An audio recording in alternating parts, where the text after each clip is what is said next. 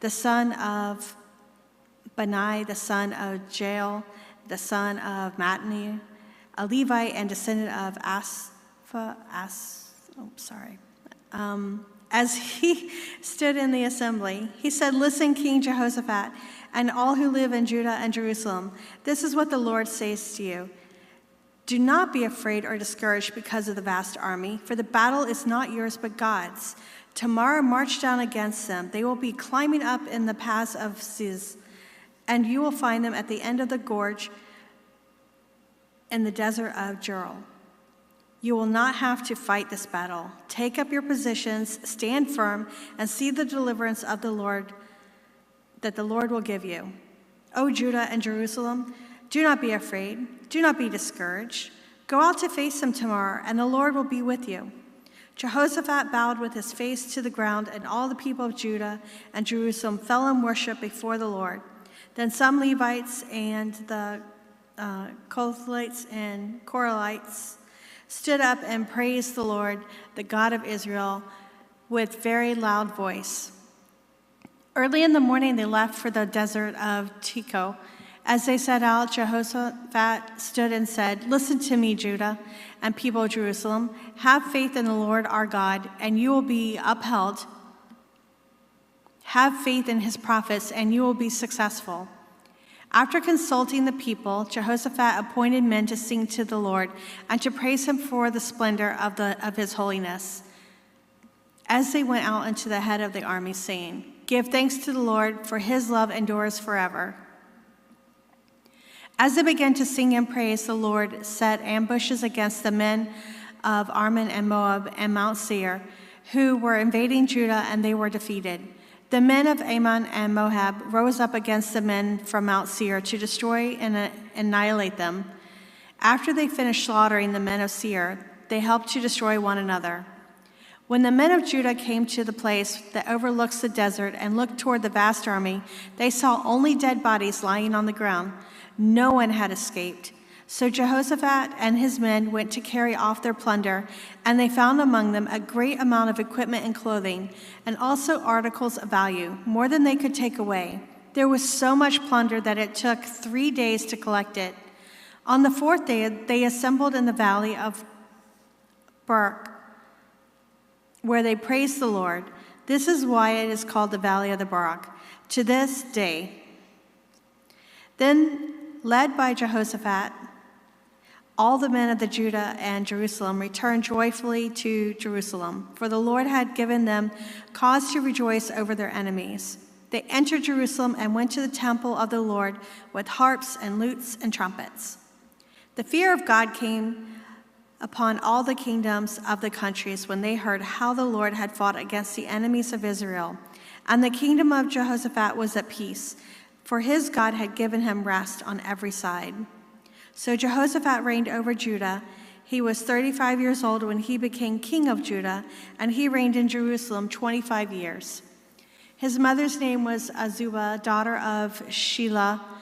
He walked in the ways of his father, Asa, and did not stray from them. He did what was right in the eyes of the Lord. The high places, however, were not removed, and the people still had not set their hearts on God of their fathers.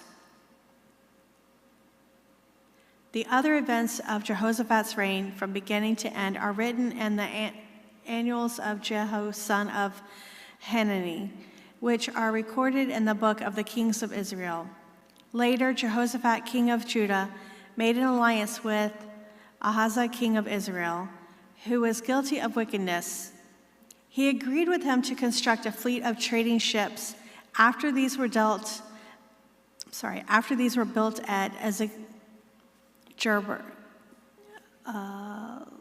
Eliezer, son of Dadavun of Marashah, prophesied against Jehoshaphat, saying, "Because you have made an alliance with Ahaziah, the Lord will destroy what you have made." The ships were wrecked and were not able to set sail to trade.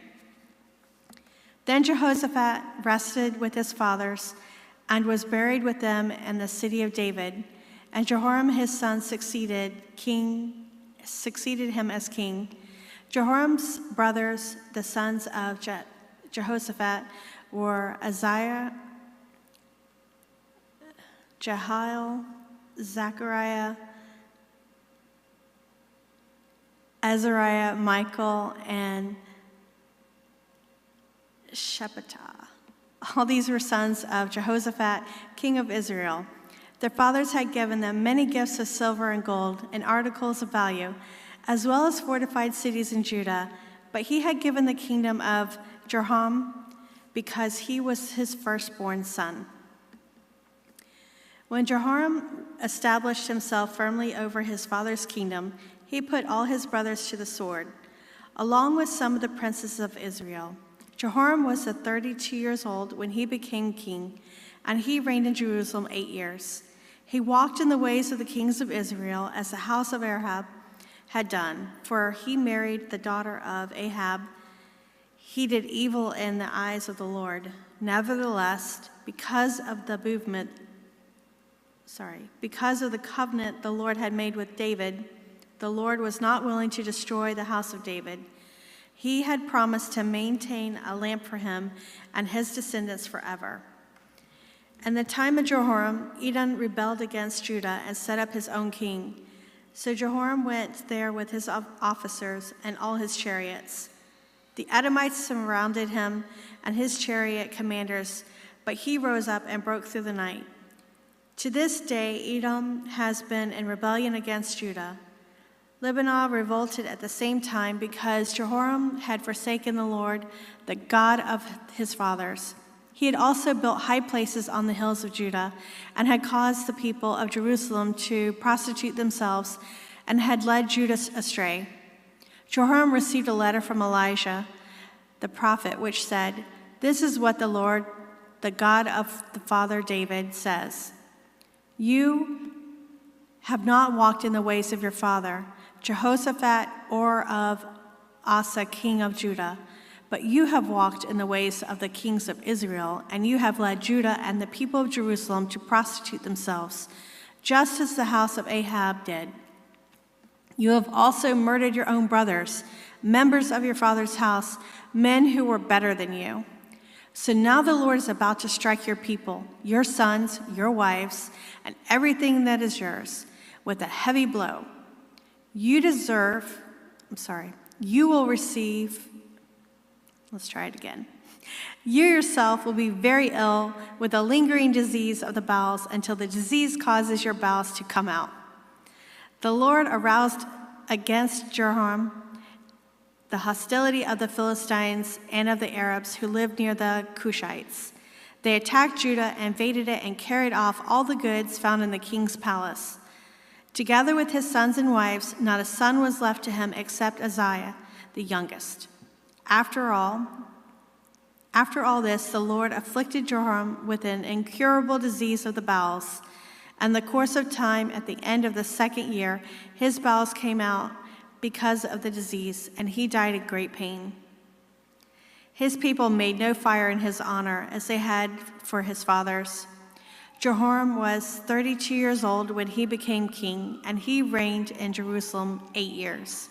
He passed away to no one's regret, and he was buried in the city of David, but not in the tombs of the kings. Chapter 22. The people of Jerusalem made Uzziah, Jehoram's youngest son, king in his place, since the raiders who came with the Arabs into the camp had killed all the older sons. So Uzziah, son of Jehoram, king of Judah, began to reign. Uzziah was 22 years old when he became king, and he reigned in Jerusalem 1 year. His mother's name was Athaliah, and the granddaughter of Omri. He too walked in the ways of the house of Ahab, and his mother encouraged him in doing wrong. He did evil in the eyes of the Lord, as his house of Ahab had done after his father's death. They became his advisors, and to his undoing. He also followed their counsel when he went with Joram, son of Ahab, king of Israel, to war against Hazael, king of Aram, and Ramoth Gilead. The Arameans wounded Joram, so he returned to Jezreel to recover from his wounds they had inflicted on him at Ramoth in his battle with Hazael, king of Aram. Then Ahaziel, son of Joram, king of Judah, went down to Jezreel to see Joram, son of Ahab, because he had been wounded. Through Ahaziel's visit to Joram, God thought about Ahaziel's downfall. When Ahaziel arrived, he went out with Joram to meet Jehu, son of Nimshi, whom the Lord had anointed to destroy the house of Ahab. While Jehu was executing judgment on the house of Ahab, he found the princes of Judah and the sons of Ahaziah's relatives who had been attending Ahaziah, and he killed them. He then went in to search for Ahaziah and his men, captured him while he was hiding in Samaria. He was brought to Jehu to put to death. They buried him, for they said, "He was a son of Jehoshaphat, who sought the Lord with all his heart." So there was no one in the house of Ahaziel powerful enough to retain the kingdom. When Athaliah, the mother of Ahaziah, saw the son was dead, she proceeded to destroy the whole royal family of the house of Judah. But Jehoshaphat, the daughter of King Joram, took Joash, son of Ahaziel, and stole him away among the royal princes who were about to be murdered, and put him into his nurse in a bedroom. Because Jehosheba, the daughter of the king of Joram, and the wife of the priest Jehoiada, was Ahaziah's sister, she hid the child from Athaliah so she could not kill him. He remained hidden with them at the temple of God for 6 years while Atham ruled the land. And the 7th year, Jehoiada showed his strength. He made a covenant with the commanders of the units of 100. Azariah, son of Jehoram, is Ishmael, son of Jehonan, Israel, son of Obed, Messiah, son of Adaiah, and Elisaphat, son of Zichri. They went through Judah and gathered the Levites and the heads of the Israelite families from all the towns. When they came to Jerusalem, the whole assembly made a covenant with the king of the temple of God. Jehoiada said to them, "The king's son shall reign, as the Lord promised concerning the descendants of David. Now this is what you are to do. A third of you priests and Levites who are going on duty on the Sabbath are to keep watch at the doors. A third of you at the royal palace, and a third at the fountain gate. And all the other men are to be in the courtyards of the temple of the Lord. No one is to enter the temple of the Lord except the priests and Levites on duty. They may enter because they are consecrated, but all the other men are to guard what the Lord has assigned to them. The Levites are to station themselves around the king, each man with his weapons in his hand. Anyone who enters the temple must be put to death. Stay close to the king wherever he goes." The Levites and all the men of Judah did just as Jehoiada the priest ordered. Each one took his men, those who were going on duty on the Sabbath, and those who were going off duty, for Jehoiada the priest had not released any of the divisions. Then he gave the commanders of units of 100 the spears and the large and small shields that had belonged to King David, and that were in the temple of God.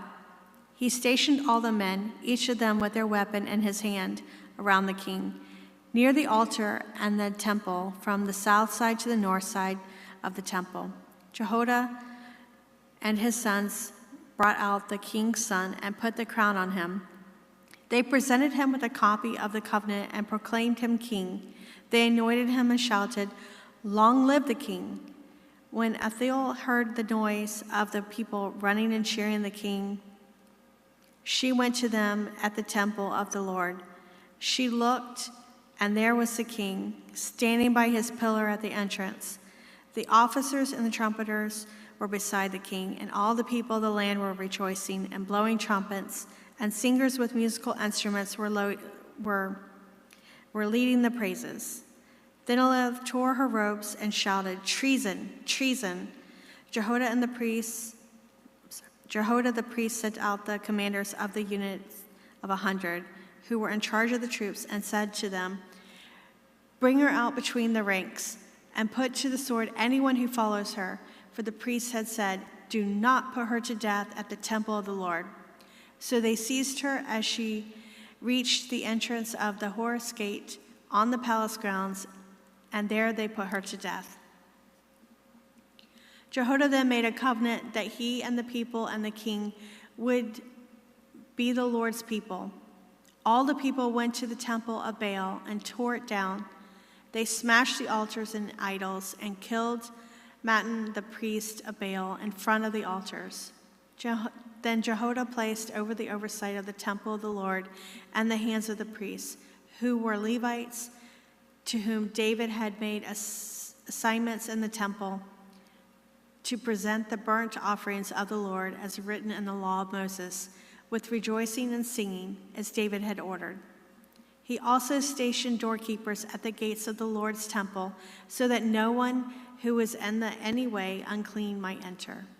He took with him the commanders of hundreds, the nobles, the rulers of the people, and all the people of the land, and brought the king down from the temple of the Lord. They went into the palace through the upper gate and seated the king on the royal throne, and all the people of the land rejoiced. And the city was quiet because Adlai had been slain with the sword.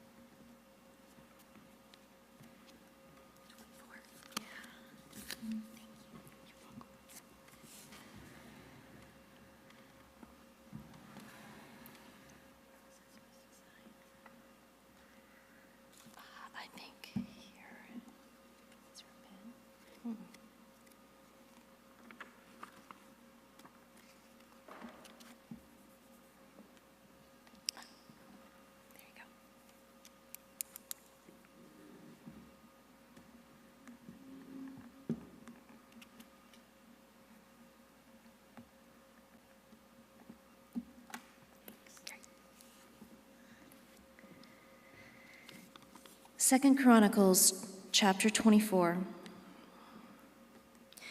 Joash was 7 years old when he became king, and he reigned in Jerusalem 40 years. His mother name was Zibiah. She was from Beersheba. Joash did what was right in the eyes of the Lord all the years of Jehoiada the priest. Jehoiada chose 2 wives for him, and he had sons and daughters. Sometime later, Joash decided to restore the temple of the Lord. He called together the priests and Levites and said to them, "Go to the towns of Judah and collect the money due annually from all Israel to repair the temple of your God. Do it now." But the Levites did not act at once. Therefore the king summoned Jehoiada, the chief priest, and said to him, "Why haven't you required the Levites to bring in from Judah and Jerusalem the tax imposed by Moses, the servant of the Lord, and by the assembly of Israel for the tent of the testimony?" Now the sons of that wicked woman, Athaliah, had broken into the temple of God and had used even its sacred objects for the Baals. At the king's command, a chest was made and placed outside at the gate of the temple of the Lord. A proclamation was then issued in Judah and Jerusalem that they should bring to the Lord the tax that Moses, the servant of God, had required of Israel in the desert. All the officials and all the people brought their contributions gladly, dropping them into the chest until it was full. Whenever the chest was brought in by the Levites to the king's officials, and they saw that there was a large amount of money, the royal secretary and the officer of the chief priest would come and empty the chest and carry it back to its place. They did this regularly and collected a great amount of money. The king and Jehoiada gave it to the men who carried out the work required for the temple of the Lord. They hired masons and carpenters to restore the Lord's temple, and also workers in iron and bronze to repair the temple. Verse 13. The men in charge of the work were diligent, and the repairs progressed under them. They rebuilt the temple of God according to its original design and reinforced it. When they had finished, they brought the rest of the money to the king and Jehoiada, and with it were made articles for the Lord's temple, articles for the service and the burnt offerings, and also dishes and other objects of gold and silver.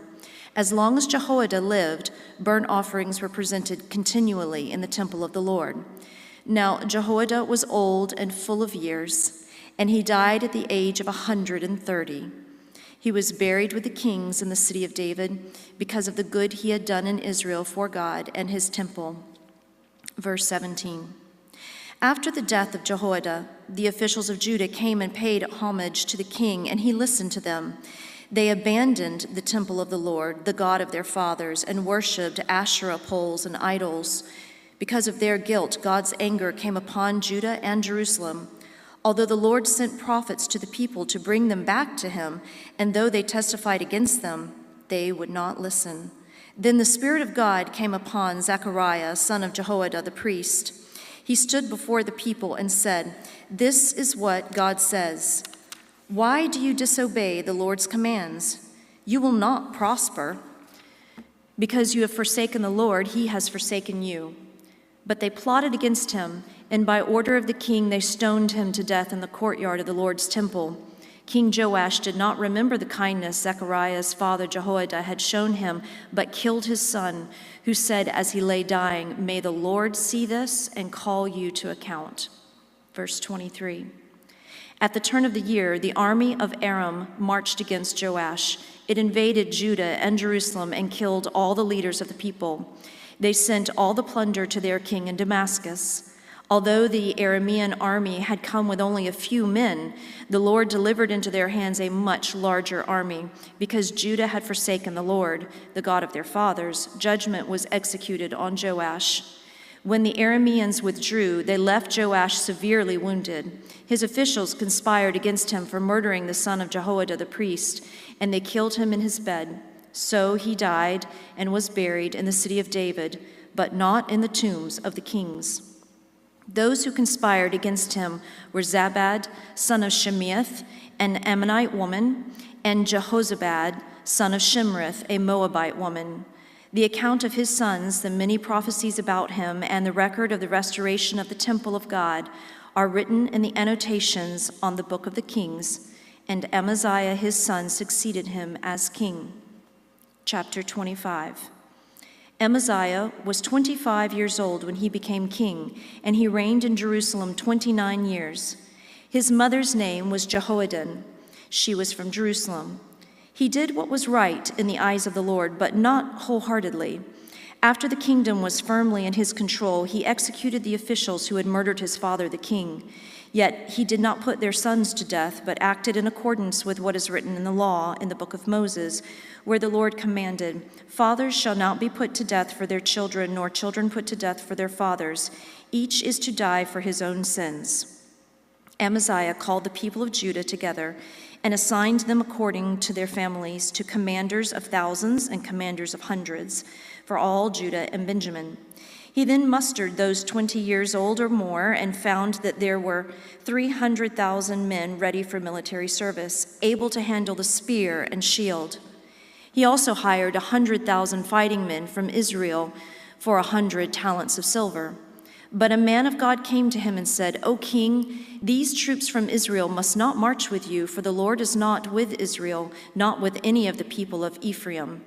Even if you go and fight courageously in battle, God will overthrow you before the enemy, for God has the power to help or to overthrow." Amaziah asked the man of God, "But what about the 100 talents I paid for these Israelite troops?" The man of God replied, "The Lord can give you much more than that." So Amaziah dismissed the troops who had come to him from Ephraim and sent them home. They were furious with Judah and left for home in a great rage. Amaziah then marshaled his strength and led his army to the valley of Salt, where he killed 10,000 men of Seir. The army of Judah also captured 10,000 men alive, took them to the top of a cliff, and threw them down so that they were all dashed to pieces. Verse 13. Meanwhile, the troops that Amaziah had sent back and not allowed to take part in the war raided Judean towns from Samaria to Beth Horon. They killed 3,000 people and carried off great quantities of plunder. When Amaziah returned from slaughtering the Edomites, he brought back the gods of the people of Seir. He set them up as his own gods, bowed down to them, and burned sacrifices to them. The anger of the Lord burned against Amaziah, and he sent a prophet to him who said, "Why do you consult this people's gods, which could not save their own people from your hand?" While he was still speaking, the king said to him, "Have we appointed you an advisor to the king? Stop. Why be struck down?" So the prophet stopped, but said, "I know that God has determined to destroy you because you have done this and have not listened to my counsel." Verse 17. After Amaziah, king of Judah, consulted his advisors, he sent this challenge to Jehoash, son of Jehoaz, the son of Jehu, king of Israel, "Come, meet me face to face." But Jehoash, king of Israel, replied to Amaziah, king of Judah, "A thistle in Lebanon sent a message to a cedar in Lebanon, 'Give your daughter to my son in marriage.' Then a wild beast in Lebanon came along and trampled the thistle underfoot. You say to yourself that you have defeated Edom, and now you are arrogant and proud. But stay at home. Why ask for trouble and cause your own downfall, and that of Judah also?" Amaziah, however, would not listen, for God so worked that he might hand them over to Jehoash, because they sought the gods of Edom. So Jehoash, king of Israel, attacked. He and Amaziah, king of Judah, faced each other at Beth Shemesh in Judah. Judah was routed by Israel, and every man fled to his home. Jehoash, king of Israel, captured Amaziah, king of Judah, the son of Joash, the son of Ahaziah, at Beth Shemesh. Then Jehoash brought him to Jerusalem and broke down the wall of Jerusalem from the Ephraim gate to the corner gate, a section about 600 feet long. He took all the gold and silver and all the articles found in the temple of God that had been in the care of Obed-Edom, together with the palace treasures and the hostages, and returned to Samaria. Amaziah, son of Joash, king of Judah, lived for 15 years after the death of Jehoash, son of Jehoaz, king of Israel. As for the other events of Amaziah's reign, from beginning to end, are they not written in the book of kings of Judah and Israel? From the time that Amaziah turned away from following the Lord, they conspired against him in Jerusalem, and he fled to Lachish. But they sent men after him to Lachish and killed him there. He was brought back by horse and was buried with his fathers in the city of Judah. Chapter 26. Then all the people of Judah took Uzziah, who was 16 years old, and made him king in place of his father Amaziah. He was the one who rebuilt Elath and restored it to Judah after Amaziah rested with his fathers. Uzziah was 16 years old when he became king, and he reigned in Jerusalem 52 years. His mother's name was Jecholiah. She was from Jerusalem. He did what was right in the eyes of the Lord, just as his father Amaziah had done. He sought God during the days of Zechariah, who instructed him in the fear of God. As long as he sought the Lord, God gave him success. He went to war against the Philistines and broke down the walls of Gath, Jabneh, and Ashdod. He then rebuilt towns near Ashdod and elsewhere among the Philistines. God helped him against the Philistines and against the Arabs who lived in Gur-baal and against the Meunites. The Ammonites brought tribute to Uzziah, and his fame spread as far as the border of Egypt because he had become very powerful. Uzziah built towers in Jerusalem at the corner gate, at the valley gate, and at the angle of the wall, and he fortified them. He also built towers in the desert and dug many cisterns because he had much livestock in the foothills and in the plain. He had people working his fields and vineyards in the hills and in the fertile lands, for he loved the soil. Verse 11. Uzziah had a well-trained army ready to go out by divisions according to their numbers, as mustered by Jeiel, the secretary, and Maaseiah, the officer, under the direction of Hananiah, one of the royal officials. The total number of family leaders over the fighting men was 2,600. Under their command was an army of 307,500 men trained for war, a powerful force to support the king against his enemies. Uzziah provided shields, spears, helmets, coats of armor, bows, and sling stones for the entire army.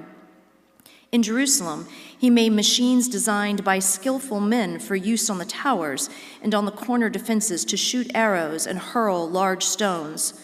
His fame spread far and wide, for he was greatly helped until he became powerful. Verse 16.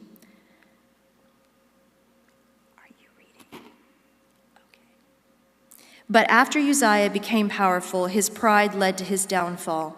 He was unfaithful to the Lord his God and entered the temple of the Lord to burn incense on the altar of incense. Azariah the priest, with 80 other courageous priests of the Lord, followed him in. They confronted him and said, "It is not right for you, Uzziah, to burn incense to the Lord.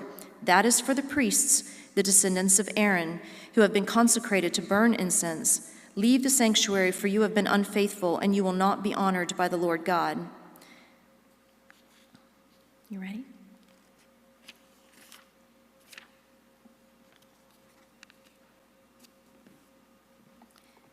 You're at verse 19.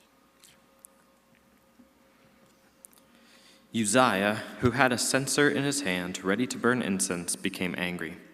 While he was raging at the priests in their presence before the incense altar in the Lord's temple, leprosy broke out on his forehead. When Azariah, the chief priest, and all the other priests looked at him, they saw that he had leprosy on his forehead, so they hurried him out.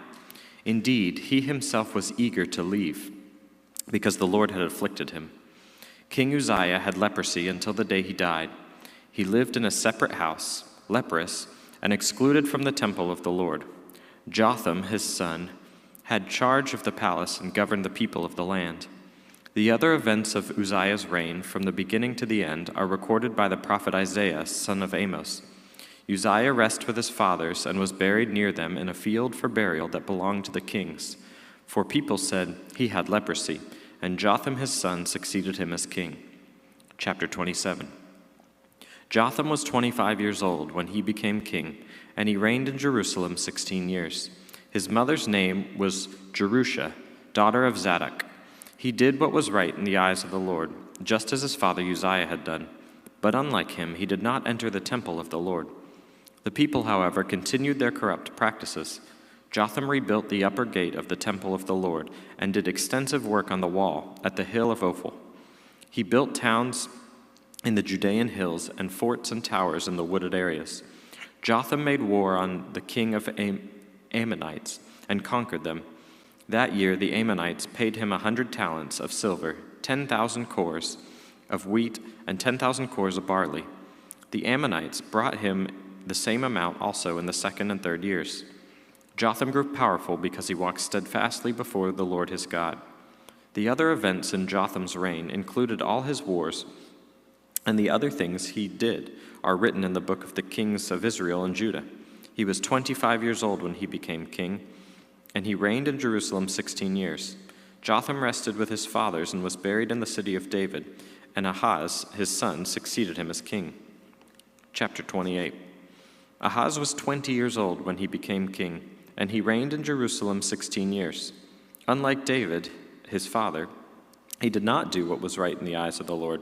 He walked in the ways of the king of Israel, and he also made cast idols for worshiping the Baals. He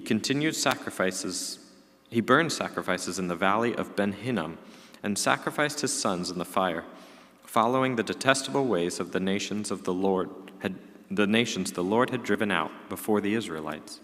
He offered sacrifices and burned incense at the high places, on the hilltops and under every spreading tree. Therefore the Lord his God handed him over to the king of Aram. The Arameans defeated him and took many of his people as prisoners and brought them to Damascus. He was also given into the hands of the king of Israel, who inflicted heavy casualties on him.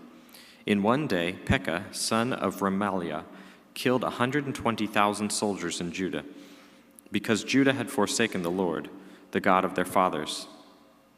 Zikri, an Ephraimite warrior, killed Messiah, the king's son. Azrikam, the officer in charge of the palace, and Elkanah, second to the king. The Israelites took captive from the kingsmen 200,000 wives, sons, and daughters. They also took a great deal of plunder, which they carried back to Samaria. But the prophet of the Lord named Oded was there, and he went out to meet the army when it returned to Samaria.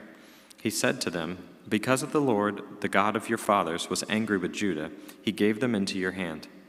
But you have slaughtered them in a rage that reaches heaven, and now you intend to make the men and women of Judah and Jerusalem your slaves. But aren't you also guilty of sins against the Lord your God? Now listen to me. Send back your fellow countrymen you have taken as prisoners, for the Lord's fierce anger rests upon you." Then some of the leaders in Ephraim, Azariah, son of Jehonan, Berechiah, son of Meshillemeloth, Jezekiah, son of Shallum, and Amasa, son of Hadlai, confronted those who were arriving from the war. "You must not bring those prisoners here," they said, "or we will be guilty before the Lord. Do you intend to add to our sin and guilt? For our guilt is already great, and his fierce anger rests on Israel." So the soldiers gave up the prisoners and plunder in the presence of the officials and all the assembly. The men designated by name took the prisoners. From the plunder, they clothed up all who were naked. They provided them with clothes and sandals, food and drink, and healing balm. All those who were weak they put on donkeys, so they took them back to their fellow countrymen at Jericho, the city of palms, and returned to Samaria. At that time, King Ahaz sent to the king of Assyria for help. The Edomites had again come and attacked Judah and carried away prisoners, while the Philistines had raided towns in the foothills and in the Negev of Judah. They captured and occupied Beth Shemesh, Aijalon, and Gidderoth, as well as Soko, Timnah, and Gimzo, with their surrounding villages. The Lord had humbled Judah because of Ahaz, king of Israel, for he had promoted wickedness in Judah and had been most unfaithful to the Lord. Tiglath-Pileser, king of Assyria, came to him, but he gave him trouble instead of help. Ahaz took some of the things from the temple of the Lord and from the royal palace and from the princes and presented them to the king of Assyria, but that did not help him. In his time of trouble, King Ahaz became even more unfaithful to the Lord. He offered sacrifices to the gods of Damascus who had defeated him, for he thought, "Since the gods of the kings of Aram have helped them, I will sacrifice to them so they will help me." But they were his downfall, and the downfall of all Israel. Ahaz gathered together the furnishings from the temple of God, and took them away. He shut the doors of the Lord's temple and set up altars at every street corner in Jerusalem. In every town in Judah he built high places to burn sacrifices to other gods and provoked the Lord, the God of his fathers, to anger. The other events of his reign and all his ways, from beginning to end, are written in the book of the kings of Judah and Israel. Ahaz rested with his fathers and was buried in the city of Jerusalem, but he was not placed at the tombs of the kings of Israel. And Hezekiah, his son, succeeded him as king. Chapter 29. Hezekiah was 25 years old when he became king, and he reigned in Jerusalem 29 years. His mother's name was Abijah, daughter of Zechariah. He did what was right in the eyes of the Lord, just as his father David had done. In the first month of the first year of his reign, he opened the doors of the temple of the Lord and repaired them. He brought in the priests and the Levites, assembled them in the square on the east side, and said, "Listen to me, Levites. Consecrate yourselves now, and consecrate the temple of the Lord, the God of your fathers. Remove all defilement from the sanctuary. Our fathers were unfaithful. They did evil in the eyes of the Lord our God and forsook him. They turned their faces away from the Lord's dwelling place and turned their backs on him. They also shut the doors of the portico and put out the lamps. They did not burn incense or present any burnt offerings in the sanctuary to the God of Israel. Therefore, the anger of the Lord has fallen on Judah and Jerusalem. He has made them an object of dread and horror and scorn, as you can see with your own eyes. This is why our fathers have fallen by the sword, and why our sons and daughters and our wives are in captivity. Now I intend to make a covenant with the Lord, the God of Israel, so that his fierce anger will turn away from us. My sons, do not be negligent now, for the Lord has chosen you to stand before him and serve him, to minister before him and to burn incense." Then the Levites set to work. From the Kohathites, Mahattath the son of Amasai, and Joel son of Azariah. From the Meratites, Kish son of Abdi, Azariah son of Jehalelel. From the Gershonites, Joah the son of Zimmah, and Eden son of Joah. From the descendants of Elizaphan, Shimri and Jeiel. From the descendants of Asaph, Zechariah and Mattaniah. From the descendants of Heman, Jehiel and Shimi. From the descendants of Jeduthun, Shemaiah and Uzziel. When they had assembled their brothers and consecrated themselves, they went in to purify the temple of the Lord, as the king had ordered. Following the word of the Lord, the priests went into the sanctuary of the Lord to purify it. They brought out to the courtyard of the Lord's temple everything unclean that they found in the temple of the Lord. The Levites took it and carried it out of the Kidron Valley. They began the consecration on the first day of the first month. By the 8th day of the month, they reached the portico of the Lord. For 8 more days they consecrated the temple of the Lord itself, finishing on the 16th day of the first month. Then they went to King Hezekiah and reported, "We have purified the entire temple of the Lord, the altar of burnt offering with all its utensils, and the table for setting out the consecrated bread with all of its articles. We have prepared and consecrated all the articles that King Ahaz had removed in his unfaithfulness while he was king. They are now in front of the Lord's altar." Early the next morning, King Hezekiah gathered city officials together and went up to the temple of the Lord. They brought 7 bulls, 7 rams, 7 male lambs, and 7 male goats as a sin offering from the kingdom, for the sanctuary and for Judah. The king commanded the priests, the descendants of Aaron, to offer these on the altar of the Lord.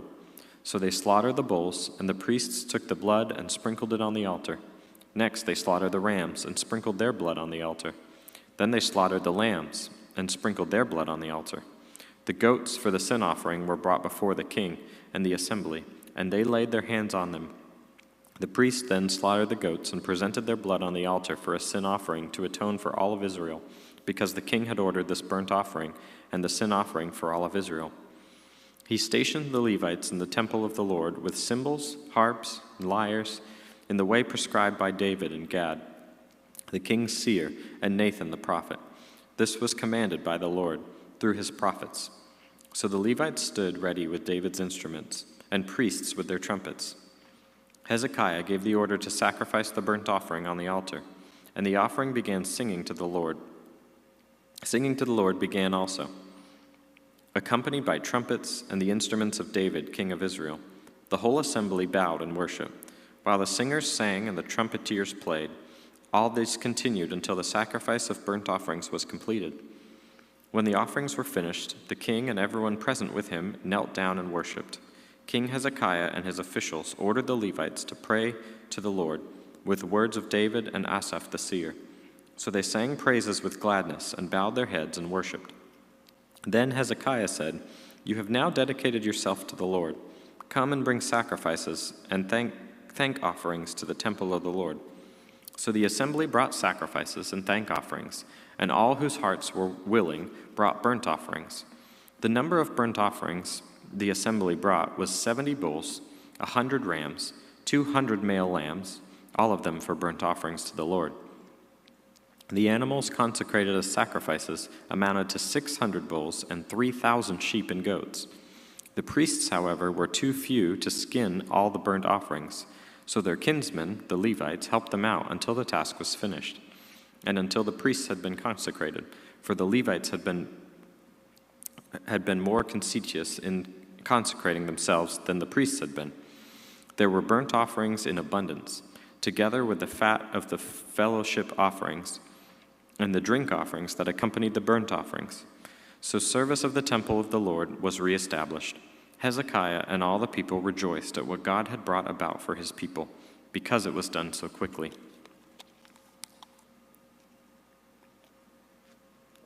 Chapter 30.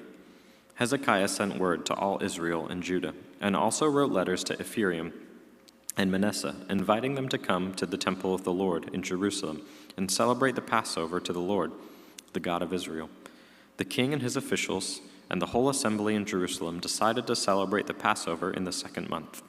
They had not been able to celebrate it at the regular time because not enough priests had consecrated themselves, and the people had not assembled in Jerusalem. The plan seemed right both to the king and to the whole assembly. They decided to send a proclamation throughout Israel, from Beersheba to Dan, calling the people to come to Jerusalem and celebrate the Passover to the Lord, the God of Israel. It had not been celebrated in large numbers, according to what was written. At the king's command, couriers went throughout Israel and Judah with letters from the king and from his officials, which read, "People of Israel, return to the Lord, the God of Abraham, Isaac, and Israel, that he may return to you who are left, and who have escaped from the hand of the king of Assyria. Do not be like your fathers and brothers, who were unfaithful to the Lord, the God of their fathers, so that he made them an object of horror, as you see. Do not be stiff-necked as your fathers were. Submit to the Lord. Come to the sanctuary which he has consecrated forever. Serve the Lord your God, so that his fierce anger will turn away from you. If you return to the Lord, then your brothers and your children will be shown compassion by their captors and will come back to this land. For the Lord your God is gracious and compassionate. He will not turn his face from you if you return to him." The couriers went from town to town in Ephraim and Manasseh, as far as Zebulun. Nevertheless, some men of Asher, Manasseh, and Zebulun humbled themselves and went to Jerusalem. Also in Judah, the hand of God was on the people to give them the unity of mind to carry out what the king and his officials had ordered, following the word of the Lord. A very large crowd of people assembled in Jerusalem to celebrate the feast of the unleavened bread in the 2nd month. They removed the altars in Jerusalem and cleared away the incense altars and threw them into the Kidron Valley. They slaughtered the Passover lamb on the 14th day of the 2nd month. The priests and the Levites were ashamed and consecrated themselves and brought burnt offerings to the temple of the Lord. Then they took up their regular positions as prescribed in the law of Moses, the man of God. The priests sprinkled the blood handed to them by the Levites. Since many in the crowd had not consecrated themselves, the Levites had to kill the Passover lambs for all those who were not ceremonially clean and could not consecrate the lambs to the Lord. Although most of the many who came from Ephraim, Manasseh, Issachar, and Zebulun had not purified themselves, yet they ate the Passover, contrary to what was written. But Hezekiah prayed for them, saying, "May the Lord, who is good, pardon everyone who sets his heart on seeking God, the Lord, the God of his fathers, even if he is not clean according to the rules of the sanctuary." And the Lord heard Hezekiah and healed the people. The Israelites who were present in Jerusalem celebrated the feast of unleavened bread for 7 days with great rejoicing, while the Levites and priests sang to the Lord every day, accompanied by the Lord's instruments of praise. Hezekiah spoke encouragingly to all the Levites, who showed good understanding of the service of the Lord. For the 7 days they ate their assigned portion of offering, offered fellowship offerings, and praised the Lord, the God of their fathers. The whole assembly then agreed to celebrate the festival 7 more days. So for another 7 days they celebrated joyfully.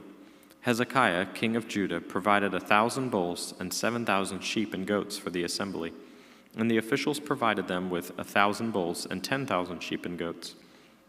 A great number of priests consecrated themselves. The entire assembly of Judah rejoiced, along with the priests and Levites all who had assembled from Israel, including the aliens who had come from Israel and those who lived in Judah. There was a great joy in Jerusalem, for since the day of Solomon, son of David, king of Israel, there had been nothing like this in Jerusalem. The priests and the Levites stood to bless the people, and God heard them, for their prayer reached heaven and his holy dwelling place. Chapter 31. When all this had ended, the Israelites who were there went out to the towns of Judah, smashed the sacred stones, and cut down the Asherah poles. They destroyed the high places, the altars throughout Judah and Benjamin and Ephraim and Manasseh. After that, they destroyed all of them. The Israelites returned to their own towns and to their own property.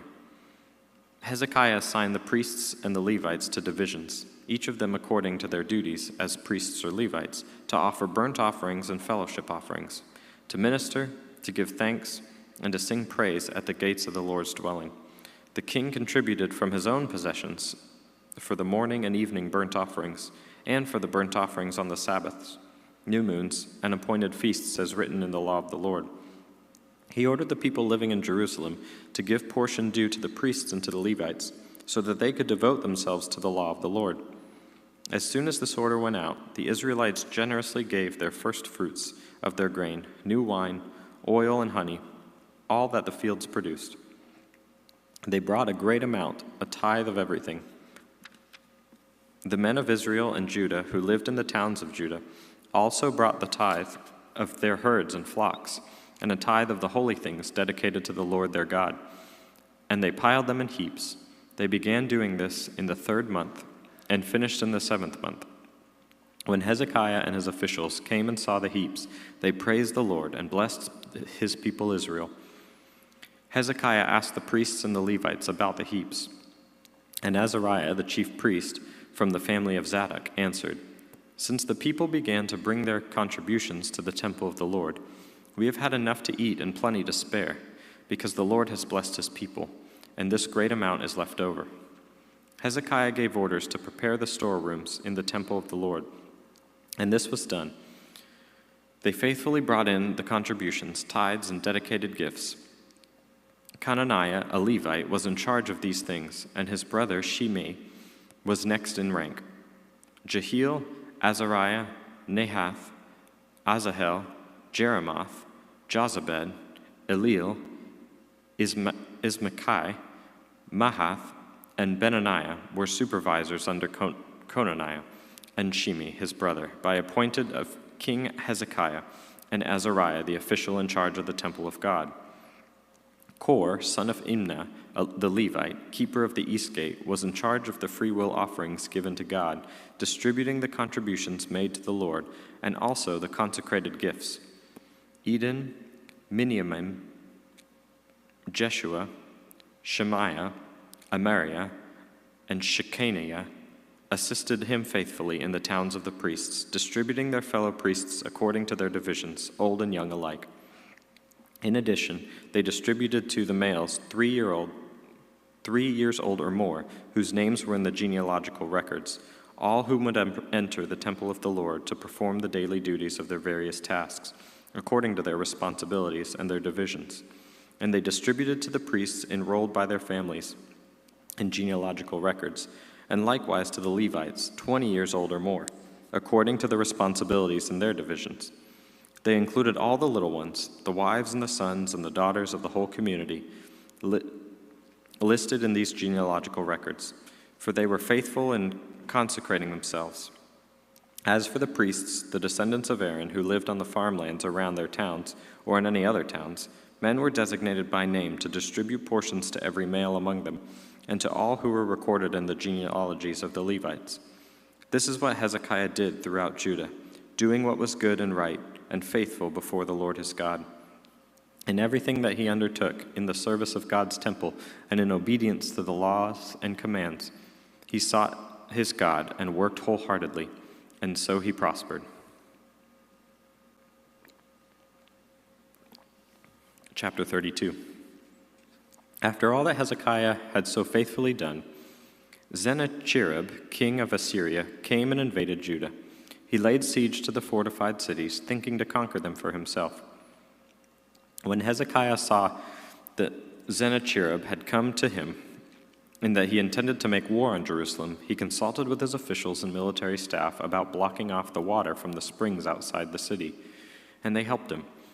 A large force of men assembled, and they blocked all of the springs and the stream that flowed through the land. "Why should the kings of Assyria come and find plenty of water?" they said. Then he worked hard, repairing all the broken sections of the wall and building towers on it. He built another wall outside that one and reinforced the supporting terraces of the city of David. He also made large numbers of weapons and shields. He appointed military officers over people and assembled them before him on the square of the city gate, and encouraged them with these words: "Be strong and courageous. Do not be afraid or discouraged, because the king of Assyria and the vast army with him. For there is a greater power with us than with him." With him is only the arm of flesh, but with us is the Lord our God, to help us and to fight our battles. And the people gained confidence from what Hezekiah, the king of Judah, said. Later, when Sennacherib, king of Assyria, and all his forces were laying siege on Lachish, he sent his officers to Jerusalem with this message for Hezekiah, the king of Judah, and all the people of Judah who were there. This is what Sennacherib, king of Assyria, says. On what are you basing your confidence that you will remain in Jerusalem under siege? When Hezekiah says, the Lord our God will save us from the hands of the king of Assyria, he is misleading you, to let you die of hunger and thirst. Did not Hezekiah himself remove this God's high place and altars, saying that Judah and Jerusalem you must worship before one altar and burn sacrifices on it? Do you not know what I and my fathers have done to all the peoples of other lands? Were the gods of those nations ever able to deliver the land from my hand? Who of all the gods of these nations that my fathers destroyed has been able to save his people from me? How then can your God deliver you from my hand? Now do not let Hezekiah deceive you and mislead you like this. Do not believe him, for no God of any nation nor kingdom has been able to deliver his peoples from my hand, or the hand of my fathers. How much less will your God deliver you from my hand? Sennacherib's officers spoke further against the Lord God, against his servant Hezekiah. The king also wrote letters insulting the Lord and the God of Israel, and saying against him, just as the gods of the people of other lands did not rescue their people from my hand, so did the God of Hezekiah. He will not recuse his people from my hand. Then they called out in Hebrew to the people of Jerusalem who were on the wall, to terrify them and make them afraid in order to capture the city. They spoke about the God of Jerusalem, as they did about gods of other peoples of the world, the work of men's hands. King Hezekiah and the prophet Isaiah, son of Amos, cried out in prayer to the heaven about this. And the Lord sent an angel who annihilated all the fighting men and the leaders of the officers in the camp of the Assyrian king. So he withdrew to his own land in disgrace. And when he went down to the temple of his God, some of his sons cut him down with a sword. So the Lord saved Hezekiah and the people of Jerusalem from the hand of the Sennacherib, king of Assyria, and from the hand of others. He took care of them on every side. Many brought offerings to Jerusalem for the Lord and valuable gifts for Hezekiah, king of Judah. From then on, he was highly regarded by all the nations. In those days, Hezekiah became ill and was at the point of death. He prayed to the Lord, who answered him and gave him a miraculous sign. But Hezekiah's heart was proud, as he did not respond to the kindness showed to him. Therefore the Lord's wrath was on him and on Judah and Jerusalem. Then Hezekiah repented of this pride in his heart, as did the people of Jerusalem. Therefore the Lord's wrath did not come upon them during the days of Hezekiah. Hezekiah had a very great riches and honor, and he made treasuries for all his silver and gold, and for his precious stones, spices, shields, and all kinds of valuables. He also made buildings to store the harvest of grain, new wine, and oil, and he made stalls for various kinds of cattle, and pens for the flocks. He built villages and acquired a great number of flocks and herds, for God had given him very great riches. It was Hezekiah who blocked the upper outlet of Gihon spring and channeled the water down the west side of the city of David. He succeeded in everything he undertook, but when envoys were sent by the rulers of Babylon to ask him about the miraculous sign that had occurred to him in that land, God left him to test him and to know everything that was in his heart. The other events of Hezekiah's reign and his acts of devotion are written in the vision of the prophet of Isaiah, son of Amos, and in the book of the kings of Judah and Israel. Hezekiah rested with his fathers and was buried on a hill where the tombs of David's descendants are. All Judah and the people of Jerusalem honored him when he died, and Manasseh his son succeeded him as king.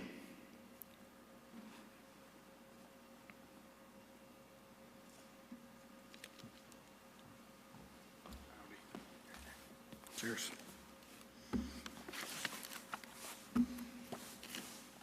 Second Chronicles chapter 33, Manasseh, king of Judah. Manasseh was 12 years old when he became king, and he reigned in Jerusalem 55 years. He did evil in the eyes of the Lord, following the detestable practices of the nations the Lord had driven out before the Israelites. He rebuilt the high places his father Hezekiah had demolished, and he also erected altars to the Baals and made Asherah poles. He bowed down to all the starry hosts and worshiped them. He built altars in the temple of the Lord, of which the Lord had said, "My name will remain in Jerusalem forever." In both courts of the temple of the Lord he built altars to all the starry hosts. He sacrificed his sons in the fire in the valley of Ben Hinnom, practiced sorcery, divination, and witchcraft, and consulted mediums and spiritists. He did much evil in the eyes of the Lord, provoking him to anger. He took the carved image he had made and put it in God's temple, of which God had said to David and to his son Solomon, "In this temple and in Jerusalem, which I have chosen out of the tribes of Israel, I will put my name forever. I will not again make the feet of the Israelites leave the land as I assigned to your forefathers, if only they will be careful to do everything I commanded them concerning all the laws, decrees, and ordinances given through Moses." But Manasseh led Judah and the people of Jerusalem astray, so that they did more evil in the nations the Lord had destroyed before the Israelites. The Lord spoke to Manasseh and his people, but they paid no attention. So the Lord brought against them the army commanders of the king of Assyria, who took Manasseh prisoner, put a hook in his nose, and bound him with bronze shackles, and took him to Babylon. In his distress he sought the favor of the Lord his God, and humbled himself greatly before the God of his fathers. And when he prayed to him, the Lord was moved by his entreaty and listened to his plea. So he brought him back to Jerusalem and to his kingdom. Then Manasseh knew the Lord his God. Afterward, he rebuilt the outer wall of the city of David, west of Gihon Spring in the valley, as far as the entrance of the Fish Gate, and encircling the hill of Ophel. He also made it much higher. He stationed military commanders in all the fortified cities of Judah. He got rid of the foreign gods and removed the image from the temple of the Lord, as well as all the altars he had built on the temple hill and in Jerusalem, and he threw them out of the city. He restored the altar of the Lord and sacrificed fellowship offerings and thanks offerings on it, and told Judah to serve the Lord, the God of Israel. The people, however, continued to sacrifice at the high places, but only to the Lord their God. The other events of Manasseh's reign, including his prayer to his God and the words the seers spoke to him in the name of the Lord, the God of Israel, are written in the annals of the kings of Israel. His prayer and how God was moved by his entreaty, as well as all his sins and unfaithfulness, and the sites where he built the high places and set up Asherah poles and idols before he humbled himself, all are written in the records of the seers. Manasseh rested with his fathers and was buried in his place. And Amon, his son, succeeded him as king. Amon, king of Judah. Amon was 22 years old when he became king, and he reigned in Jerusalem 2 years. He did evil in the eyes of the Lord, as his father Manasseh had done. Amon worshipped and offered sacrifices to all idols Manasseh had made. But unlike his father Manasseh, he did not humble himself before the Lord. Amon increased his guilt. Amon's officials conspired against him and assassinated him in his place. And then the people of the land killed all who had plotted against King Amon, and they made Josiah, his son, king in his place. Josiah's reforms, chapter 34. Josiah was 8 years old when he became king, and he reigned in Jerusalem 31 years. He did what was right in the eyes of the Lord and walked in the ways of his father David, not turning aside to the right to the left. In the 8th year of his reign, while he was still young, he began to see God of his father David. And in the 12th year, he began to purge Judah and Jerusalem of high places, Asherah poles, carved idols, and cast images. Under his direction, the altars of the Baals were turned down, and he cut into pieces the incense altars that were above them and smashed the Asherah poles, the idols, and the images. These he broke into pieces, scattered over the graves of those who had sacrificed to them. He burned the bones of the priests on their altars, and so he purged Judah and Jerusalem. In the towns of Manasseh, Ephraim, and Simeon, as far as Naphtali, and in the ruins around them, He tore down the altars of Asherah poles and crushed the idols to powder and cut to pieces all the incense altars throughout Israel. Then he went back to Jerusalem. In the 18th year of Josiah's reign, to purify the land and the temple, he sent Shaphan, son of Azaliah, Manasseh, the ruler of the city, with Joah, son of Joahaz, the recorder, to repair the temple of the Lord his God. They went to Hilkiah, the high priest, and gave him money that had been brought into the temple of God, which the Levites were the doorkeepers had collected from the people of Manasseh, Ephraim, and the entire remnant of Israel, from all the people of Judah and Benjamin, and the inhabitants of Jerusalem. Then they entrusted it to the men appointed to supervise the work in the Lord's temple. These men paid the workers who repaired and restored the temple. They also gave money to the carpenters and builders and purchased dressed stone and timbers for joist beams for the buildings that the kings of Judah allowed to fall into ruin. The men did the work faithfully. Over them to direct were Jethiah, Obadiah, Levites descended from Meriah, and Zechariah and Meshullam, descended from Kohath. The Levites, all who were skilled in playing musical instruments, had charge of their labors and supervised all the workers from job to job. Some of the Levites were secretaries, scribes, and doorkeepers. The book of the law found. While they were bringing out the money that had been taken into the temple of the Lord, Hilkiah the priest found the book of the law of the Lord had been given through Moses. Hilkiah said to Shaphan the secretary, "I have found the book of the law in the temple of the Lord." He gave it to Shaphan. Then Shaphan took the book into the king and reported to him, "Your officials are doing everything that has been committed to them. They have paid out the money that was in the temple of the Lord and have entrusted it to the supervisors and workers." Then Shaphan the secretary informed the king, "Hilkiah the priest has given me a book."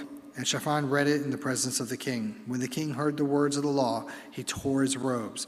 He gave these orders to Hilkiah: Ahikam, son of Shaphan, Abidan, and son of Micah, Shaphan's secretary, and Isaiah, king's attendant. "Go and inquire of the Lord for me and for the remnant of Israel and Judah about what is written in this book that has been found. Great is the Lord's anger that is poured out on us because our fathers have not kept the word of the Lord. They have not acted in accordance with all that is written in this book." Hilkiah and those the king had sent with him went to speak with the prophetess Huldah, who was the wife of Shallum, son of Tokath, the son of Hazvah, keeper of the wardrobe. She lived in Jerusalem, the second district. She said to them, "This is what the Lord, the God of Israel, says. Tell the men who you sent to me, this is what the Lord said. I am going to bring disaster on this place and its people. All the curses written in the book that has been read in the presence of the king of Judah, because they have forsaken me and burned incense to other gods and provoked me to anger by all that their hands have made. My anger will be poured out on this place and will not be quenched. Tell the king of Judah who sent you to inquire of the Lord, this is what the Lord, God of Israel, says concerning the words you have heard. Because your heart was responsive and you have humbled yourself before God when you heard what he spoke against his place and his people, and because you have humbled yourself before me and tore your robes and wept in my presence, I have heard you, declares the Lord. Now I will gather you to your fathers, and you will be buried in peace. Your eyes will not see the disaster I am going to bring on this place and on those who live here." So they took her answer back to the king.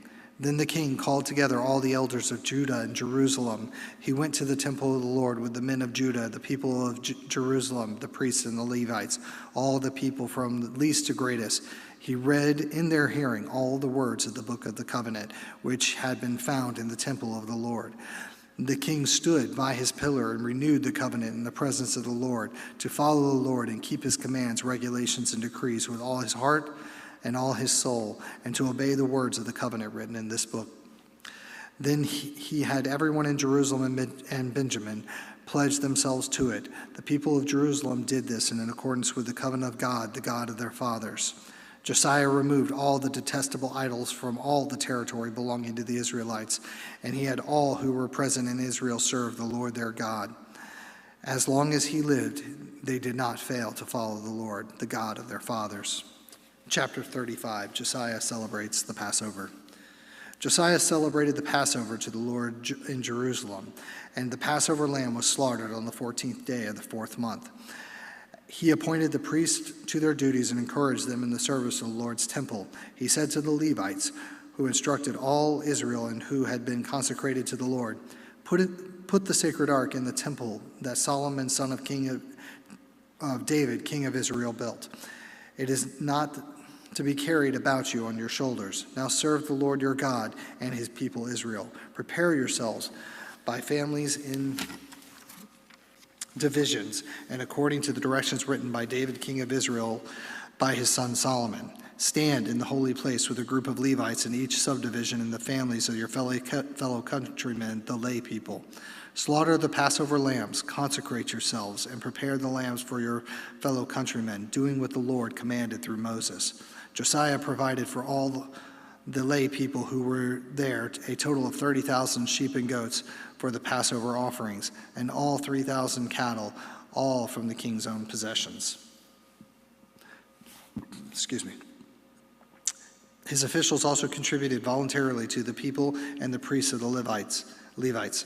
Hilkiah, Zechariah, and Jehiel, the administrators of God's temple, gave the priests 2,600 Passover offerings and 300 cattle.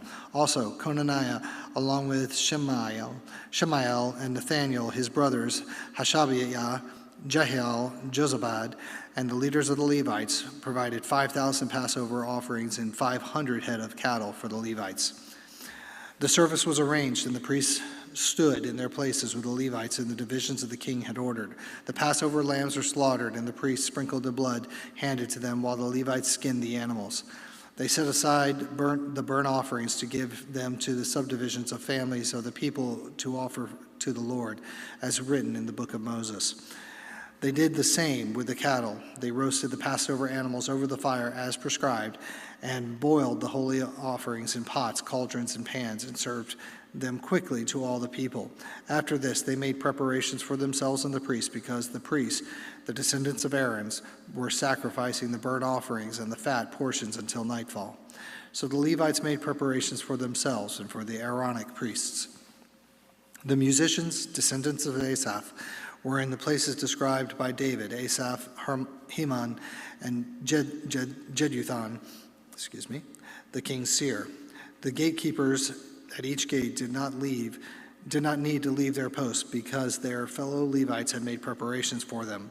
So at the time the entire service of the Lord was carried out for the celebration of the Passover, an offering of burnt offerings on the altar of the Lord, as King Josiah had ordered.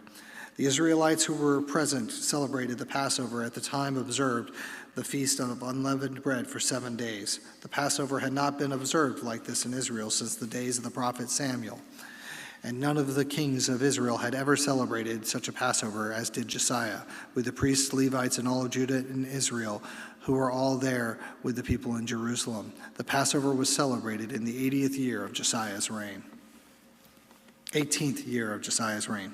the death of Josiah. After all this, when Josiah had set to the temple in order, Necho, king of Egypt, went up to fight Carchemish on the Euphrates, and Josiah marched out to meet him in battle. But Necho sent messengers to him, saying, "What quarrel is there between you and me, O king of Judah? It is not you who I am attacking at this time, but the house of which I am at war. God has told me to hurry, so stop opposing God who is with me, or he will destroy you." Josiah, however, would not turn away from him, but disguised himself to engage him in battle. He would not listen to what Necho had said at God's command, but went to fight him in the plain of Megiddo. Archers shot King Josiah, and he told his officers, "Take me away, I am badly wounded." So they took him out of his chariot and put him in another chariot, and he then brought him to Jerusalem, where he died. He was buried in the tombs of his fathers, and all of Judah and Jerusalem mourned for him. Jeremiah composed laments for Josiah, and to this day all men and women singers commemorate Josiah and their laments. These became the tradition of Israel and are written in the laments. The other events of Josiah's reign and his acts of devotion according to what is written in the law of the Lord, all of the events in the beginning to end, are written in the book of the kings of Israel and Judah. Chapter 36.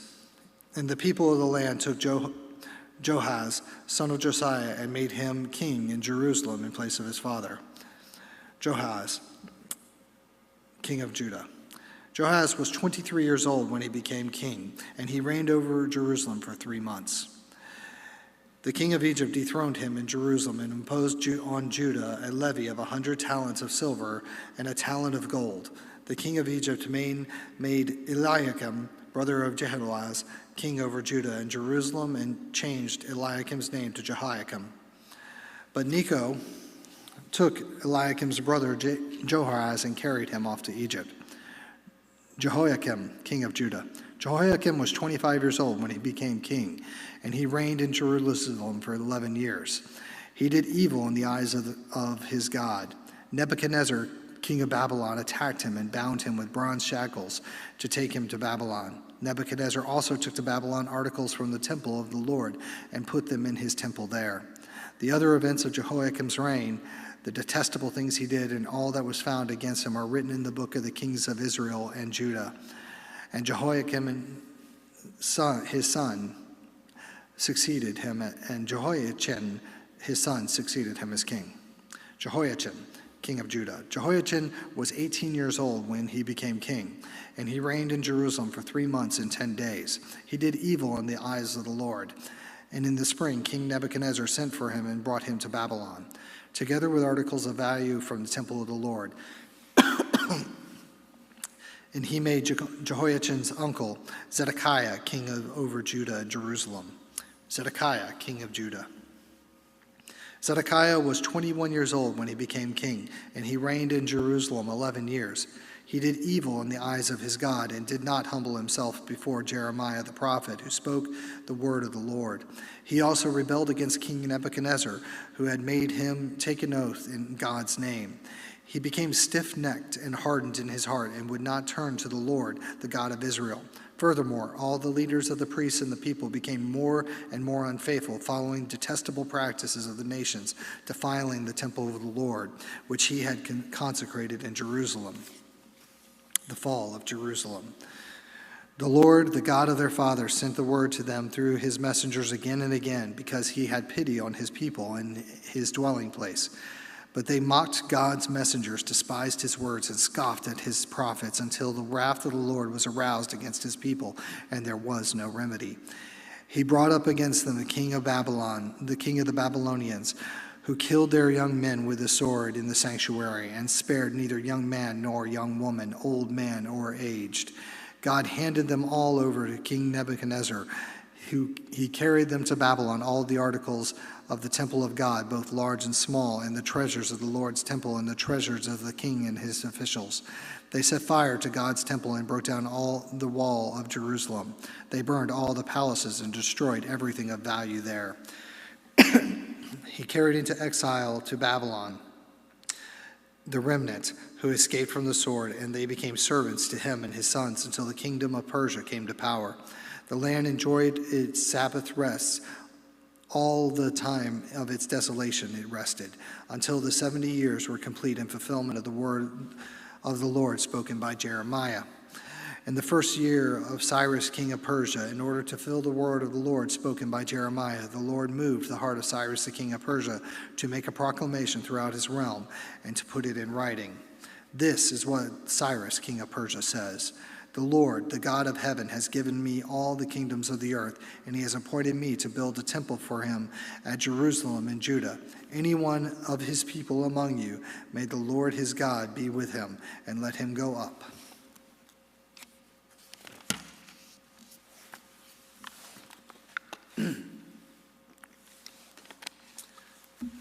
The book of Ezra, chapter 1. Cyrus helps the exiles to return.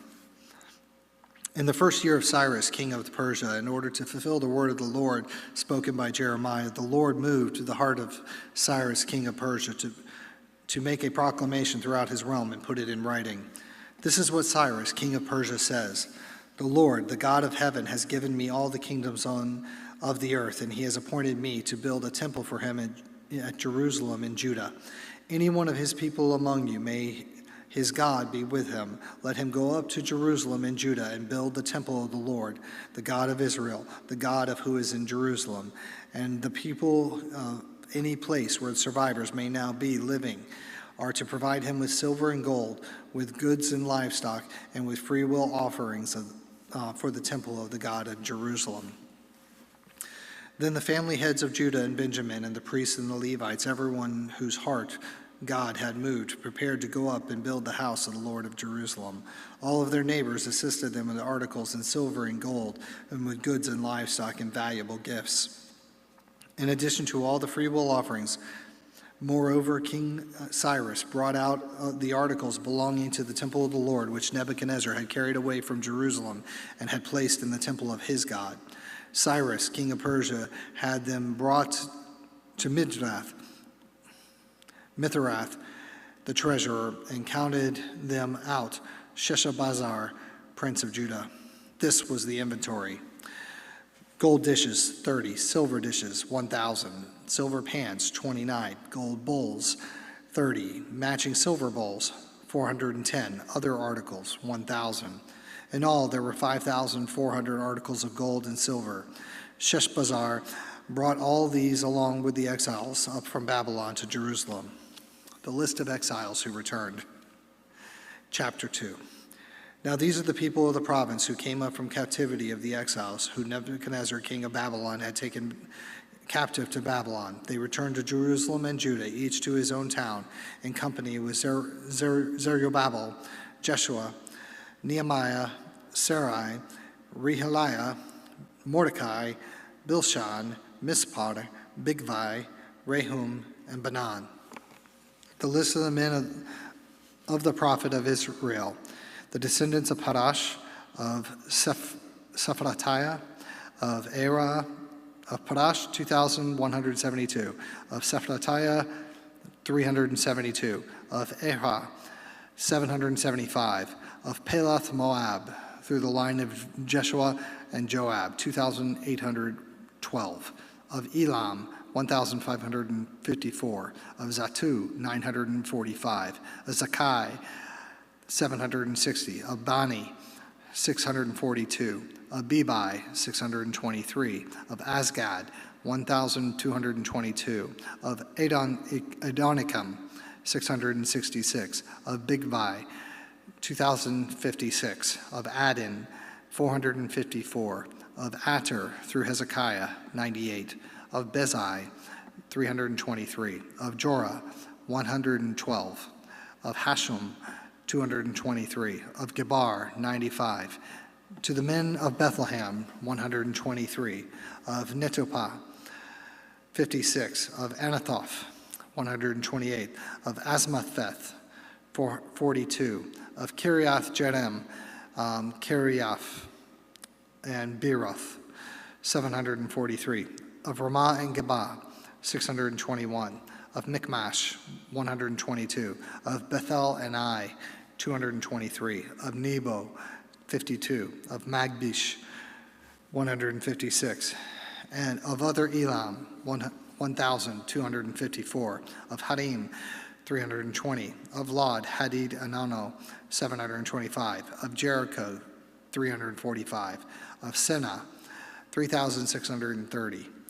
The priests, the descendants of Jedediah, through the family of Jeshua, 973, of Imar, 1,052, of Pashur, 1,247, of Harim, 1,017. The Levites, the descendants of Jeshua and Kadimi, through the line of Hodaviah, 74. The singers, the descendants of Asaph, 128. The gatekeepers of the temples, the descendants of Shalom, Ater, Talmon, Akub, Hatita, and Shobai, 139. The temple servants, the descendants of Ziha, Hasufa, Tabanaboth, Kiros, Siaha, Padan, Lebna, Hagaba, Akub, Hagaba, Shalmai, Hanan, Gidel, Gehar, Renaiha, Rezin, Nikoda, Gazam, Uzzah, Peshaiah, Besai, Asna, Menuim, and Nephuzim, Bakbuk, Habakfa, Harfer, Bazluaf, Mahida, Harsha, Barkos, Sisera, Tema, Nazia, Hatifa, and Hatifa. The descendants of the servants of Solomon, the descendants of Sotai, Hassaphareth, Perdua, Jalal, Darkon, Gidel, Shephaniah, Tia, Hatil, Pokereth, Hazibaim, and Ami, the temple servants of the descendants of the servants of Solomon, 392. The following came up from the towns of Tel Maha and Tel Hasha, Kerub, Adan, Imad, but they could not show their families that their families were descended from Israel. The descendants of Delilah, Tobiah, and Necadon, 652. And from among the priests, the descendants of Hobadiah, Hakols, Barzillai, a man who had married a daughter of Barzillai and Gileadite and was called by that name. These searched for their family records, but they could not find them, and so were excluded from the priesthood as unclean. The governor ordered them not to eat any of the most sacred food until there was a priest ministering with the Urim and Thummim. The whole company numbered 42,360, beside their 7,337 men servants and maid servants. They also had 200 men and women singers. They had 736 horses, 245 mules, 435 camels, and 6,720 donkeys. When they arrived at the house of the Lord of Jerusalem, some of the heads of the families gave freewill offerings towards the rebuilding of the house of God on the site.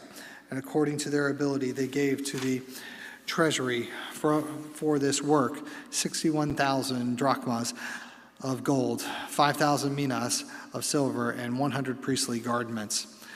The priests, the Levites, the singers, the gatekeepers, and the temple servants settled in their own towns, and along with some of the other people, the rest of the Israelites settled in their own towns.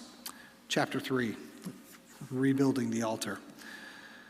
When the 7th month came and the Israelites had settled in their towns, the people assembled as one man in Jerusalem. Then Jeshua, son of Josadak, and his fellow priests, Zerubbabel, and son of Shealtiel, had associated and his associates began to build the altar in the God of Israel to sacrifice burnt offerings on it. In accordance with what was written in the law of Moses, the man of God, despite their fear of the peoples around them, they built an altar on its foundations and sacrificed burnt offerings on it to the Lord, both morning and evening sacrifices. Then, in accordance with what was written, they celebrated the Feast of Tabernacles and required number of burnt offerings prescribed for each day. After that, they presented regular burnt offerings, the new moon sacrifices, and the sacrifices for all of the appointed sacred feasts of the Lord, as well as those brought as freewill offerings to the Lord. On the first day of the 7th month, they began to offer burnt offerings to the Lord, though the foundation of the Lord's temple had not yet been laid. Rebuilding the temple.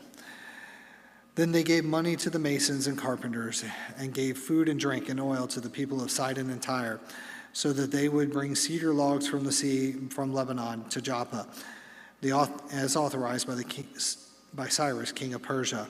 In the 2nd month of the 2nd year after their arrival at the house of God in Jerusalem, Zerubbabel, son of Shealtiel, Jeshua, son of Josadak, and the rest of their brothers, priests and Levites, and all who had returned from the captivity of Jerusalem, began the work, appointing the Levites 20 years of age and older to supervise the building of the house of the Lord.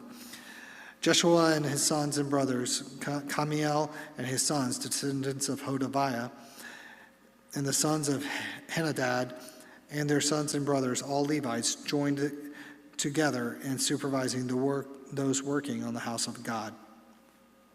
When the builders laid the foundation of the temple of the Lord, and the priests in their vestments with the trumpets, and the Levites, the son of Asaph, with cymbals, took their places to praise the Lord, as prescribed by David, king of Israel, with the praise and thanksgiving they sang to the Lord. He is good.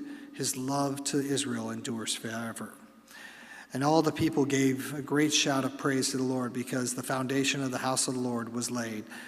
But many of the other priests and Levites and family heads who had seen the former temple wept aloud as they saw the foundation of the temple being laid, while many others shouted with joy. No one could distinguish the sound of the shouts of joy from the sound of weeping, because the people made so much noise, and the sound was heard far away. Opposition to the rebuilding, chapter 4. When the enemies of Judah and Benjamin heard the exiles were building a temple for the Lord, the God of Israel, they came to Zerubbabel and to the heads of the families and said, "Let us help you build, because like you, we seek your God and have been sacrificing to him since the time of Esarhaddon, king of Assyria, who brought us here." But Zerubbabel, Jeshua the king, and the rest of the heads of the families of Israel answered, "You have no part with us in building the temple to our God. We alone will build it for the Lord, the God of Israel, as King Cyrus, king of Persia, has commanded us." Then the people around them set out to discourage the people of Judah and make them afraid to go on building. They hired counselors to work against them and frustrate their plans during the entire reign of Cyrus, the king of Persia, and down through the reign of King Darius, king of Persia. Later, opposition under Xerxes and Artaxerxes. At the beginning of the reign of Xerxes, they lodged an accusation against the people of Judah and Jerusalem. And in the days of Artaxerxes, king of Persia, Bishlam, Mithridath, Tabeel, and the rest of his associates wrote a letter to Artaxerxes.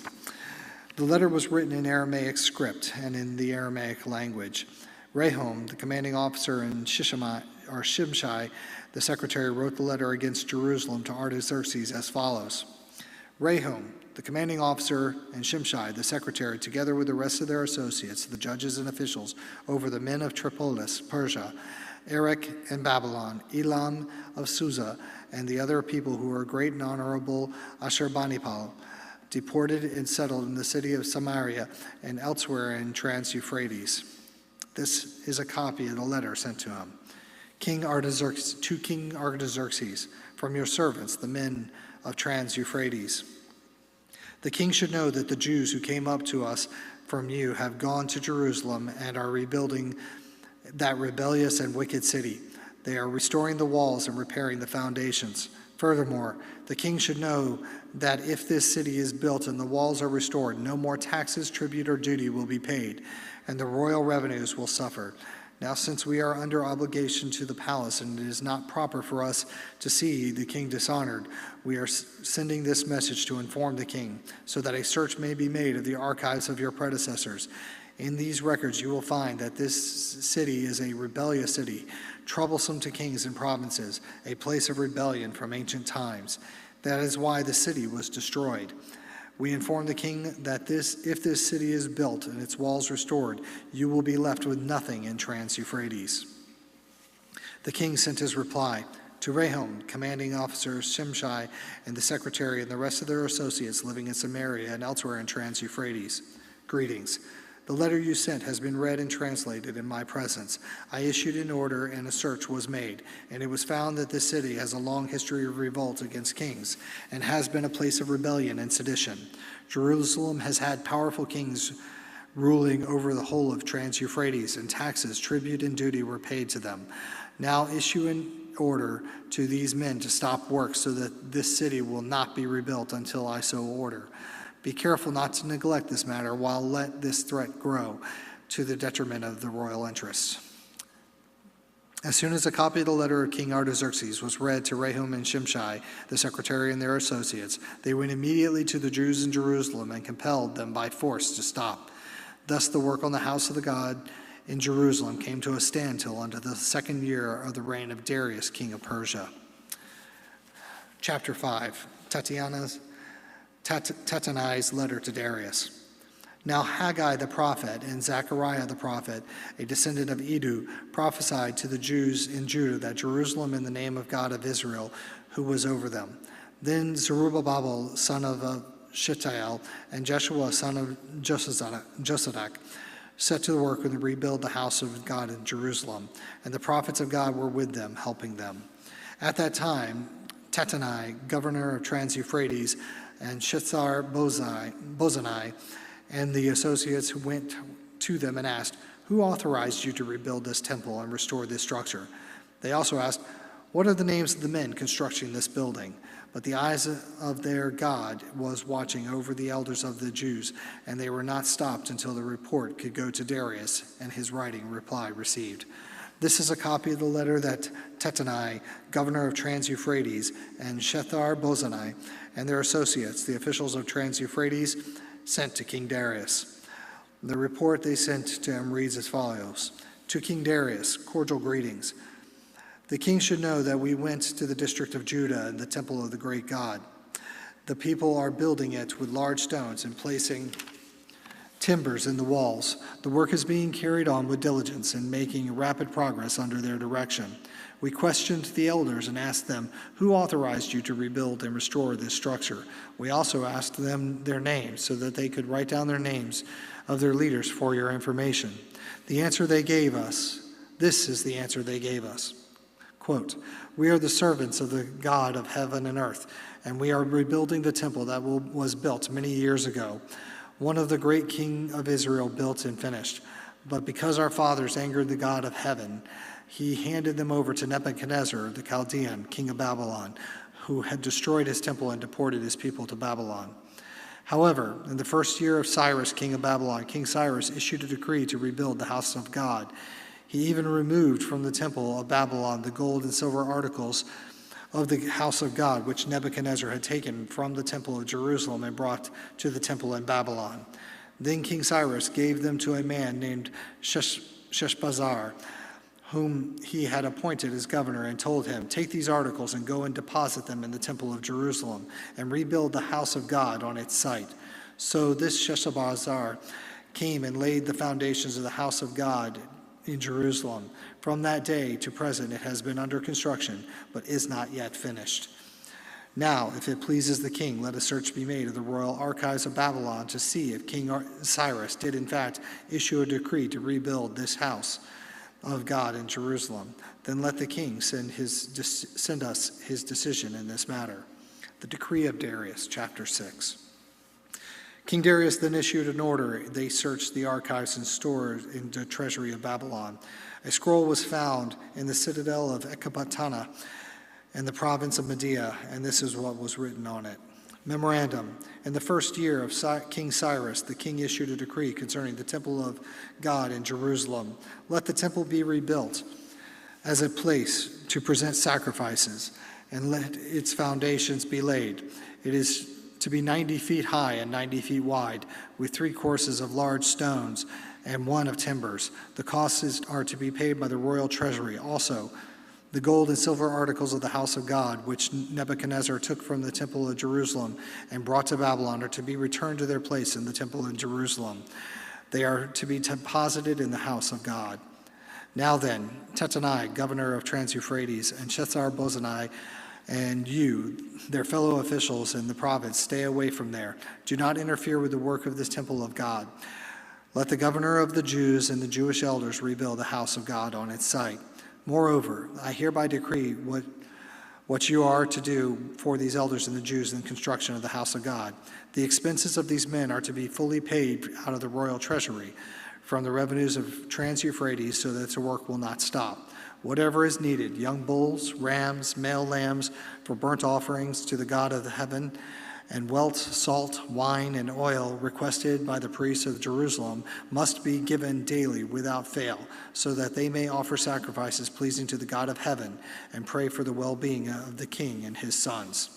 Furthermore, I decree that if anyone changes this edict, a beam is to be pulled from his house and and he is to be lifted up and impaled on it. And for this crime his house is to be made a pile of rubble. May God, who has caused the name to dwell there, overthrow any king or people who lifts his hands to change this decree or to destroy his temple in Jerusalem. I, Darius, have decreed it. Let it be carried out with diligence. Completion of the dedication of the temple. Then, because the decree of King Darius had sent, Tattenai, governor of Trans-Euphrates, and Shethar-Bozenai, and the associates carried out with diligence. So the elders of the Jews continued to build and prosper in the preaching of Haggai and the prophet Zechariah and the descendant of Iddo. They finished building the temple according to the command of the God of Israel and the decrees of Cyrus, Darius, Artaxerxes, king of Persia. The temple was completed on the 3rd day of the month of Adar, in the 6th year of the reign of Darius. Then the people of Israel, the priests and Levites, and the rest of the exiles celebrated the dedication of the house of God with joy. For the dedication of this house of God, they offered 100 bulls, 200 rams, 400 male lambs, and a sin offering for all Israel, 12 male goats, one for each of the tribes of Israel. And they installed the priests in their divisions and the Levites in their groups from the service of God at Jerusalem, and according to what is written in this book of Moses, the Passover. On the 14th day of the first month, the exiles celebrated Passover. The priests and Levites had purified themselves and were all ceremonially clean. The Levites slaughtered the Passover lamb for all the exiles and their brothers and priests for themselves. So the Israelites who had returned from exile ate it, together with all who had separated themselves from the unclean practices of their Gentile neighbors in order to seek the Lord, the God of Israel. For 7 days they celebrated with joy as the feast of unleavened bread, because the Lord had fulfilled them with joy by changing the attitude of the king of Assyria, so that he assisted them in the work on the house of the God of Israel. Chapter 7, Ezra comes to Jerusalem. After these things, during the reign of Artaxerxes, king of Persia, Ezra, son of Sariah, son of Azariah, son of Hilkiah, and son of Shallum, son of Zadok, the son of Athriab, son of Amariah, and the son of Azariah, son of Mehidoth, the son of Zerariah, and the son of Uzi, son of Buki, and the son of Abushua, and the son of Phinehas, and the son of Eleazar, the son of Aaron, and the chief priests. This Ezra came up to Babylon. He was a teacher well versed in the law of Moses, which the Lord, the God of Israel, had given. The king had granted him everything he asked, and in the hand of the Lord of God was on him. Some of the Israelites, including the priests, Levites, singers, gatekeepers, and temple servants, also came up to Jerusalem in the 7th year of King Artaxerxes. Ezra arrived in Jerusalem in the 5th month of the 7th year of the king. He had begun his journey from Babylon on the 1st day of the 1st month. He arrived in Jerusalem on the 1st day of the 5th month, and from the gracious hand of his God was on him. For Ezra had devoted himself to the study and observance of the law of the Lord, and to the teaching of the decrees and laws of Israel. King Artaxerxes' letter to Ezra. This is a copy of the letter King Artaxerxes had given to Ezra the priest and teacher, and a man who learned in the matters concerning the commands and decrees of the Lord of Israel. Artaxerxes, king of kings, to Ezra the priest, teacher of the law of the God of heaven, greetings. Now I decree that any Israelites in my kingdom, including the priests and Levites, who wish to go to Jerusalem with you may go. You are sent by the king and his 7 advisors to inquire about Judah and Jerusalem with regard to the law of your God, which is in your hand. Moreover, you are to take with you silver and gold that the king and his advisors freely given to the God of Israel who is dwelling in Jerusalem. Together with all the silver and gold you may obtain from the province of Babylon, as well as free will offerings of the people and the priests for the temple of their God in Jerusalem. With this money to be sure to buy bulls, rams, and male lambs, together with their grain offerings and drink offerings, and sacrifice them on the altar of the temple of your God in Jerusalem. You and your brothers You and your brother Jews may then do whatever seems best with the rest of the silver and gold in accordance with the will of your God. Deliver to the God of Jerusalem all the articles entrusted to you for worship in the temple of your God, and anything else needed in the temple of your God that you may have occasion to supply, you may provide from the royal treasury. Now I, King Artaxerxes, order all treasurers of Trans-Euphrates to provide with diligence whatever Ezra the priest, teacher of the law of the God of heaven, may ask of you, up to 100 talents of silver, 100 cores of wheat, 100 baths of wine, 100 baths of olive oil, and salt without limit. Whatever the God of heaven has prescribed, let it be done with diligence for the temple of God in heaven. Why should there be wrath against the realm of the king and his sons? You are also to know that you have no authority to impose taxes, tribute, or duty on any of the priests, Levites, singers, gatekeepers, temple servants, or other workers in the house of God. And you, Ezra, in accordance with the wisdom of your God, which you possess, appoint magistrates and judges to administer justice to all the people of Trans-Euphrates and to all who know the laws of your God. And you are to teach any who do not know them. Whoever does not obey the law of your God and the law of the king must surely be punished by death, banishment, confiscation of property, or imprisonment. Praise be to the Lord, the God of our fathers, who has put it in the king's heart to bring the honor into the house of the Lord in Jerusalem in this way, and who has extended his good favor before the king and his advisors and all the king's powerful officials, because the hand of the Lord of God was on me. I took courage, gathered leading men from Israel to go up with me. Have you done this before? Great, thanks. Ezra chapter 8. These are the family heads and those registered with them who came up with me from Babylon during the reign of King Artaxerxes. Of the descendants of Phinehas, Gershom. Of the descendants of Ithamar, Daniel. Of the descendants of David, Hattush. Of the descendants of Shechaniah. Of the descendants of Parosh, Zechariah, and with him were registered 150 men. Of the descendants of Pahath Moab, Elihoenai, son of Zerahiah, and with him 200 men. Of the descendants of Zattu, Shechaniah, son of Jahaziel, and with him 300 men. Of the descendants of Adin, Ebed, son of Jonathan, and with him 50 men. Of the descendants of Elam, Jeshiah, son of Athiah, and with him 70 men. Of the descendants of Shephatiah, Zebediah, son of Michael, and with him 80 men. Of the descendants of Joab, Obadiah, son of Jehiel, and with him 218 men. Of the descendants of Bani, Shelomith, son of Josephiah, and with him 160 men. Of the descendants of Bebai, Zechariah, son of Bebai, and with him 28 men. Of the descendants of Azgad, Johanan, son of Hakatan, and with him 110 men. Of the descendants of Adonikam, the last ones, whose name were Eliphet, Joel, and Shemaiah, and with him 60 men. Of the descendants of Bigvai, Uthai, and Zakur, and with them 70 men. I assembled them at the canal that flows toward Ahava, and we camped there 3 days. When I checked among the people and the priests, I found no Levites there.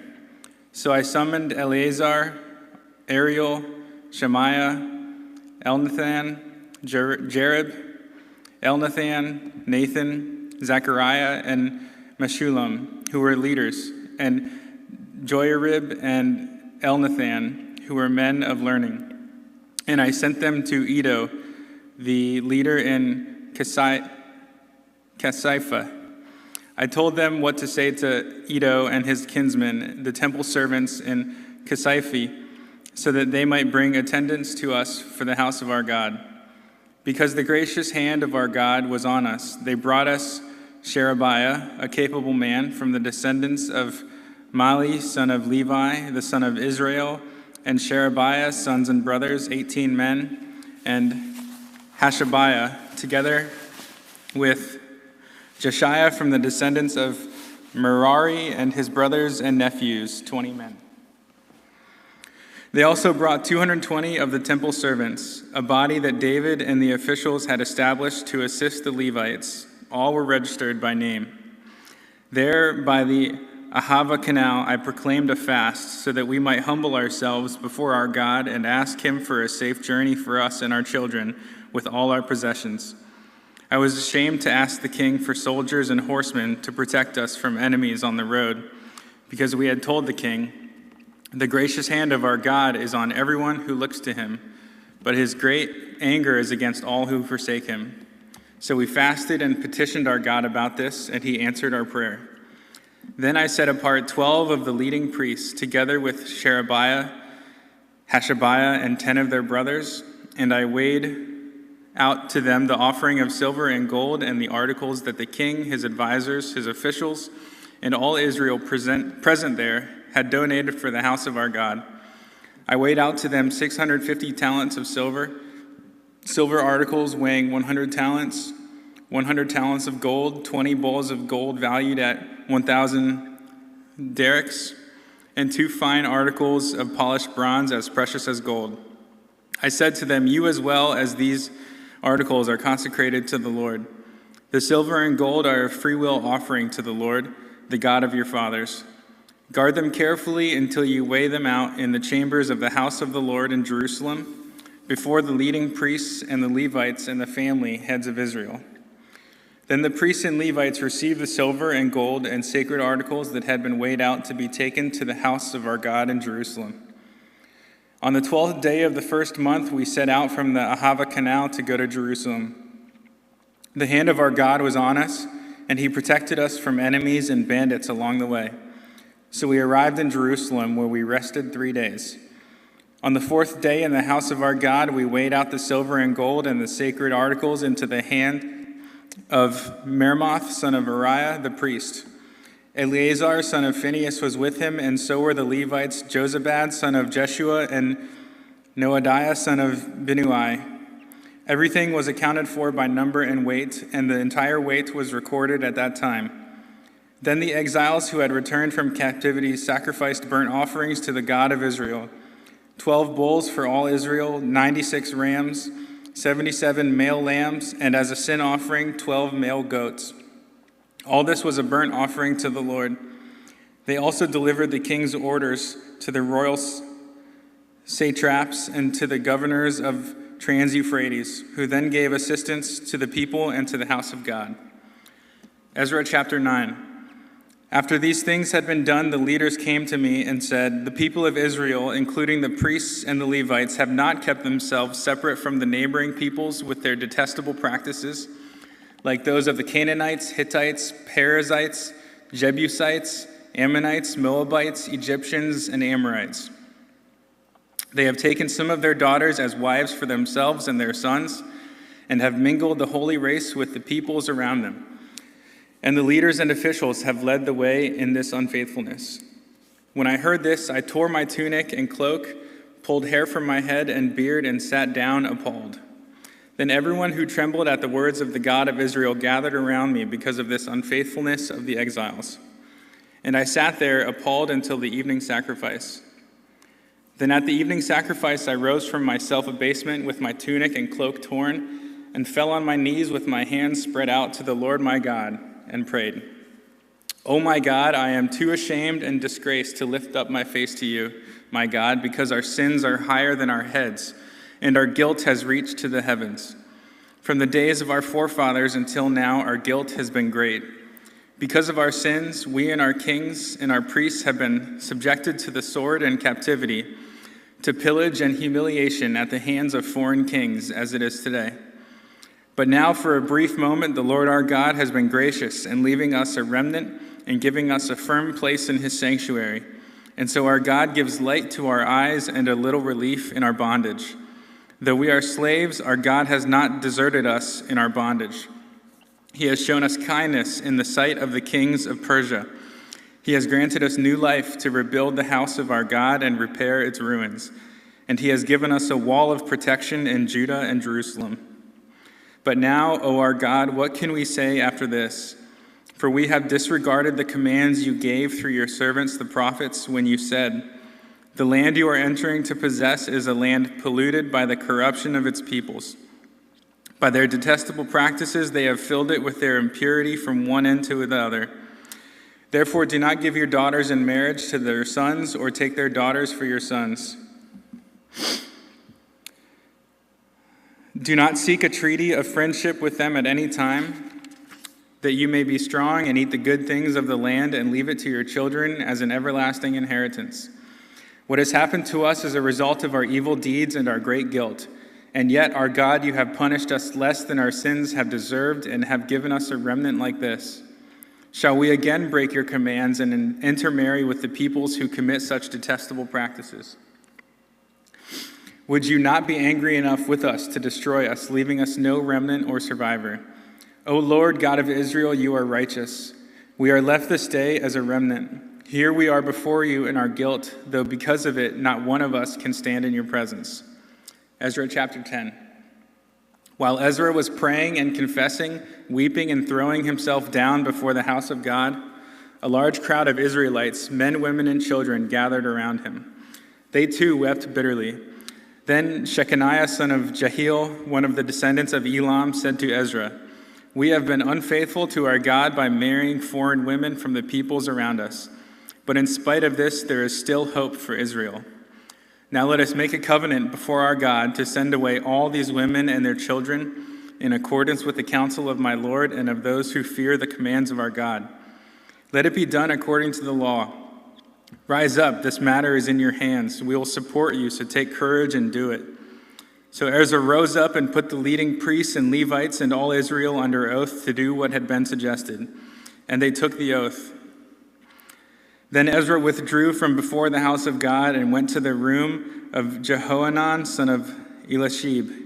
While he was there, he ate no food and drank no water, because he continued to mourn over the unfaithfulness of the exiles. A proclamation was then issued throughout Judah and Jerusalem for all the exiles to assemble in Jerusalem. Anyone who failed to appear within 3 days would forfeit all his property, in accordance with the decision of the officials and elders, and would himself be expelled from the assembly of the exiles. Within the 3 days, all the men of Judah and Benjamin had gathered in Jerusalem. And on the 20th day of the 9th month, all the people were sitting in the square before the house of God, greatly distressed by the occasion and because of the rain. Then Ezra the priest stood up and said to them, "You have been unfaithful. You have married foreign women, adding to Israel's guilt. Now make confession to the Lord, the God of your fathers, and do his will. Separate yourselves from the peoples around you and from your foreign wives."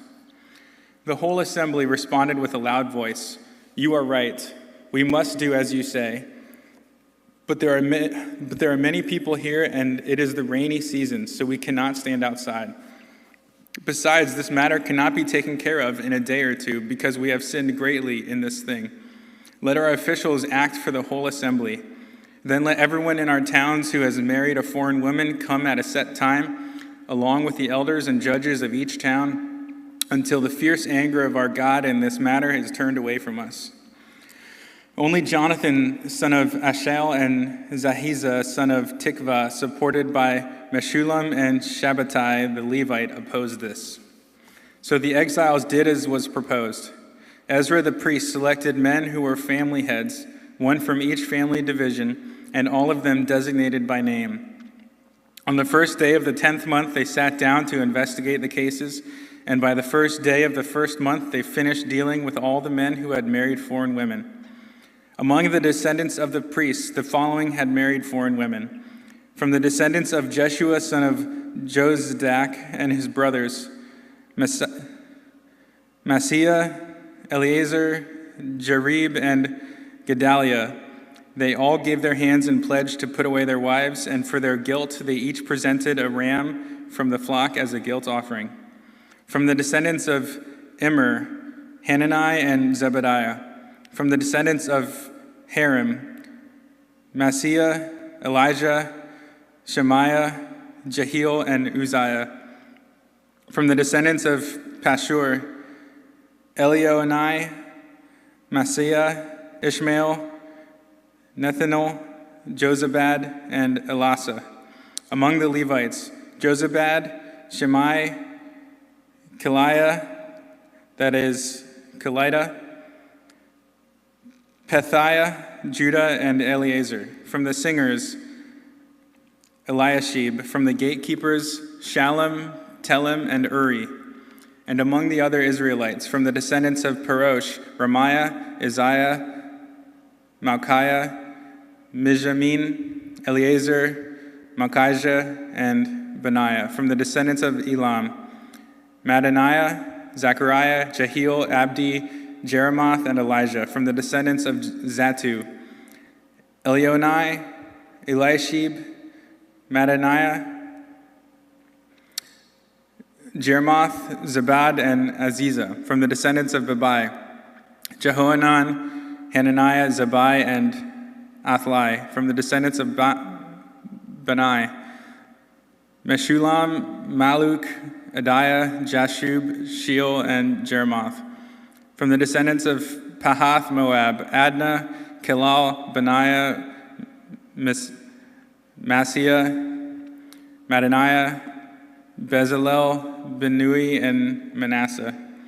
From the descendants of Haram, Eleazar, Ishijah, Malchijah, Shemaiah, Shimeon, Benjamin, Maluk, and Shemariah. From the descendants of Hashim, Mattani, Mattata, Zabad, Eliphelet, Jeremiah, Manasseh, and Shimei.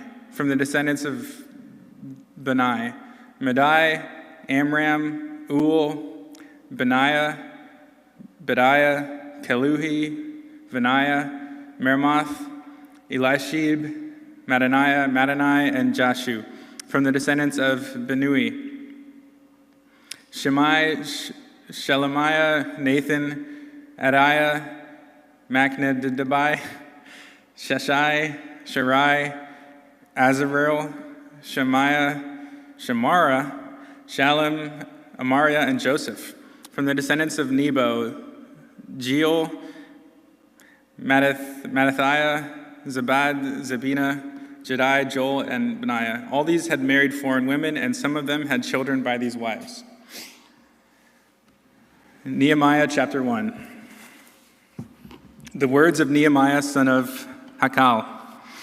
In the month of Kislev, in the 20th year, while I was in the citadel of Susa, Hanai, one of my brothers, came from Judah with some other men, and I questioned them about the Jewish remnant that survived the exile, and also about Jerusalem. They said to me, "Those who survived the exile and are back in the province are in great trouble and disgrace. The wall of Jerusalem is broken down, and its gates have been burned with fire." When I heard these things, I sat down and wept. For some days I mourned and fasted and prayed before the God of heaven. Then I said, "O Lord, God of heaven, the great and awesome God who keeps his covenant of love with those who love him and obey his commands, let your ear be attentive and your eyes open to hear the prayer your servant is praying before you day and night for your servants, the people of Israel. I confess the sins we Israelites, including myself and my father's house, have committed against you. We have acted very wickedly toward you. We have not obeyed the commands, decrees, and laws you gave your servant Moses. Remember the instruction you gave your servant Moses, saying, 'If you are unfaithful, I will scatter you among the nations. But if you return to me and obey my commands, then even your exiled people are at the farthest horizon. I will gather them from there and bring them to the place I have chosen as a dwelling for my name. They are your servants and your people, whom you redeemed by your great strength and your mighty hand. O Lord, let your ear be attentive to the prayer of this your servant and to the prayer of your servants who delight in revering your name. Give your servant success today by granting him favor in the presence of this man. I was cupbearer to the king." Nehemiah chapter 2. In the month of Nisan, in the 20th year of King Artaxerxes, when wine was brought for him, I took the wine and gave it to the king. I had not been sad in his presence before, so the king asked me, "Why does your face look so sad when you are not ill? This can be nothing but sadness of heart."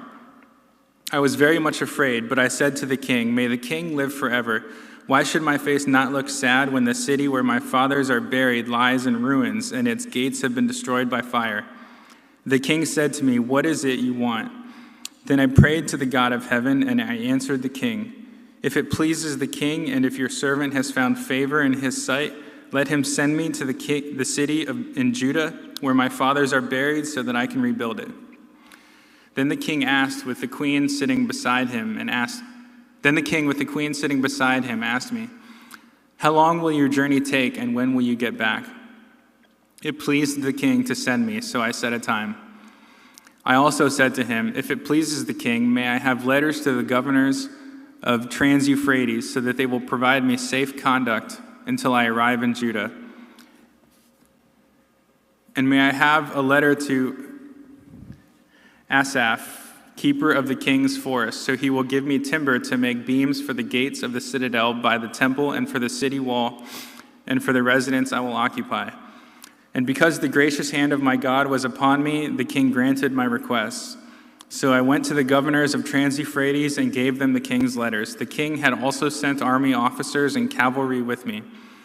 Well, when Sanballat the Horonite and Tobiah the Ammonite official heard about this, they were very much disturbed that someone had come to promote the welfare of the Israelites. I went to Jerusalem, and after staying there 3 days, I set out during the night with a few men. I had not told anyone what my God had put in my heart to do for Jerusalem. There were no mounts with me except the one I was riding on. By night I went out through the valley gate towards the Jackal Well and the Dung Gate, examining the walls of Jerusalem which had been broken down and its gates which had been destroyed by fire. Then I moved on toward the Fountain Gate and the King's Pool, but there was not enough room for my mount to get through. So I went up the valley by night, examining the wall. Finally, I turned back and re-entered through the valley gate. The officials did not know where I had gone or what I was doing, because as yet I had said nothing to the Jews or the priests or nobles or officials or any others who would be doing the work. Then I said to them, "You see the trouble we are in. Jerusalem lies in ruins, and its gates have been burned with fire.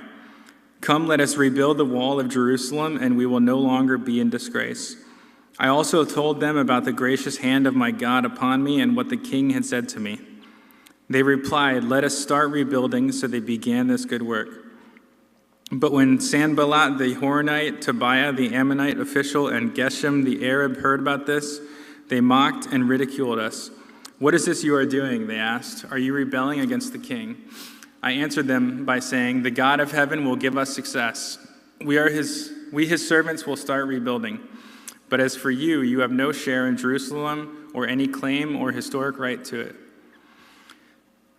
Eliashib the high priest and his fellow priests went to work and rebuilt the Sheep Gate.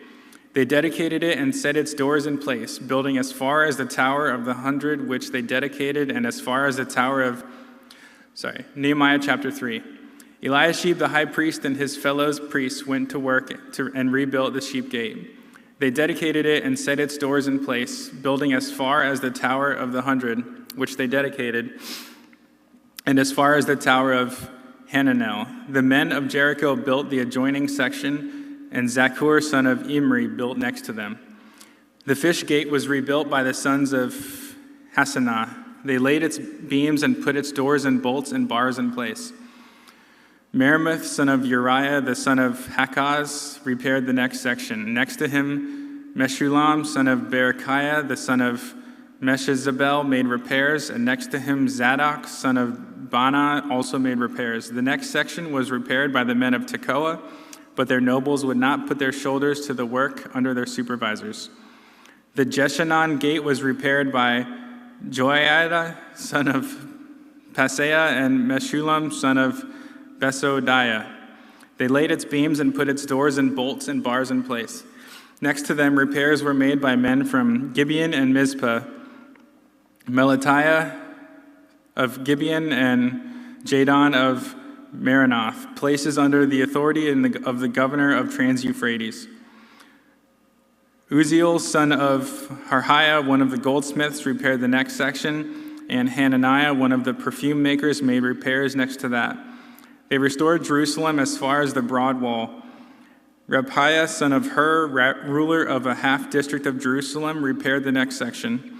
Adjoining this, Jediah, son of Harumbaph, made repairs opposite his house, and Hattush, son of Hashabaniah, made repairs next to him. Malchijah, son of Hiram, and Hashub, son of Pahath Moab, repaired another section and the Tower of the Ovens. Shallum, son of Halohesh, ruler of a half-district of Jerusalem, repaired the next section with the help of his daughters. The valley gate was repaired by Hanan and the residents of Zanoah. They rebuilt it and put its doors and bolts and bars in place. They also repaired 500 yards of the wall as far as the dung gate.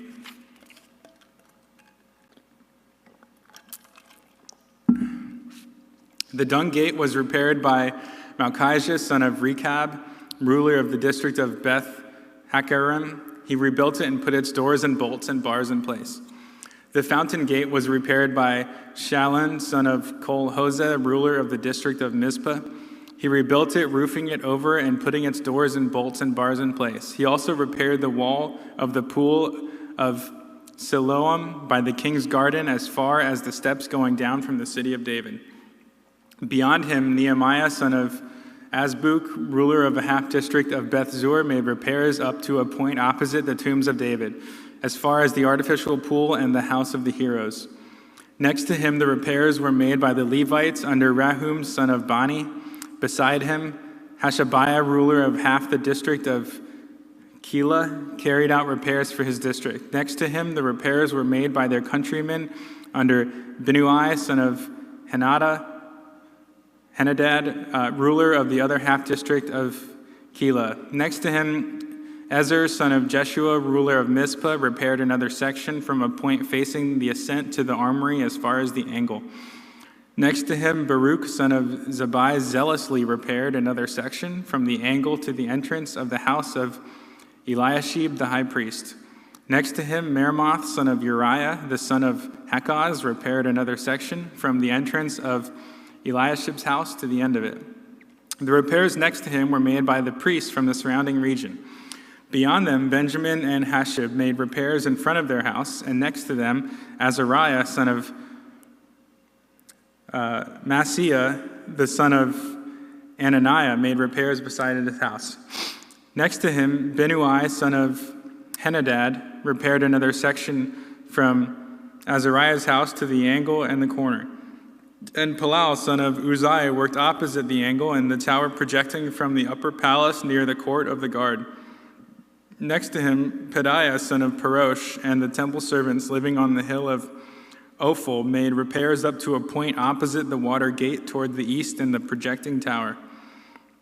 Next to them, the men of Tekoa repaired another section from the great projecting tower to the wall of Ophel.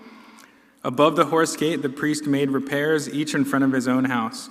Next to them, Zadok, son of Immer, made repairs opposite his house. Next to him, Shemaiah, son of Shechaniah, the guard at the east gate, made repairs. Next to him, Hananiah, son of Shelemiah, and Hanan, the sixth son of Zalaph, repaired another section. Next to them, Meshullam, son of Berechiah, made repairs opposite his living quarters. Next to him, Malchijah, one of the goldsmiths, made repairs as far as the house of the temple servants and the merchants, opposite the inspection gate, and as far as the room above the corner. And between the room above the corner and the sheep gate, the goldsmiths and merchants made repairs. Nehemiah chapter 4. When Sanballat heard that we were rebuilding the wall, he became angry and was greatly incensed. He ridiculed the Jews, and in the presence of his associates and the army of Samaria, he said, "What are these feeble Jews doing? Will they restore their wall? Will they offer sacrifices? Will they finish in a day? Can they bring the stones back to life from those heaps of rubble, burned as they are?" Tobiah the Ammonite, who was at his side, said, "What are they building? If even a fox climbed up on it, he would break down their wall of stones. Hear us, O our God, for we are despised. Turn their insults back on their own heads. Give them over as plunder in a land of captivity. Do not cover up their guilt or blot out their sins from your sight, for they have thrown insults in the face of the builders." So we rebuilt the wall till all of it reached half its height, for the people worked with all their heart.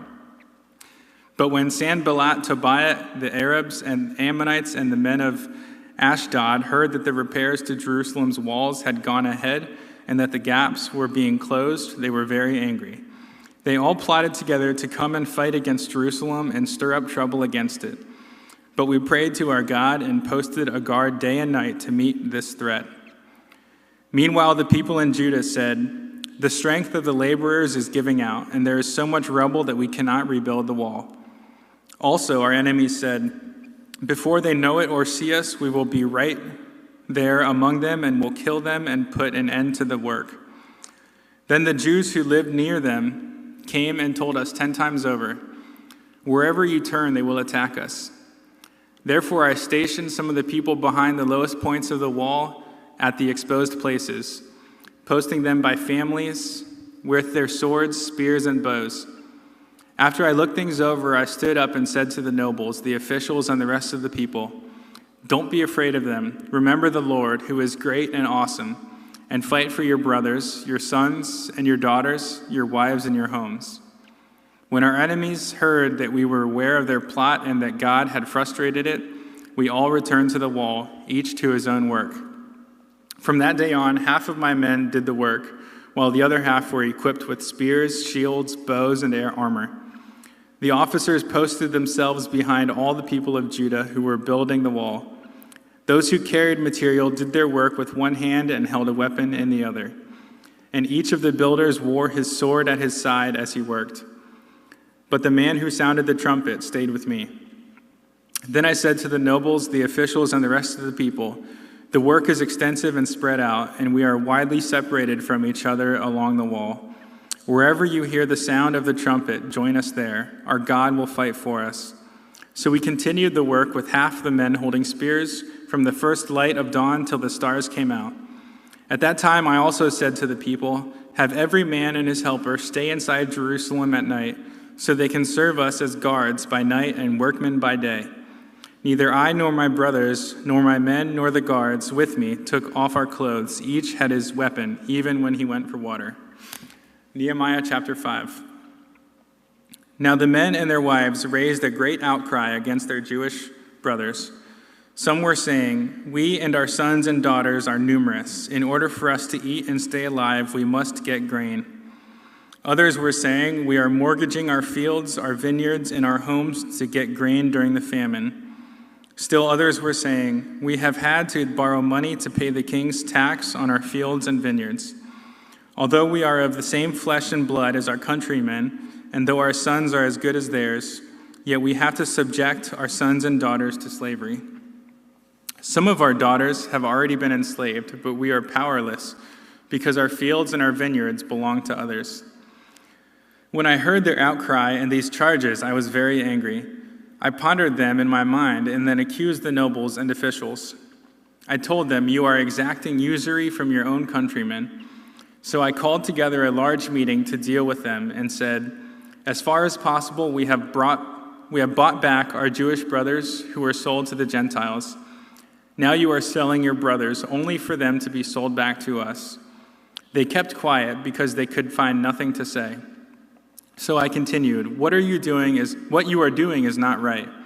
Shouldn't you walk in the fear of our God to avoid the reproach of our Gentile enemies?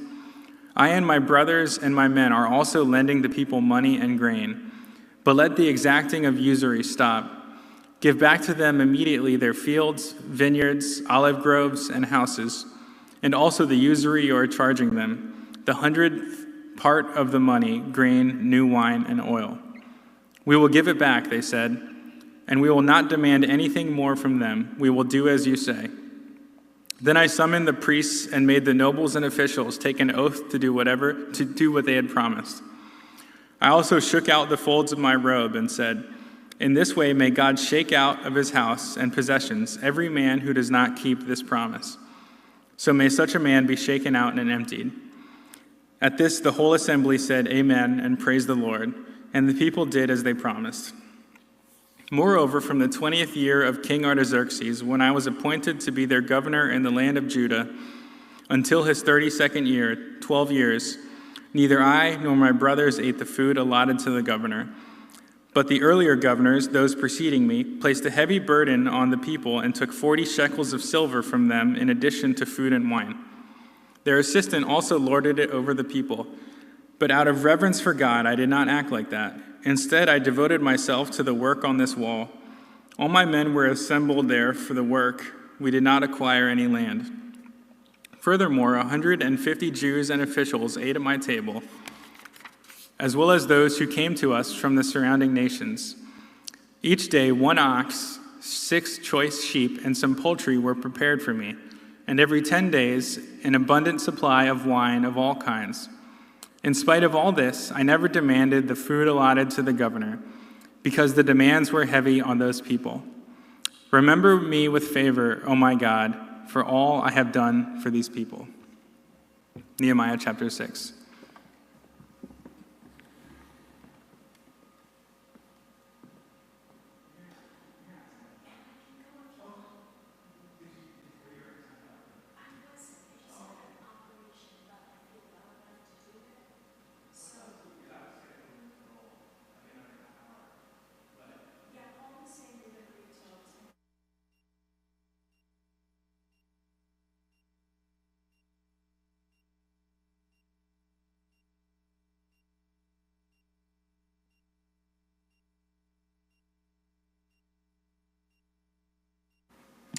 Nehemiah chapter 6. When word came to Sanballat, Tobiah, Geshem the Arab, and the rest of our enemies that I had rebuilt the wall and not a gap was left in it, though up to that time I had not set the doors in the gates, Sanballat and Geshem sent me this message: "Come, let us meet together in one of the villages on the plain of Ono." But they were scheming to harm me, so I sent messengers to them with this reply: "I am carrying on a great project and cannot go down. Why should the work stop while I leave it and go down to you?" 4 times they sent me the same message, and each time I gave them the same answer. Then the 5th time, Sanballat sent his aide to me with the same message, and in his hand was an unsealed letter in which was written, "It is reported among the nations, and Geshem says it is true, that you and the Jews are plotting to revolt, and therefore you are building the wall. Moreover, according to these reports, you are about to become their king, and have even appointed prophets to make this proclamation about you in Jerusalem. There is a king in Judah. Now this report will get back to the king, so come, let us confer together." I sent him this reply: "Nothing like what you are saying is happening. You are just making it up out of your head." They were all trying to frighten us, thinking, "Their hands will get too weak for the work and it will not be completed." But I prayed, "Now strengthen my hands." One day I went to the house of Shemaiah, son of Delaiah, the son of Mehetabel, who was shut in at his home. He said, "Let us meet in the house of God inside the temple, and let us close the temple doors, because men are coming to kill you. By night they are coming to kill you." But I said, "Should a man like me run away? Or should one like me go into the temple to save his life? I will not go." I realized that God had not sent him, but that he had prophesied against me because Tobiah and Sanballat had hired me. He had been hired to intimidate me so that I would commit a sin by doing this, and then they would give me a bad name to discredit me. Remember Tobiah and Sanballat, O my God, because of what they have done. Remember also the prophetess Noadiah and the rest of the prophets who have been trying to intimidate me. So the wall was completed on the 25th day of Elul in 52 days. When all our enemies heard about this, all the surrounding nations were afraid and lost their self-confidence, because they realized that this work had been done with the help of our God. Also in those days, the nobles of Judah were sending many letters to Tobiah, and replies from Tobiah kept coming to them. For many in Judah were under oath to him, since he was son-in-law to Shechaniah, son of Era, and his son Jehohanan had married the daughter of Meshullam, son of Berechiah. Moreover, they kept reporting to me his good deeds and then telling him what I said, and Tobiah sent letters to intimidate me. After the wall had been, Nehemiah chapter 7. After the wall had been rebuilt and I had set the doors in place, the gatekeepers and the singers and the Levites were appointed. I put in charge of Jerusalem my brother Hanani, along with Hananiah, the commander of the citadel, because he was a man of integrity and feared God more than most men do. I said to them, the gates of Jerusalem are not to be opened until the sun is hot. While the gatekeepers are still on duty, have them shut the doors and bar them. Also appoint residents of Jerusalem as guards, some at their posts and some near their own houses. Now the city was large and spacious, but there were few people in it, and the house had not yet been rebuilt. So my God put it into my heart to assemble the nobles, the officials, and the common people for registration by families. I found the genealogical record of those who had been the first to return. This is what I found written there. These are the people of the province who came up from the captivity of the exiles whom Nebuchadnezzar, king of Babylon, had taken captive. They returned to Jerusalem and Judah, each to his own town, in company with Zerubbabel, Jeshua, Nehemiah, Azariah, Rahamiah, Nahamani, Mordecai, Bilshan, Mizpereth, Bigvai, Nahum, and Bana, the list of the men of Israel.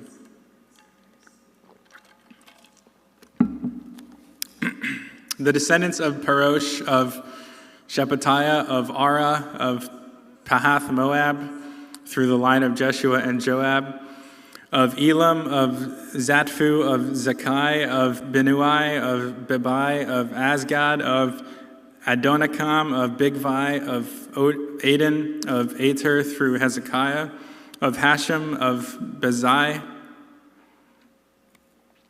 324, of Harif, 112, of Gibeon, 95, the men of Bethlehem and Netopaph, 188, of Anatoth, 128, of Beth Asmaveth, 42, of Kiriath Jearim, Kephireth, and Beeroth, 743, of Ramah and Geba, 621, of Michmash, 122, of Bethel and Ai, 123, of the other Nebo, 52, of the other Elam, 1,254, of Haram, 320, of Jericho, 345, of Lod, Hadid, and Ono, 721, of Sina, 3,930. The priests, the descendants of Jediah, through the family of Jeshua, 973, of Immer, 1,052, of Pashur, 1,247, of Haram, 1,017, the Levites, the descendants of Jeshua, through Kadmiel, through the line of Hodaviah, 74. The singers, the descendants of Aspha, 148. The gatekeepers, the descendants of Shalom, Ater, Talman, Akub, Hatita, and Shobai, 138. The temple servants, the descendants of Ziha, Hashufa, Taboth, Keras, Sia, Paddan, Lebana, Hagaba, Shammai, Hanan, Giddel, Gahar, Raya, Rezin, Nakoda, Gazam, Uzzah, Paseah, Besai, Mewini, Nephusim, Bakbuk, Hakupa, Harher, Bazuth, Mehida, Harsha, Barkos, Sisera, Tema, Neziah, and Hatifa. The descendants of the servants of Solomon, the descendants of Sotai, Sopereth, Perida, Jala, Darkon, Gedel, Shephatiah, Hatil, Pokereth, Hazabaim, and Ammon. The temple servants and the descendants of the servants of Solomon, 392. The following came up from the towns of Tel Melah, Tel Harsha, Kerib, Adon, and Immer, but they could not show that their families were descended from Israel. The descendants of Deliah, Tobiah, and Nekoda, 642. And from among the priests, the descendants of Hobiah, Hakaz, and Barzillai, a man who had married a daughter of Barzillai the Gileadite and was called by that name. These searched for their family records, but they could not find them, and so were excluded from the priesthood as unclean. The governor therefore ordered them not to eat any of the most sacred food until there should be a priest ministering with the Urim and Thummim. The whole company numbered 42,360, besides their 7,337 men servants and maid servants, And they also had 245 men and women singers.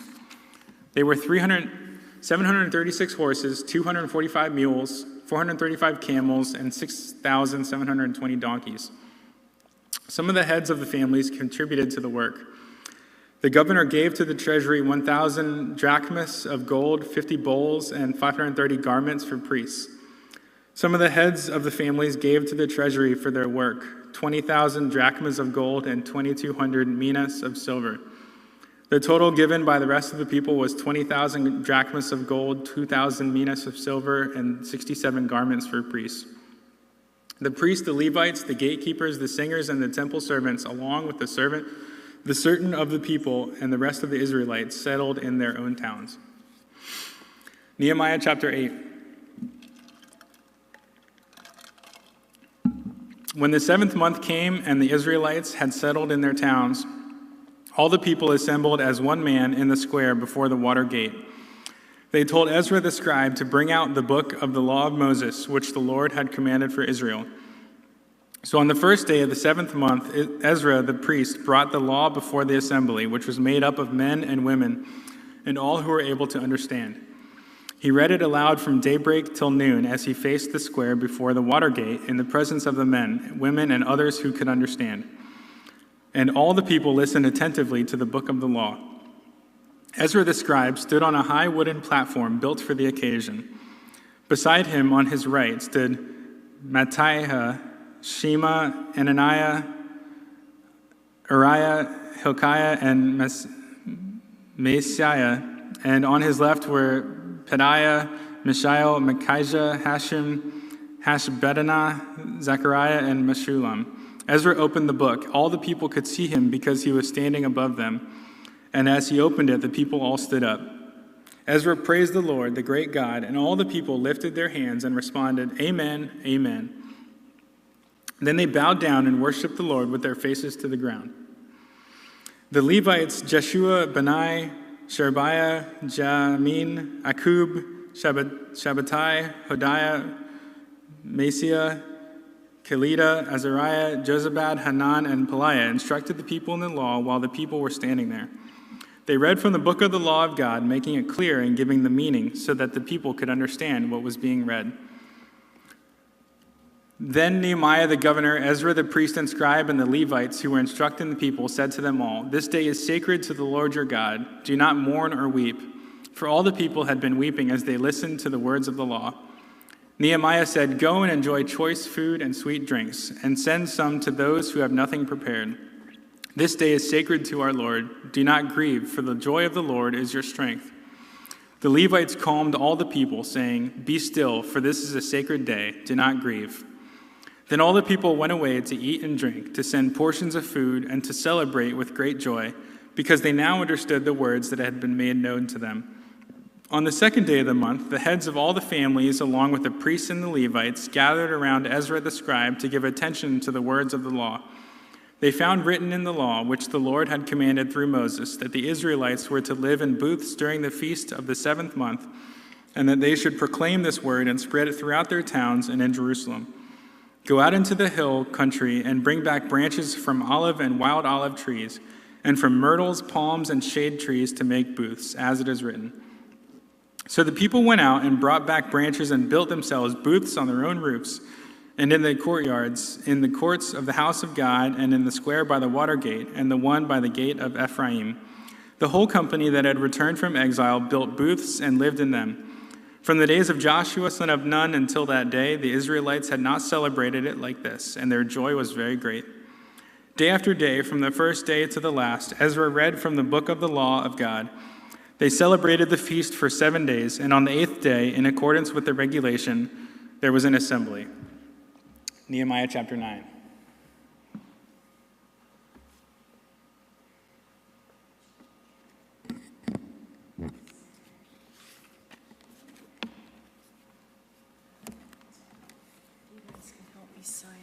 Absolutely. Oh, yeah, I'll get that first. Just,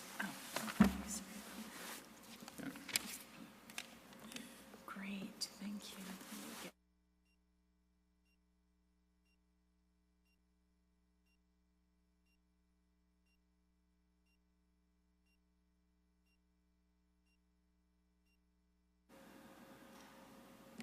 Okie dokie. All right, so you are right there. And then just, Okay. when you're at a new chapter, just announce the chapter. Sure. Okay, I think I'm going to be better without my glasses. I think, yeah, there we go. All right, can I just move that down a little bit? No, I think I'm good. Thank you.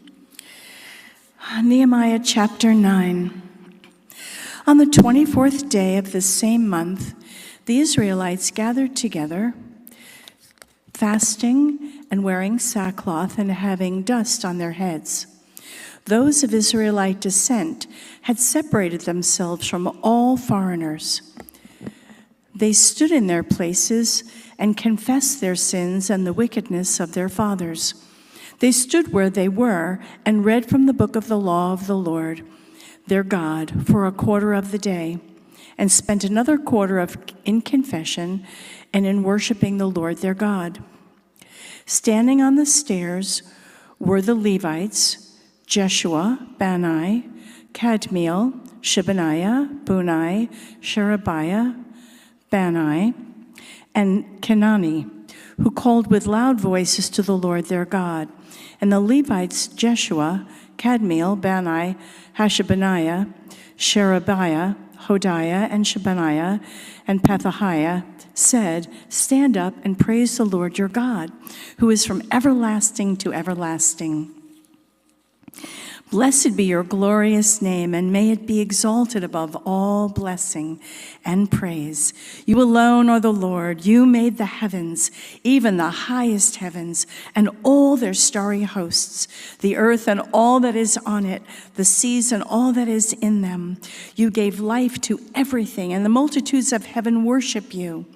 You are the Lord God who chose Abram and brought him out of Ur of the Chaldeans and named him Abraham. You found his heart faithful to you, and you made a covenant with him to give to his descendants the land of Canaanites, Hittites, Amorites, Perizzites, Jebusites, and Girgashites. You have kept your promise because you are righteous. You saw the suffering of our forefathers in Egypt. You heard their cry in the Red Sea, at the Red Sea. You sent miraculous signs and wonders against Pharaoh, against all his officials, and all the people of his land, for you knew how arrogantly the Egyptians treated them. You made a name for yourself, which remains to this day. You divided the sea before them so that they passed through it on dry ground. But you hurled their pursuers into the depths like a stone into mighty waters. By day you led them with a pillar of cloud, and by night with a pillar of fire to give them light on the way they were to take. You came down on Mount Sinai. You spoke to them from heaven. You gave them regulations and laws that are just and right, and decrees and commands that are good. You made known to them your holy Sabbath and gave them commands, decrees, and laws through your servant Moses. In their hunger you gave them bread from heaven, and in their thirst you brought them water from the rock. You told them to go in and take possession of the land you had sworn with uplifted hand to give them. But they, our forefathers, became arrogant and stiff-necked and did not obey your commands. They refused to listen and failed to remember the miracles you performed among them. They became stiff-necked and in their rebellion appointed a leader in order to return to their slavery. But you are a forgiving God, gracious and compassionate, slow to anger and abounding in love. Therefore you did not desert them, even when they cast for themselves an image of a calf and said, "This is your God who brought you up out of Egypt," or when they committed awful blasphemies.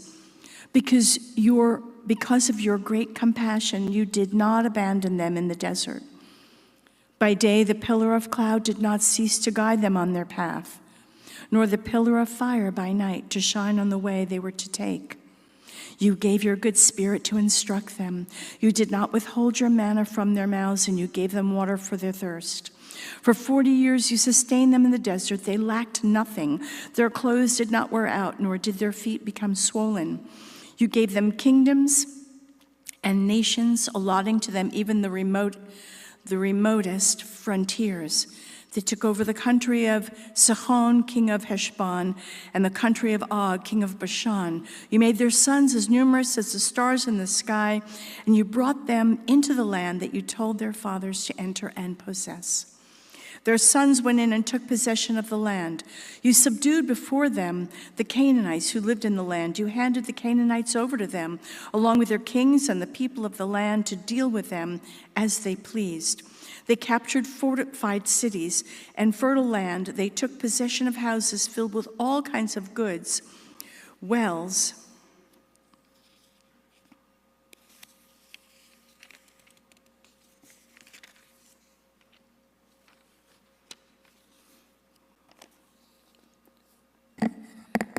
already dug, vineyards, olive groves, and fruit trees in abundance. They ate to the full and were well nourished. They reveled in your great goodness, but they were disobedient and rebelled against you. They put your law behind their backs. They killed your prophets who had admonished them in order to turn them back to you. They committed awful blasphemies. So you handed them over to their enemies who oppressed them. But when they were oppressed, they cried out to you. From heaven you heard them, and in your great compassion, you gave them deliverers who rescued them from the hand of their enemies. But as soon as they were at rest, they again did what was evil in your sight. Then you abandoned them to the hand of their enemies so that they ruled over them. And when they cried out to you again, you heard from heaven, and in your compassion, you delivered them time after time. Verse 29. You warned them to return to your law, but they became arrogant and disobeyed your commands. They sinned against your ordinances by which a man will live if he obeys them. Stubbornly they turned their backs on you, became stiff-necked, and refused to listen. For many years you were patient with them. By your Spirit you admonished them through your prophets, yet they paid no attention. So you handed them over to the neighboring peoples, but in your great mercy you did not put an end to them or abandon them.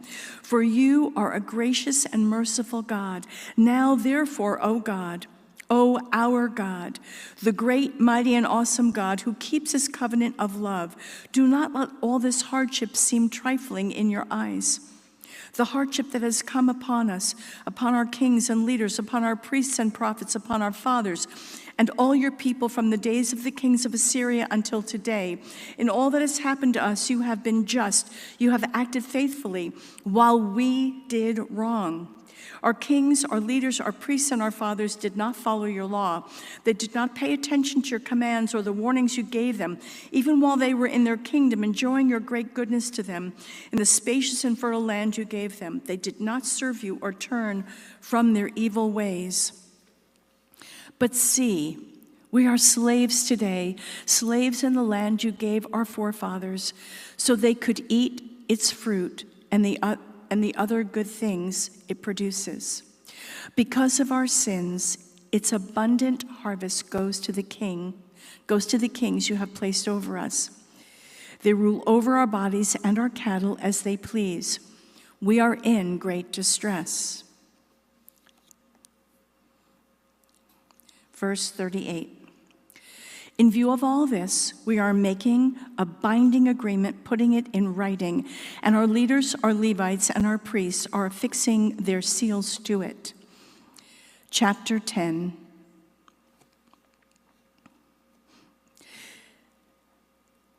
Nehemiah, the governor, the son at Hakaliah, Zedekiah, Sariah, Azariah, Jeremiah, Pashur, Amariah, Malchijah, Hadush, Shebaniah, Malach, Harim, Meremoth, Abadiah, Daniel, Ginnathan, Baruch, Meshulam, Abijah, Mijamin, Messiah, Bilgai, and Shemaiah. These were the priests. The Levites, Jeshua, son of Azaniah, Benoiah of the sons of Henadad, Kadmiel and their associates, Shebaniah, Hodiah, Kelita, Pelaiah, Hanan, Micah, Rehob, Hashabiah, Zachar, Sherebiah, Shebaniah, Hodiah, Benai, Beninu, the leaders of the people. Parosh, Pahath-Moab, Elam, Zatu-Banai, Bani, Azgad, Beba, Adonijah, Bigva, Adin, Ater, Hezekiah, Azur, Hodiah, Hashum, Bazai, Harip, Anathoth, Nebai, Magpiish, Meshulam, Hezir, Meshezabel, Zadok, Jedua, Pelatiah, Hananiah, Hoshea, Hananiah, Hashub, Halohesh, Pila, Shobek, Rehum, Hashabnah, Messiah, Ahia, Hanan, Anan, Maluch, Harim, and Banah. The rest of the people, priests, Levites, gatekeepers, singers, temple servants, and all who separated themselves from the neighboring people for the sake of the law, together with their wives and all their sons and daughters who were able to understand. All these now join their brothers and the nobles and bind themselves with a curse and an oath to follow the law of God given through Moses, the servant of God, and obey carefully all the commands, regulations, and decrees of the Lord our Lord. We promise not to give our daughters in marriage to the people around us or take their daughters for our sons. When the neighboring peoples bring merchandise or grain to sell on the Sabbath, we will not buy from them on the Sabbath or on any holy day. Every 7th year we will forego working the land and will cancel all debts.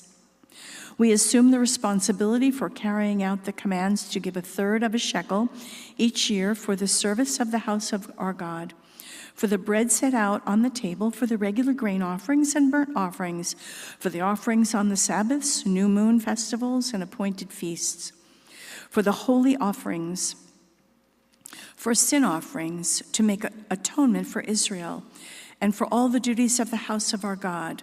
We, the priests, the Levites, and the people have cast lots to determine when each of our families is to bring to the house of our God at set times each year a contribution of wood to burn on the altar of the Lord our God, as it is written in the law. We also assume responsibility for bringing to the house of the Lord each year the first fruits of our crops and of every fruit tree. As it is also written in the law, we will bring the firstborn of our sons and of our cattle, of our herds and of our flocks to the house of our God, to the priests ministering there. Moreover, we will bring to the storerooms of the house of our God, to the priests, the first of our ground meal, of our grain offerings, of our fruit, of all our trees, and of our new wine and oil. And we will bring a tithe of our crops to the Levites, for it is the Levites who collect the tithes in all the towns where we work. A priest descended from Aaron is to accompany the Levites when they receive the tithes, and the Levites are to bring 1/10 of the tithes up to the house of our God, to the storerooms of the treasury. The people of Israel, including the Levites, are to bring in their contributions of grain, new wine, and oil to the storerooms where the articles for the sanctuary are kept, and where the ministering priests, the gatekeepers, and the singers stay. We will not neglect the house of our God. Chapter 11, Nehemiah. Now the leaders of the people settled in Jerusalem, and the rest of the people cast lots to bring 1 out of every 10 to live in Jerusalem, the holy city, while the remaining 9 were to stay in their own towns. The people commended all the men who volunteered to live in Jerusalem. These are the provincial leaders who settled in Jerusalem, now some Israelites, priests, Levites, temple servants, and descendants of Solomon's servants, lived in the town of Judah, each on his own property in the various towns, while other people from both Judah and Benjamin lived in Jerusalem. From the descendants of Judah, Athaiah, son of Uzziah, the son of Zechariah, the son of Amariah, the son of Shavatiah, the son of Mahalel, descendant of Perez, and Messiah, son of Baruch, the son of Kol-Hoseh, the son of Haziah, the son of Adiah, the son of Jarib, the son of Zechariah, descendant of Shelah, The descendants of Perez who lived in Jerusalem totaled 468 able men. From the descendants of Benjamin, Salu, son of Meshullam, the son of Joed, the son of Pedaiah, the son of Koliah, the son of Messiah, the son of Bethiel, the son of Jehiah, and his followers, Gabai and Salai, 928 men. Joel, son of Zichri, was their chief officer, and Judah, son of Hasanu, was over the second district of the city.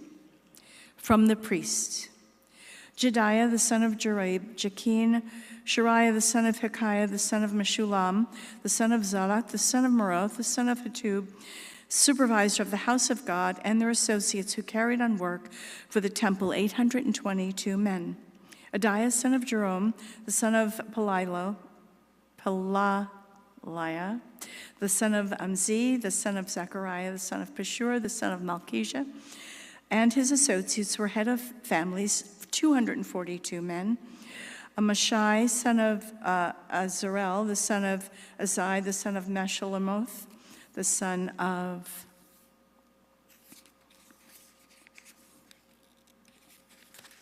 drumroll, Emir, and his associates. Drumroll was not in the text. And his associates, who were able men.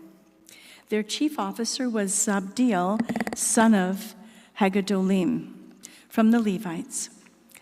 Shemaiah, son of Hashub, the son of Azrikam, the son of Hashabiah, the son of Buni, Shabbathiah and Jozabad, two of the heads of Levites who had charge of the outside work and house of God. Mattaniah, son of Micah, the son of Zabdi, the son of Asaph, the director who led in thanksgiving and prayer. Bachbukah, second among his associates, and Abdah, son of Shemua, the son of Galal, the son of Jeduthun. The Levites in the holy city totaling 284. The gatekeepers. Akub, Talmon, and their associates who kept watch at the gates, 172 men. The rest of the Israelites, with the priests and Levites, were in all the towns of Judah, each on his ancestral property. The temple servants lived on the hill of Ophel, and Zahah and Gishpah were in charge of them. The chief officers of the Levites in Jerusalem was Uzziah, son of Bani, the son of Hashabiah, the son of Mattaniah, the son of Micah. Uzziah, was one of Asaph's descendants, who were the singers responsible for the service of the house of God. The singers were under the king's order, which regulated their daily activity.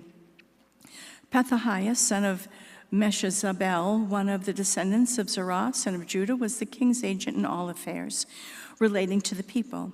As for the villages with their fields, some of the people in Judah lived in Kiriath Arba and its surrounding settlements, in Dibon and its settlements, in Jekabzeel and its villages, in Jeshua, in Moladah, in Beth Pelet, in Hazar, Shual, in Beersheba and its settlements, in Ziklag, in Mekonah and its settlements, and in Rimmon, in Zorah, in Jarmuth, Zanoah, Adullam and their villages, in Lachish and its fields, and in Zakah and its settlements. So they were living all the way from Beersheba to the valley of Hinnom. The descendants of the Benjamites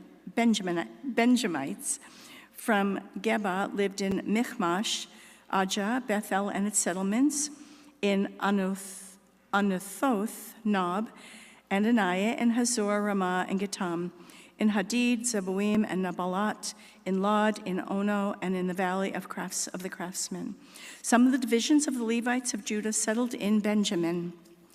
Chapter 12.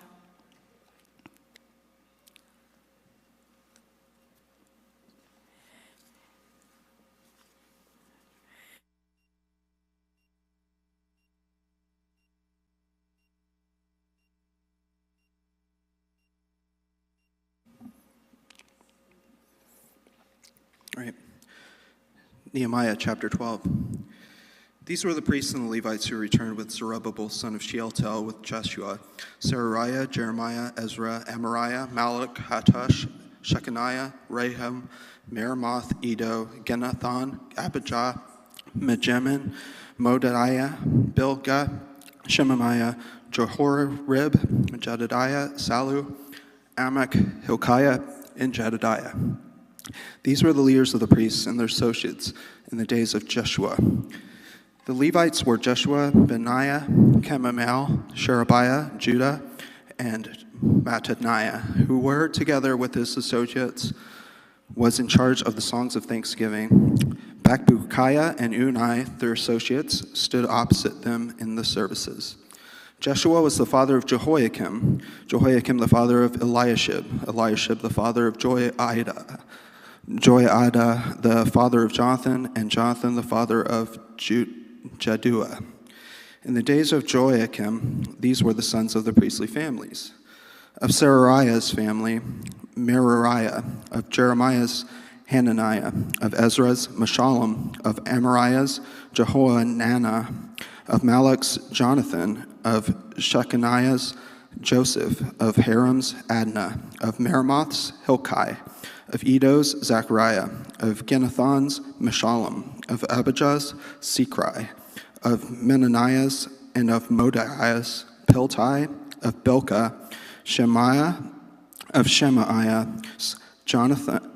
Jehonathan; of Jehoiarib, Mattaniah; of Jedediah, Uzai; of Salu's, Kalai; of Amok's, Eber; of Hilkiah's, Hashabiah; of Jedediah's, Nathaniel.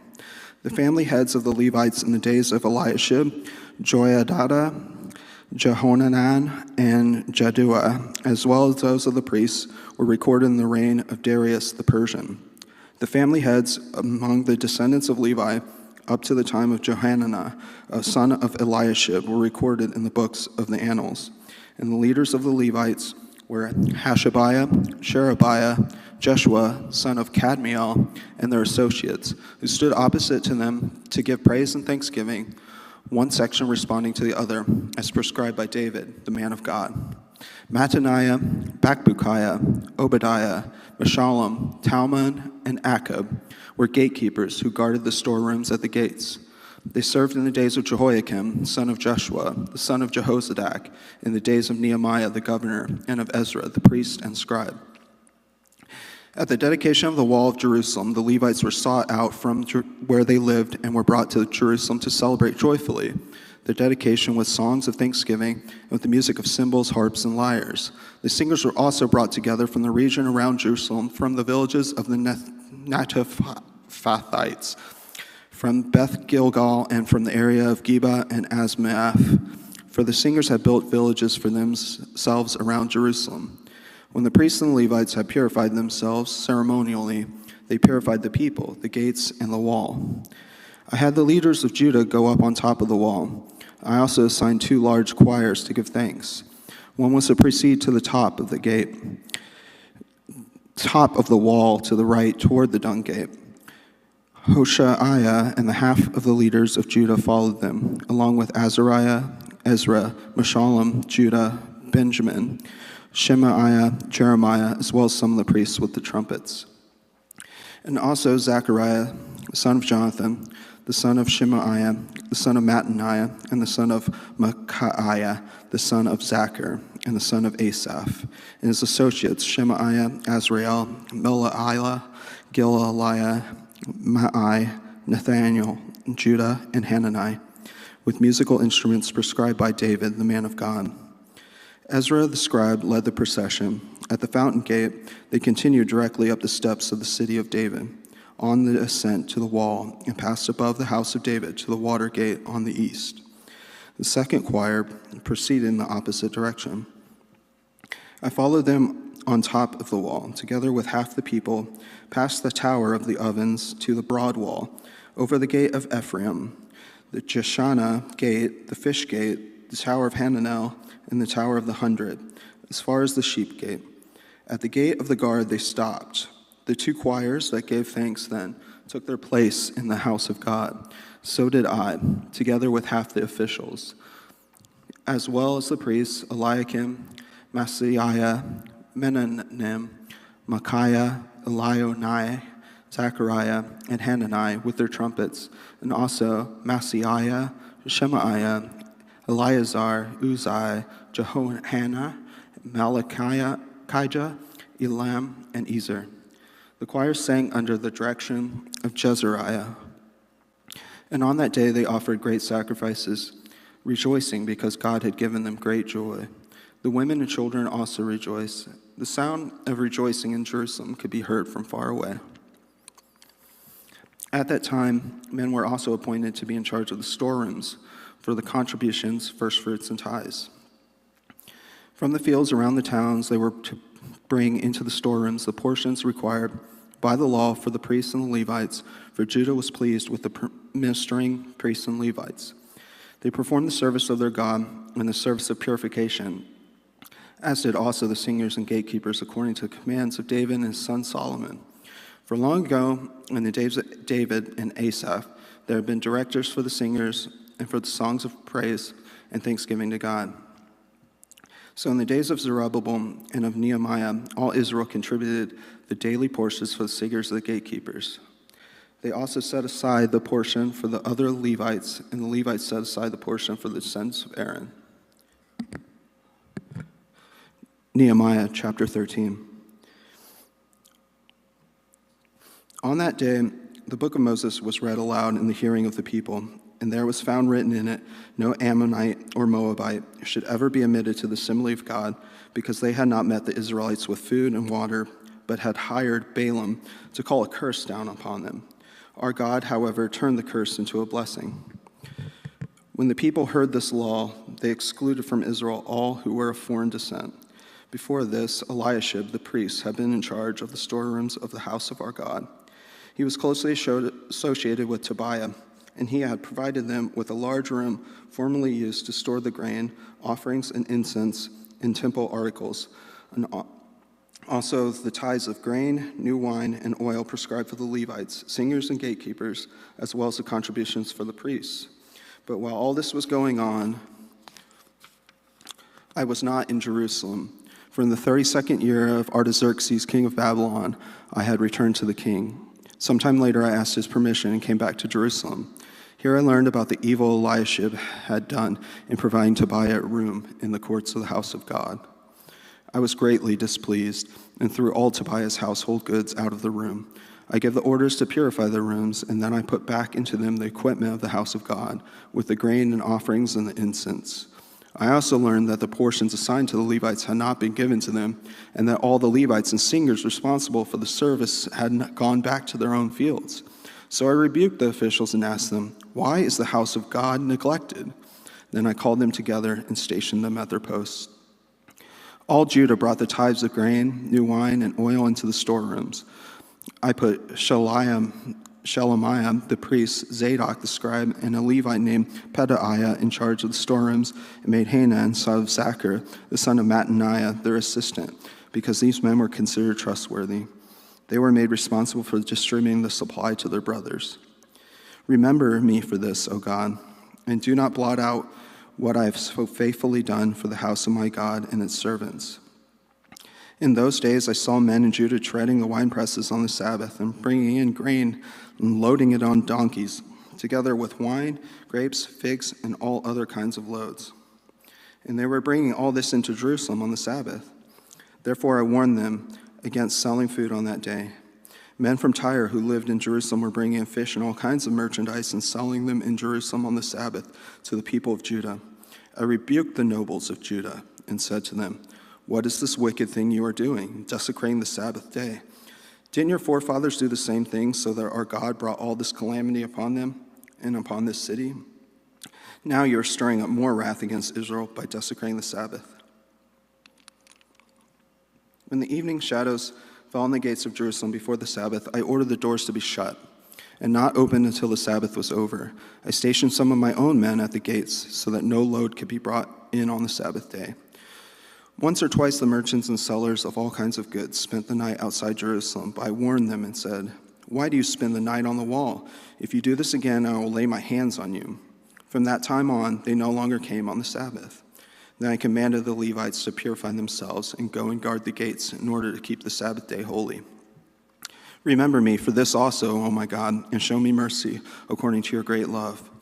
Moreover, in those days I saw men of Judah who had married women from Ashdod, Ammon, and Moab. Half of their children spoke the language of Ashdod, or the language of the other peoples, and did not know how to speak the language of Judah. I rebuked them and called curses down on them. I beat some of the men and pulled out their hair. I made them take an oath in God's name and said, "You are not to give your daughters in marriage to their sons, nor are you to take their daughters in marriage for your sons or for yourselves." Was it not because of marriages like these that Solomon, the king of Israel, sinned? Among the many nations there was no king like him. He was loved by his God, and God made him king over all Israel. But even he was led into sin by foreign women. Must we hear now that you are doing all this terrible wickedness and are being unfaithful to our God by marrying foreign women? One of the sons of Joiada, the son of Eliashib, and the high priest, was son-in-law to Sanballat the Horonite, and I drove him away from me. Remember them, O my God, because they defiled the priestly office, and of the covenant of the priesthood and of the Levites. So I purified the priests and Levites of everything foreign, and assigned them duties, each to his own task. And I also made provisions for the contributions of wood at designated times and for the first fruits. Remember me with favor, O my God. The book of Esther, chapter 1. This is what happened during the time of Xerxes. The Xerxes who ruled over 127 provinces stretching from India to Cush. At that time, King Xerxes reigned from his royal throne in the citadel of Susa. In the 3rd year of his reign, he gave a banquet for all his nobles and officials. The military leaders of Persia and Media, the princes and the nobles of the provinces were present. For a full 180 days, he displayed the vast wealth of his kingdom and the splendor and glory of his majesty. When these days were over, the king gave a banquet, lasting 7 days, in the closed garden of the king's palace, for all the people from least to the greatest who were in the citadel of Susa. The garden had hangings of white and blue linen, fastened with cords of white linen and purple material to silver rings on marble pillars. There were couches of gold and silver on a mosaic pavement of porphyry, marble, mother of pearl, and other costly stones.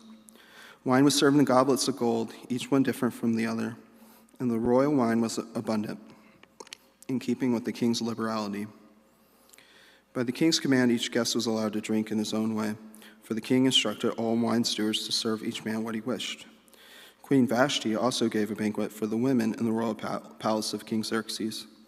On the 7th day, when King Xerxes was in high spirits from wine, he commanded the 7 eunuchs who served him, Mehuman, Bestha, Harbona, Bigtha, Abigath, Zethar, and Carcass, to bring him before Queen Vashti, wearing her royal crown, in order to display her beauty to the people and nobles, for she was lovely to look at.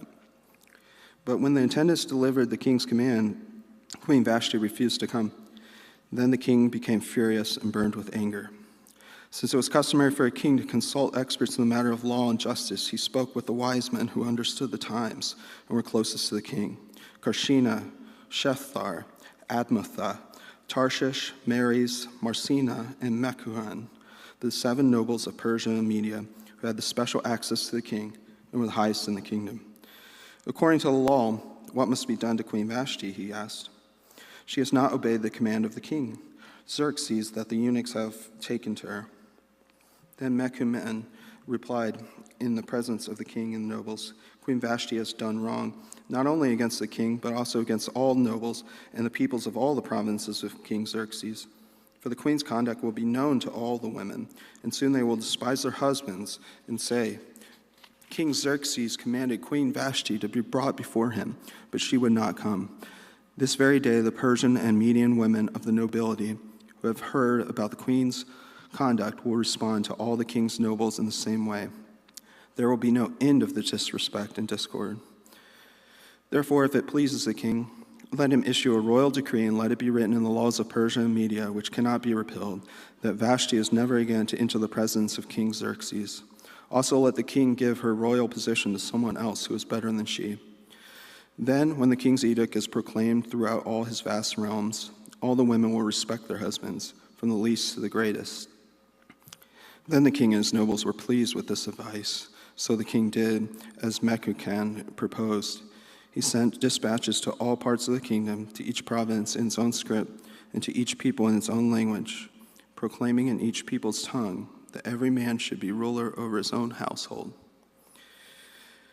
Later, when the anger of King Xerxes, Esther chapter 2. Later, when the anger of King Xerxes had subsided, he remembered that Vashti and what she had done and what had been decreed about her. Then the king's personal attendants proposed, "Let a search be made for beautiful young virgins for the king.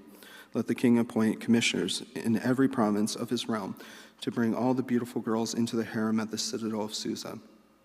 Let them be placed under the care of Haggai, the king's eunuch, who is in charge of the women, and let beauty treatments be given to them. Then let the girl who pleases the king be queen instead of Vashti." This advice appealed to the king, and he followed it. Now there were in the citadel of Susa a Jew of the tribe of Benjamin named Mordecai, the son of Jair, the son of Shimei, the son of Kish, who had been carried into exile from Jerusalem by Nebuchadnezzar, king of Babylon, among those who taken captive with Jehoiachin, the king of Judah. Mordecai had a cousin named Hadassah, whom he had brought up because he had neither father nor mother. This girl, who was also known as Esther, was lovely in form and features, and Mordecai had taken her as his own daughter when her father and mother died. When the king's order and edict had been proclaimed, many girls were brought to the citadel of Susa and put under the care of Haggai. Esther, who also was taken to the king's palace and entrusted to Haggai, who had charge of the harem. The girl pleased him and won his favor. Immediately he provided her with her beauty treatments and special food. He assigned her to 7 maids selected from the king's palace and moved her and her maids into the best place in the harem. Esther had not revealed her nationality and family background because Mordecai had forbidden her to do so. Every day he walked back and forth near the courtyard of the harem to find out how Esther was and what was happening to her.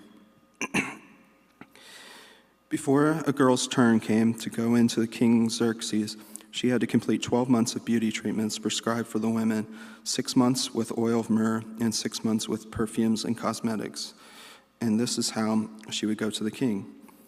Anything she wanted was given to her to take with her from the harem to the king's palace. In the evening, she would go there, and in the morning return to another part of the harem, to the care of Shaashgaz, the king's eunuch, who was in charge of the concubines. She would not return to the king unless he was pleased with her and summoned her by name. When the turn came for Esther, the girl Mordecai had adopted, the daughter of his uncle Abihail, to go to the king, he asked for nothing other than what Haggai, the king's eunuch, who was in charge of the harem, suggested. And Esther won the favor of everyone who saw her. She was taken to King Xerxes in the royal residence in the 10th month, in the month of Tebeth, in the 7th year of his reign. Now the king was attracted to Esther more than any of the other women, and she won his favor and approval more than any of the other virgins. So he sent a royal crown on her head and made her queen instead of Vashti. And the king gave a great banquet, Esther's banquet, for all his nobles and officials. He proclaimed a holiday throughout the provinces and distributed gifts with royal liberality. When the virgins were assembled a second time, Mordecai was sitting at the king's gate, but Esther had kept secret her family background and nationality, just as Mordecai had told her to do, for she continued to follow Mordecai's instructions, as she had done when he was bringing her up. During the time Mordecai was sitting at the king's gate, Bigthana and Teresh, 2 of the king's officers who guarded the doorway, became angry and conspired to assassinate King Xerxes. But Mordecai found out about the plot and told Queen Esther, who in turn reported it to the king, giving credit to Mordecai. And when the report was investigated and found to be true, the 2 officials were hanged on the gallows. All this was recorded in the book of the annals in the presence of the king.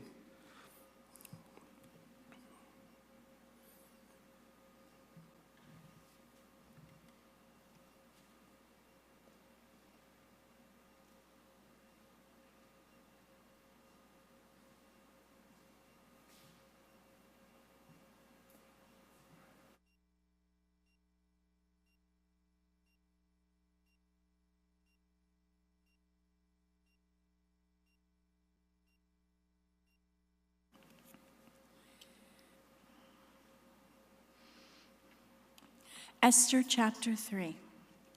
The word of the Lord. After these events, King Xerxes honored Haman, son of Hammedatha, the Agagite, elevating him and giving him a seat of honor higher than that of all the other nobles. All the royal officials at the king's gate knelt down and paid honor to Haman, for the king had commanded this concerning him. But Mordecai would not kneel down or pay him honor. Then the royal officials at the king's gate asked Mordecai, "Why do you disobey the king's command?" Day after day they spoke to him, but he refused to comply. Therefore they told Haman about it to see whether Mordecai's behavior would be tolerated, for he had told them he was a Jew. When Haman saw that Mordecai would not kneel down or pay him honor, he was enraged. Yet having learned who Mordecai's people were, he scorned the idea of killing only Mordecai. Instead, Haman looked for a way to destroy all Mordecai's people, the Jews, throughout the whole kingdom of Xerxes. In the 12th year of King Xerxes, in the first month of the month of Nisan, they cast the pur, that is, the lot, in the presence of Haman to select a day and month, and the lot fell on the 12th month, the month of Adar. Then Haman said to King Xerxes, "There is a certain people dispersed and scattered among the peoples in all the provinces of your kingdom, whose customs are different from those of all other people, and who do not obey the king's laws. It is not in the king's best interest to tolerate them. If it please the king, let a decree be issued to destroy them, and I will put 10,000 talents of silver into the royal treasury for the men who carry out this business." So the king took his signet ring from his finger and gave it to Haman, son of Hammedatha the Agagite, the enemy of the Jews. "Keep the money," the king said to Haman, "and do with the people as you please." Then, on the 13th day of the first month, the royal secretaries were summoned. They wrote out the script of each province and in the language of each people all Haman's orders to the kings, satraps, the governors of the various provinces, and the nobles of the various peoples. These were written in the name of King Xerxes himself and sealed with his own ring. Dispatches were sent by couriers to all the king's provinces with the order to destroy, kill, and annihilate all the Jews, young and old, women and little children on a single day, the 13th day of the 12th month, the month of Adar, and to plunder their goods. A copy of the text of the edict was to be issued as law in every province and made known to the people of every nationality, so they would be ready for that day. Spurred on by the king's command, the couriers went out and the edict was issued in the citadel of Susa. The king and Haman sat down to a drink, but the city of Susa was bewildered. Chapter 4. When Mordecai learned of all that had been done, he tore his clothes, put on sackcloth and ashes, and went out to the city wailing loudly and bitterly. But he went only as far as the king's gate, because no one clothed in sackcloth was allowed to enter it. In every province to which the edict and order of the king came, there was great mourning among the Jews. With fasting, weeping, and wailing, many lay in sackcloth and ashes. When Esther's maids and eunuchs came and told her about Mordecai, she was in great distress. She sent clothes for him to put on instead of his sackcloth, but he would not accept them. Then Esther summoned Hathach, one of the king's eunuchs, assigned to her, and ordered him to find out what was troubling Mordecai and why. So Hathach went out to Mordecai in the open square of the city in front of the king's gate. Mordecai told him everything that had happened to him, including the exact amount of money Haman had promised to pay into the royal treasury for the destruction of the Jews. He also gave him a copy of the text of the edict for their annihilation, which had been published in Susa to show to Esther and explain it to her. He told her, continuing in chapter 4, him to urge her to go into the king's presence to beg for mercy and plead with him for her people. Hathach went back and reported to Esther what Mordecai had said. Then she instructed him to say to Mordecai, "All the king's officials and the people of the royal provinces know that for any man or woman who approaches the king in the inner court without being summoned, the king has but one law, that he be put to death. The only exception to this is for the king to extend the golden scepter to him and spare his life. But 30 days have passed since I was called to go to the king." When Esther's words were reported to Mordecai, he sent back this answer: "Do not think that because you are in the king's house, you alone of all the Jews will escape. For if you remain silent at this time, relief and deliverance for the Jews will arise from another place. But you and your father's family will perish. And who knows but that you have come to a royal position for such a time as this?" Then Esther sent this reply to Mordecai: "Go, gather together all the Jews who are in Susa and fast for me. Do not eat or drink for 3 days, night or day. I and my maids will fast as you do. When this is done, I will go to the king, even though it is against the law. And if I perish, I perish." So Mordecai went away and carried out all of Esther's instructions. Chapter 5. On the third day, Esther put on her royal robes and stood in the inner court of the palace in front of the king's hall. The king was sitting on his royal throne in the hall, facing the entrance. When he saw Queen Esther standing in the court, he was pleased with her and held out to her the golden scepter that was in his hand. So Esther approached and touched the tip of the scepter. Then the king asked, "What is it, Queen Esther? What is your request? Even up to half the kingdom it will be given to you." "If it pleases the king," replied Esther, "let the king together with Haman come today to a banquet I have prepared for him." "Bring Haman at once," the king said, "so that we may do what Esther asks." So the king and Haman went to the banquet that Esther had prepared. As they were drinking wine, the king again asked Esther, "Now what is your petition?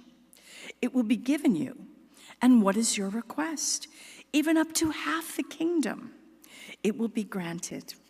Esther replied, "My petition and my request is this: if the king regards me with favor, and if it pleases the king to grant my petition and fulfill my request, let the king and Haman come tomorrow to the banquet.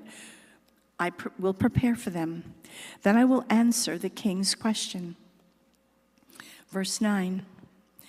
Haman went out that day happy and in high spirits. And when he saw Mordecai at the king's gate and observed that he neither rose nor showed fear in his presence, he was filled with rage against Mordecai. Nevertheless, Haman restrained himself and went home. Calling together his friends and Zeresh, his wife, Haman boasted to them about his vast wealth, his many sons, and all the ways the king had honored him, and how he had elevated him above the other nobles and officials. "And that's not all," Haman added. "I'm the only person Queen Esther invited to accompany the king to a banquet she gave, and she has invited me along with the king tomorrow. But all this gives me no satisfaction as long as I see that Jew Mordecai sitting at the king's gate." His wife Zeresh and all his friends said to him, "Have a gallows built 75 feet high and ask the king in the morning to have Mordecai hanged on it. Then go with the king to dinner and be happy." This suggestion delighted Haman, and he had the gallows built. Chapter 6. That night the king could not sleep, so he ordered the book of the Chronicles, the record of his reign, to be brought in and read to him. It was found recorded there that Mordecai had exposed Bigthana and Teresh, two of the king's officers who guarded the doorway, who had conspired to assassinate King Xerxes. "What honor and recognition has Mordecai received for this?" the king asked. "Nothing has been done for him," his attendants answered. The king said, "Who is in the court?" Now Haman had just entered the outer court of the palace to speak to the king about hanging Mordecai on the gallows he had erected for him. His attendants answered, "Haman is standing in the court." "Bring him in," the king ordered. When Haman entered, the king asked him, "What should be done for the man the king delights to honor?" Now Haman thought to himself, "Who is there that the king would rather honor than me?" So he answered the king, "For the man the king delights to honor, have them bring a royal robe the king has worn, and a horse the king has ridden, one with a royal crest placed on its head. Then let the robe and the horse be entrusted to one of the king's most noble princes. Let them robe the man the king delights to honor and lead him on the horse through the city streets, proclaiming before him, 'This is what is done for the man the king delights to honor.'" "Go at once," the king commanded Haman. "Get the robe and the horse and do just as you have suggested for Mordecai, the Jew who sits at the king's gate. Do not neglect anything you have recommended." So Haman got the robe and the horse. He robed Mordecai and led him on the horseback through the city streets, proclaiming before him, "This is what is done for the man the king delights to honor."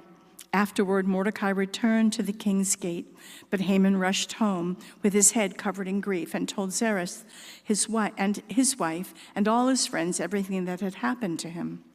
His advisors and his wife, Zeresh, said to him, "Since Mordecai, before whom your downfall has started, is of Jewish origin, you cannot stand against him.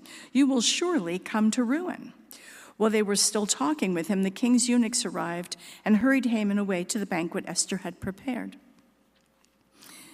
Chapter 7. So the king and Haman went to dine with Queen Esther.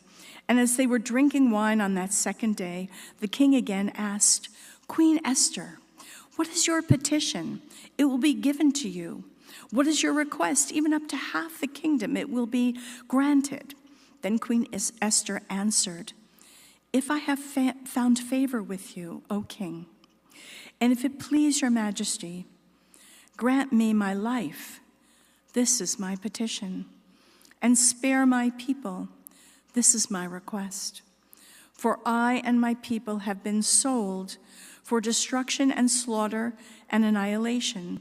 If we had merely been sold as male and female slaves, I would have kept quiet, because no such distress would justify disturbing the king." King Xerxes asked Queen Esther, "Who is he? Where is the man who has dared to do such a thing?" Esther said, "The adversary and enemy is this vile Haman."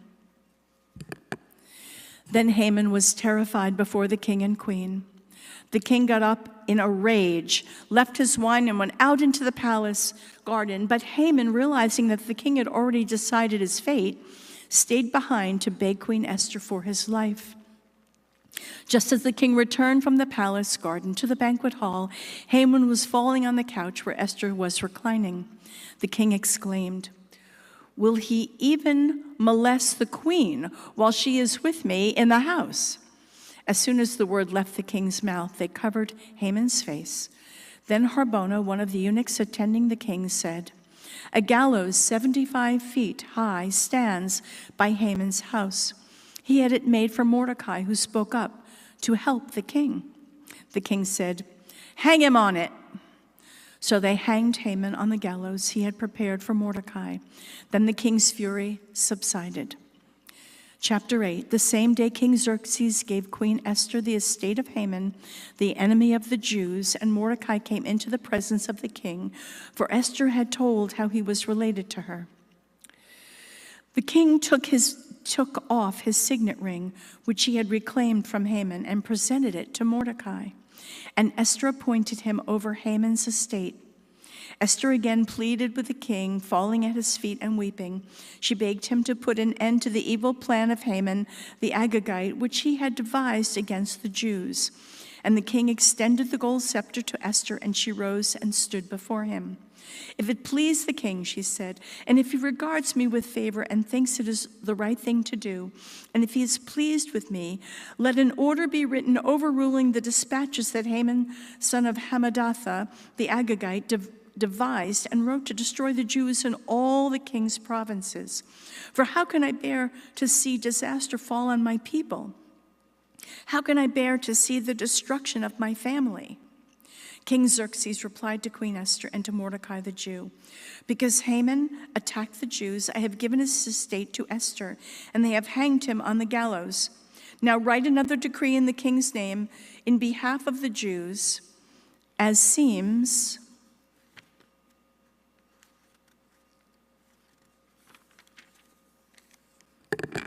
best to you, and seal it with the king's signet ring, for no document written in the king's name and sealed with his ring can be revoked. At once the royal secretaries were summoned. On the 23rd day of the 3rd month, the month of Sivan, they wrote out all Mordecai's orders to the Jews and to the satraps, governors and nobles of the 127 provinces, stretching from India to Cush. These orders were written in the script of each province and the language of each people, and also to the Jews in their own script and language. Mordecai wrote in the name of King Xerxes, sealed the dispatches with the king's signet ring, and sent them by mounted couriers who rode fast horses especially bred for the king.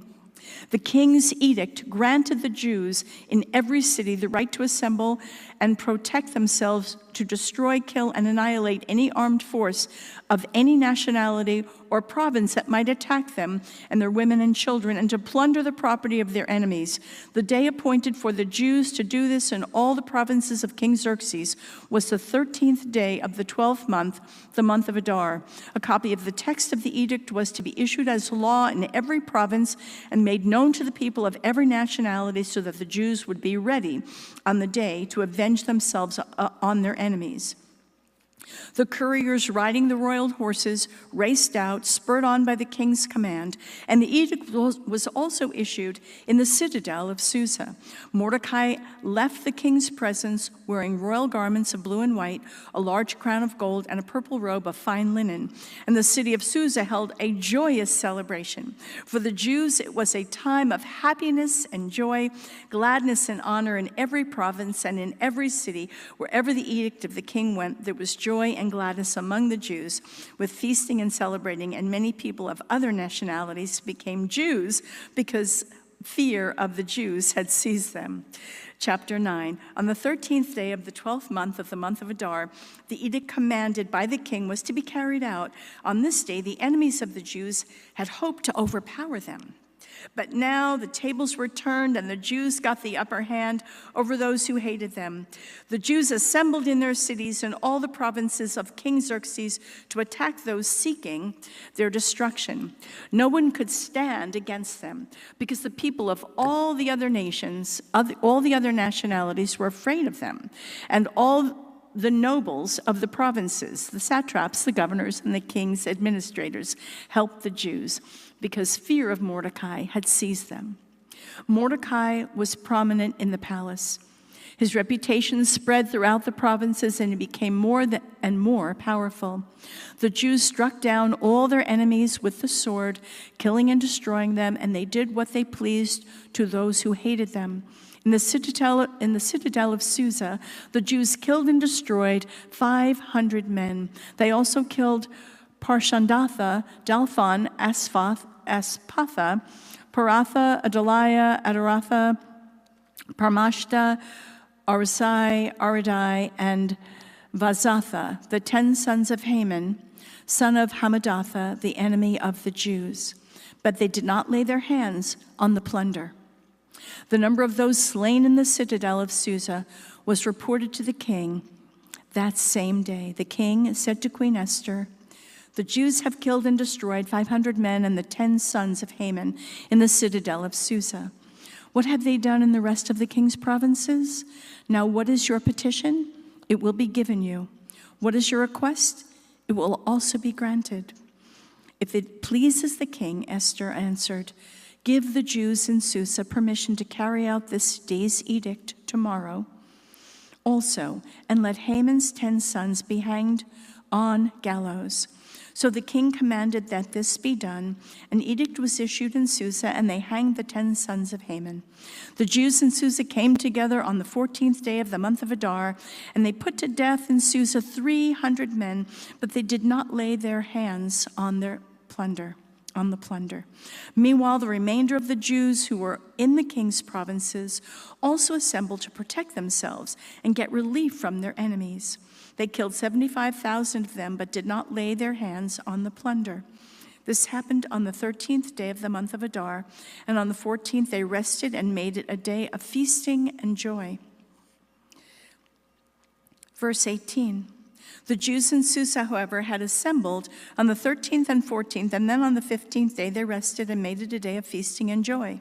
That is why rural Jews, those living in villages, observe the 14th of the month of Adar as a day of joy and feasting, a day for giving presents to each other. Mordecai recorded these events, and he sent letters to all the Jews throughout the provinces to King Xerxes, near and far, to have them celebrate annually the 14th and 15th days of the month of Adar, the time when the Jews got relief from their enemies, and as the month when their sorrow was turned into joy and their mourning into a day of celebration. He wrote them to observe the days as days of feasting and joy and giving presents of food to one another and gifts to the poor. So the Jews agreed to continue the celebration they had begun, doing what Mordecai had written to them. For Haman, son of Hammedatha, the Agagite, the enemy of all the Jews, had plotted against the Jews to destroy them and had cast the poor, that is, the lot, for their ruin and destruction. But when the plot came to the king's attention, he issued written orders that the evil scheme Haman had devised against Jews should come back onto his own head, and that he and his son should be hanged on the gallows. Therefore, these days were called Purim, from the word pur, because of everything written in this letter and because of what they had seen and what had happened to them. The Jews took it upon themselves to establish the custom that they and their descendants and all who join them should without fail observe these 2 days every year in the way prescribed and at the time appointed. These days should be remembered and observed in every generation by every family and in every province and in every city. And these days of Purim should never cease to be celebrated by the Jews, nor should the memory of them die out among their descendants. So Queen Esther, daughter of Abilah, along with Mordecai the Jew, wrote with full authority to confirm the second letter concerning Purim. And Mordecai sent letters to all the Jews in the 127 provinces of the kingdom of Xerxes, words of goodwill and assurance to Esther these days of Purim at their designated times, as Mordecai the Jew and Queen Esther had decreed for them, and as they had established for themselves and their descendants in regard to their times of fasting and lamentation. Esther's decree confirmed these regulations about Purim, and it was written down in the records. Chapter 10.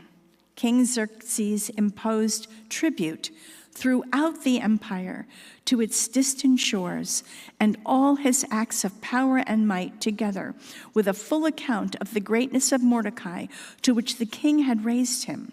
Are they not written in the book of the annals of the kings of Media and Persia? Mordecai the Jew was second in rank to King Xerxes, preeminent among the Jews and held in high esteem by the many fellow Jews because he worked for the good of his people and spoke up for the welfare of all the Jews. The word of the Lord.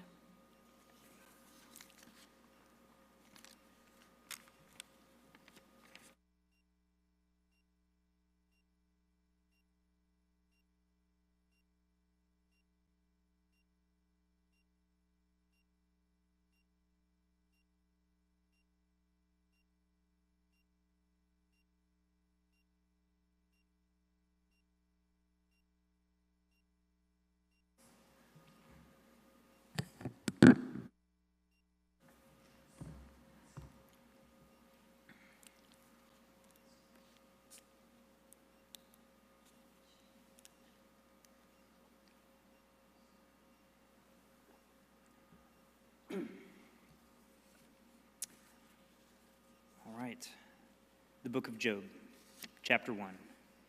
In the land of Uz there lived a man whose name was Job. This man was blameless and upright. He feared God and shunned evil. He had 7 sons and 3 daughters, and he owned 7,000 sheep, 3,000 camels, 500 yoke of oxen, and 500 donkeys, and had a large number of servants. He was the greatest man among all the people of the East. His sons used to take turns holding feasts in their homes, and they would invite their 3 sisters to eat and drink with them. When a period of feasting had run its course, Job would send and have them purified.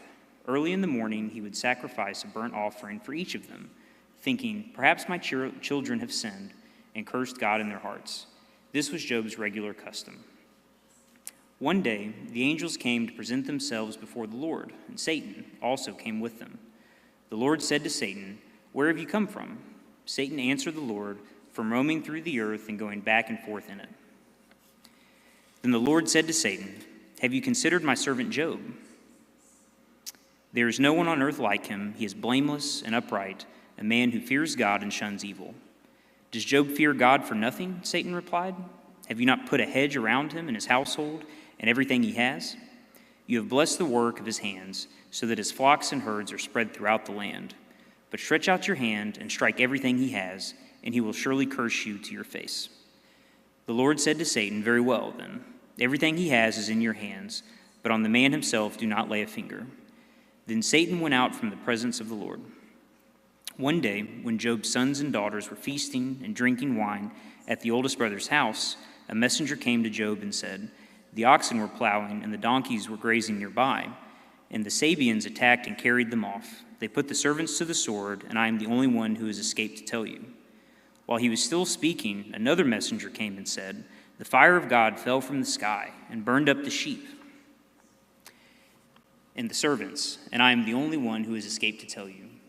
While he was still speaking, another messenger came and said, "The Chaldeans formed 3 raiding parties, swept down on your camels and carried them off. They put the servants to the sword, and I am the only one who has escaped to tell you." While he was still speaking, yet another messenger came and said, "Your sons and daughters were feasting and drinking wine at the eldest brother's house, when suddenly a mighty wind swept in from the desert and struck the 4 corners of the house. It collapsed on them, and they are dead, and I am the only one who has escaped to tell you." At this, Job got up and tore his robe and shaved his head, and then he fell to the ground in worship and said, "Naked I came from my mother's womb, and naked I shall depart. The Lord gave, and the Lord has taken away. May the name of the Lord be praised." And all this, Job did not sin by charging God with wrongdoing. Chapter 2. On another day, the angels came to present themselves before the Lord, and Satan also came with them to present himself before him. And the Lord said to Satan, "Where have you come from?" Satan answered the Lord, "From roaming through the earth and going back and forth in it." Then the Lord said to Satan, "Have you considered my servant Job? There is no one on earth like him. He is blameless and upright, a man who fears God and shuns evil. And he still maintains his integrity, though you incited me against him to ruin him without any reason." "Skin for skin," Satan replied. "A man will give all he has for his own life, but stretch out your hand and strike his flesh and bones, and he will surely curse you to your face." The Lord said to Satan, "Very well then, he is in your hands, but you must spare his life." Satan went out from the presence of the Lord and afflicted Job with painful sores, from the soles of his feet to the top of his head. Then Job took a piece of broken pottery and scraped himself with it as he sat among the ashes. His wife said to him, "Are you still holding on to your integrity? Curse God and die." He replied, "You are talking like a foolish woman. Shall we accept good from God and not trouble?" In all this, Job did not sin in what he said. When Job's 3 friends, Eliphaz the Temanite, Bildad the Shunammite, and Zophar the Naamathite, heard about all the troubles that had come from him, they set out from their homes and met together by agreement to go and sympathize with him and comfort him. When they saw him from a distance, they could hardly recognize him. They began to weep aloud, and they tore their robes and sprinkled dust on their heads. Then they sat on the ground with him for 7 days and 7 nights. No one said a word to him because they saw how great his suffering was. Job chapter 3. After this, Job opened his mouth and cursed the day of his birth. He said, "May the day of my birth perish." And the night it was said, "A boy is born." That day may it turn to darkness. May God above not care about it. May no light shine upon it. May darkness and deep shadow claim it once more. May a cloud settle over it. May blackness overwhelm its light. That night may thick darkness seize it. May it not be included among the days of the year, nor be entered in any of the months. May that night be barren. May no shout of joy be heard in it. May those who curse days curse that day, for those who are ready to rouse Leviathan. May its morning stars become dark. May it wait for daylight in vain and not see the first rays of dawn. For it did not shut the doors of the womb on me to hide trouble from my eyes. Why did I not perish at birth and die as I came from the womb? Why were there knees to receive me?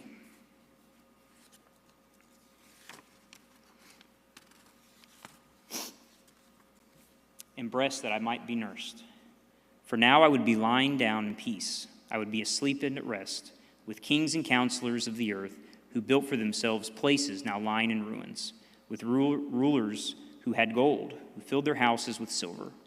Or why was I not hidden in the ground like a stillborn child, like an infant who never saw the light of day? There the wicked ceased from turmoil, and there the weary are at rest. Captives also enjoy their ease, for they no longer hear the slave driver shout. The small and the great are there, and the slave is freed from his master. Why is light given to those in misery, and life to the bitter of soul? To those who long for death that does not come, who search for it more than for hidden treasure, who are filled with gladness and rejoice when they reach the grave. Why is life given to man whose way is hidden, whom God has hedged in? For sign comes to me instead of food. My groans pour out like water. What I feared has come upon me. What I dreaded has happened to me. I have no peace, no quietness. I have no rest, but only turmoil. Job chapter 4. Then Eliphaz the Temanite replied, If someone ventures a word with you, will you be impatient? But who can keep from speaking? Think how you have instructed many, how you have strengthened feeble hands. Your words have supported those who stumbled. You have strengthened faltering knees. But now trouble comes to you, and you are discouraged. It strikes you, and you are dismayed. Should not your piety be your confidence, and your blameless ways your hope? Consider now, who being innocent has ever perished? Were you the upright? Where were the upright ever destroyed? As I have observed, those who plow evil and those who sow trouble reap it. At the breath of God they are destroyed. At the blast of his anger they perish.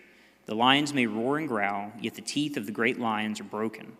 The lion perishes for lack of prey, and the cubs of the lioness are scattered. A word was secretly brought to me, my ears caught a whisper of it. Amid disquieting dreams in the night, when the deep sleep falls on men, fear and trembling seized me and made all my bones shake. A spirit glided past my face, and the hair on my body stood on end. It stopped, but I could not tell what it was. A form stood before my eyes, and I heard a hushed voice. Can a mortal be more righteous than God? Can a man be more pure than his Maker? If God places no trust in his servants, if he charges his angels with error, how much more those who live in houses of clay, whose foundations are in dust, who are crushed more readily than a moth? Between dawn and dusk they are broken to pieces, unnoticed. They perish forever. Are not the cords of their tent pulled up so that they die without wisdom? Job chapter 5. Call if you will, but who will answer you? To which the holy ones will you turn? Resentment kills a fool, and envy slays the simple. I myself have seen a fool taking root, but suddenly his house was cursed. His children are far from safety, crushed in court without a defender. The hungry consume his harvest, taking it even from among thorns.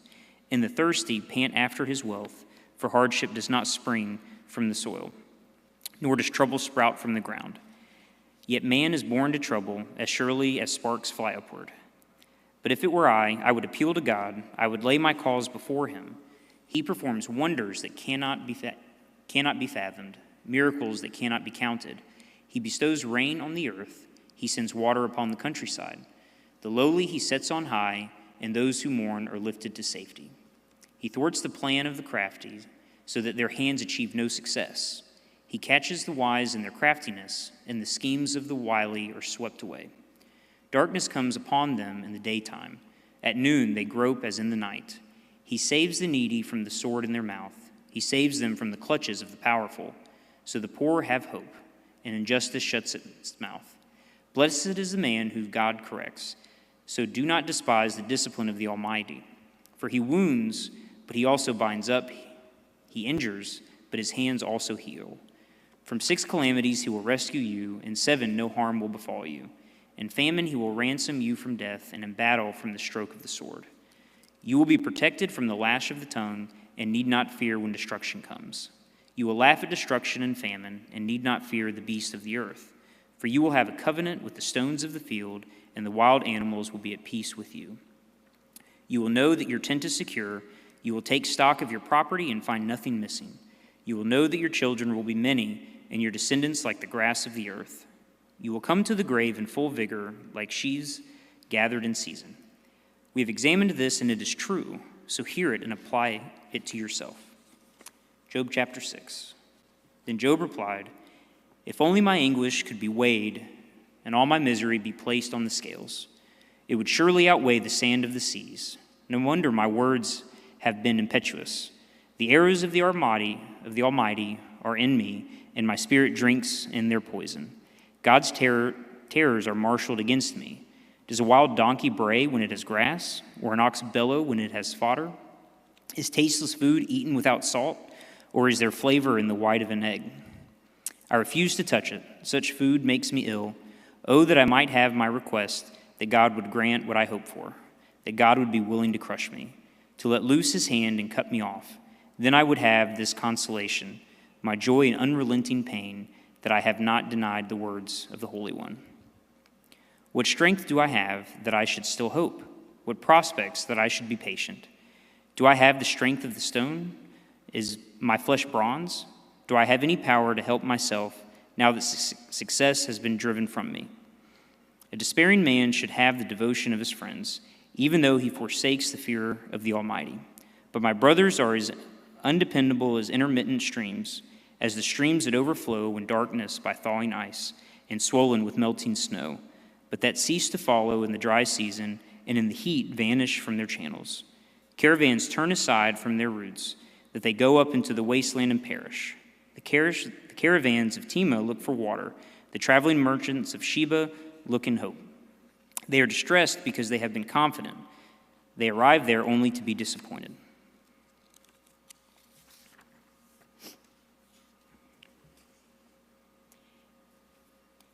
Now you too have proved to be of no help. You see something dreadful and are afraid. Have I ever said, "Give something on my behalf"? Pay a ransom for me from your wealth. Deliver me from the hand of the enemy.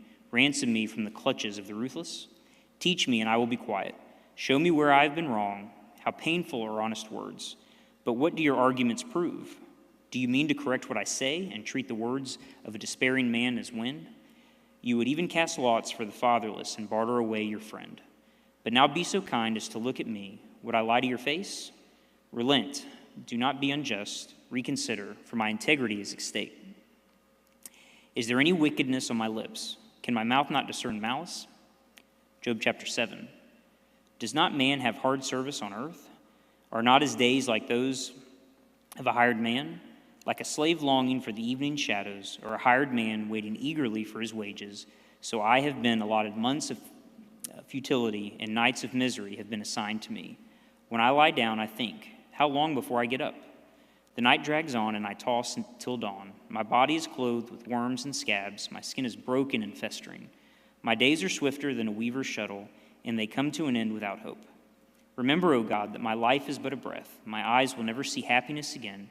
The eye that now sees me will see me no longer.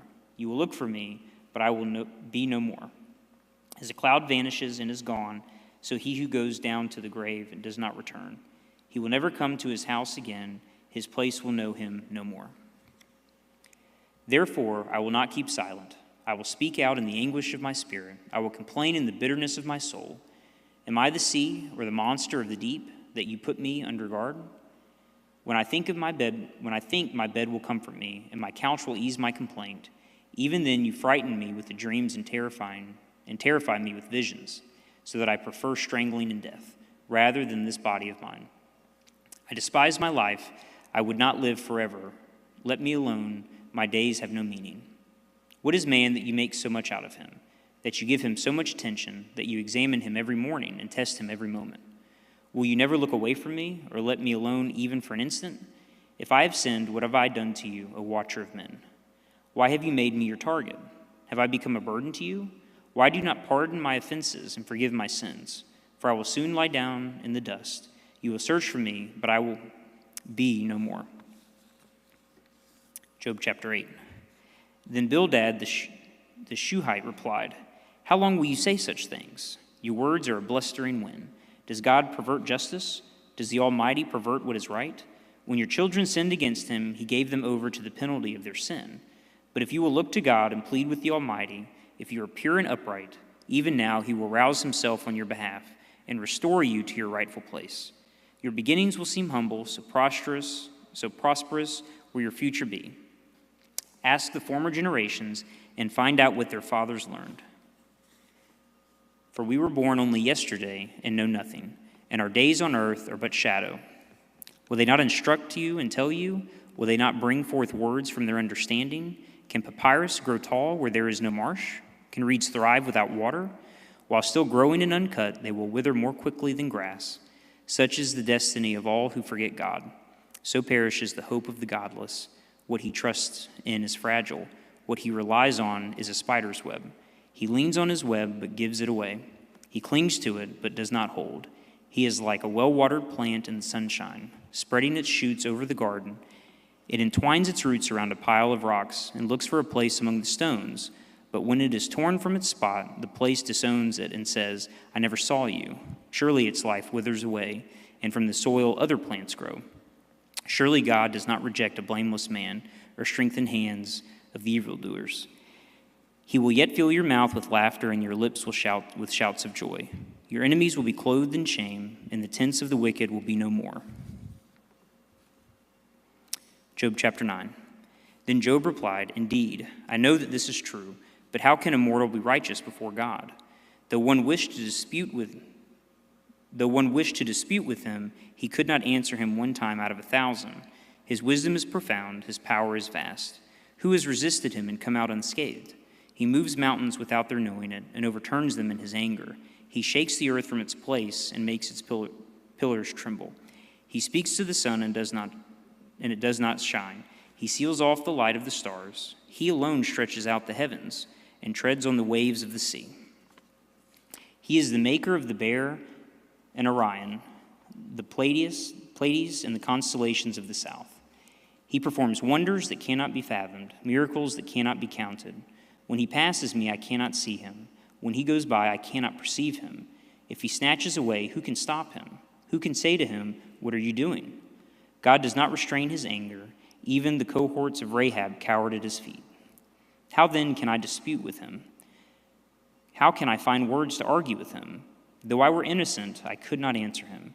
I could only plead with my judge for mercy. Even if I summoned him and he responded, I do not believe he would give me a hearing. He would crush me with a storm and multiply my wounds for no reason. He would not let me regain my breath, but would overwhelm me with misery. If it is a matter of strength, he is mighty. And if it is a matter of justice, who will summon him? Even if I were innocent, my mouth would condemn me. If I were blameless, it would pronounce me guilty. Although I am blameless, I have no concern for myself. I despise my own life. It is all the same. That is why I say he destroys both the blameless and the wicked. When a scourge brings sudden death, he mocks the despair of the innocent.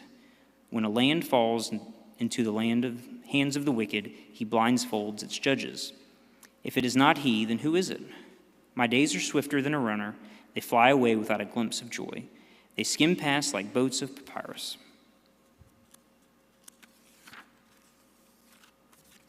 Like eagles swooping down on their prey. If I say, I will forget my complaint, I will change my expression and smile, I am still dread all my sufferings, for I know you will not hold me innocent. Since I am already found guilty, why should I struggle in vain? Even if I wash myself with soap and my hands with washing soda, you would plunge me into a slime pit so that even my clothes would detest me. He is not a man like me that I might answer him, that we might confront each other in court. If only there were someone to arbitrate between us, to lay his hand upon us both, someone to remove God's rod from me, so that his terror would frighten me no more. Then I would speak up without fear of him. But as it stands with me, I cannot.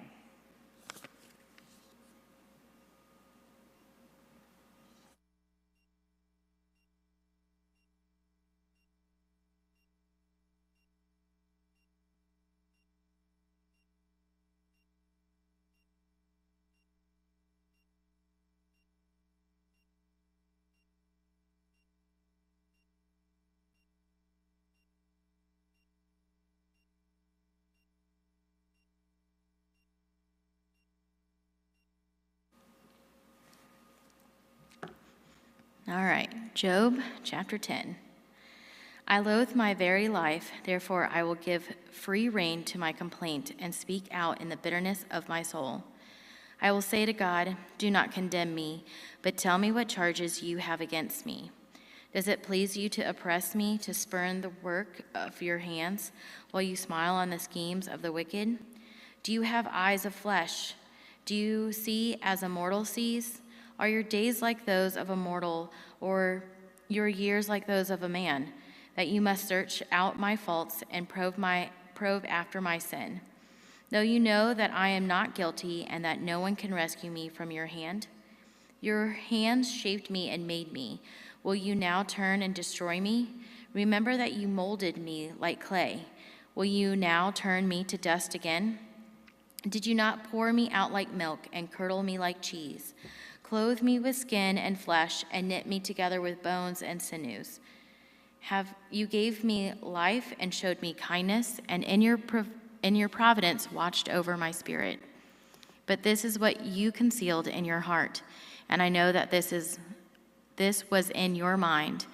If I sinned, you would be watching me and would not let my offense go unpunished. If I am guilty, woe to me. Even if I am innocent, I cannot lift my head, for I am full of shame and drowned in my affliction. If I hold my head high, you stalk me like a lion and again display your awesome power against me. You bring new witnesses against me and increase your anger toward me. Your forces come against me wave upon wave. Why then did you bring me out of the womb? I wish I had died before any eye saw me. If only I had never come into being or had been carried straight from the womb to the grave. Are not my few days almost over? Turn away from me so I can have a moment's joy before I go to the place of no return, to the land of gloom and deep shadow, to the land of deepest night, of deep shadow and disorder, where even the light is like darkness. Then Zophar the Naamathite replied, are all these words to go unanswered? Is this talker to be vindicated? Will your idle talk reduce men to silence? Will no one rebuke you when you mock? You say to God, my beliefs are flawless and I am pure in your sight. Oh, how I wish that God would speak, that he would open his lips against you and disclose to you the secrets of wisdom, for true wisdom has two sides. Know this, God has even forgotten some of your sin. Can you fathom the mysteries of God? Can you probe the limits of the Almighty? They are higher than the heavens. What can you do? They are deeper than the depths of the grave. What can you know? Their measure is longer than the earth and wider than the sea. If he comes along and confines you in the prison and convenes a court, who can oppose him? Surely he recognizes deceitful men, and when he sees evil, does he not take note? But a wistless man can no more become wise than a wild donkey's colt can be born a man. Yet if you devote your heart to him and stretch out your hands to him, if you put away the sin that is in your hand and allow no evil to dwell in your tent, then you will lift up your face without shame. You will stand firm and without fear. You will surely forget your trouble, recalling it only as waters gone by.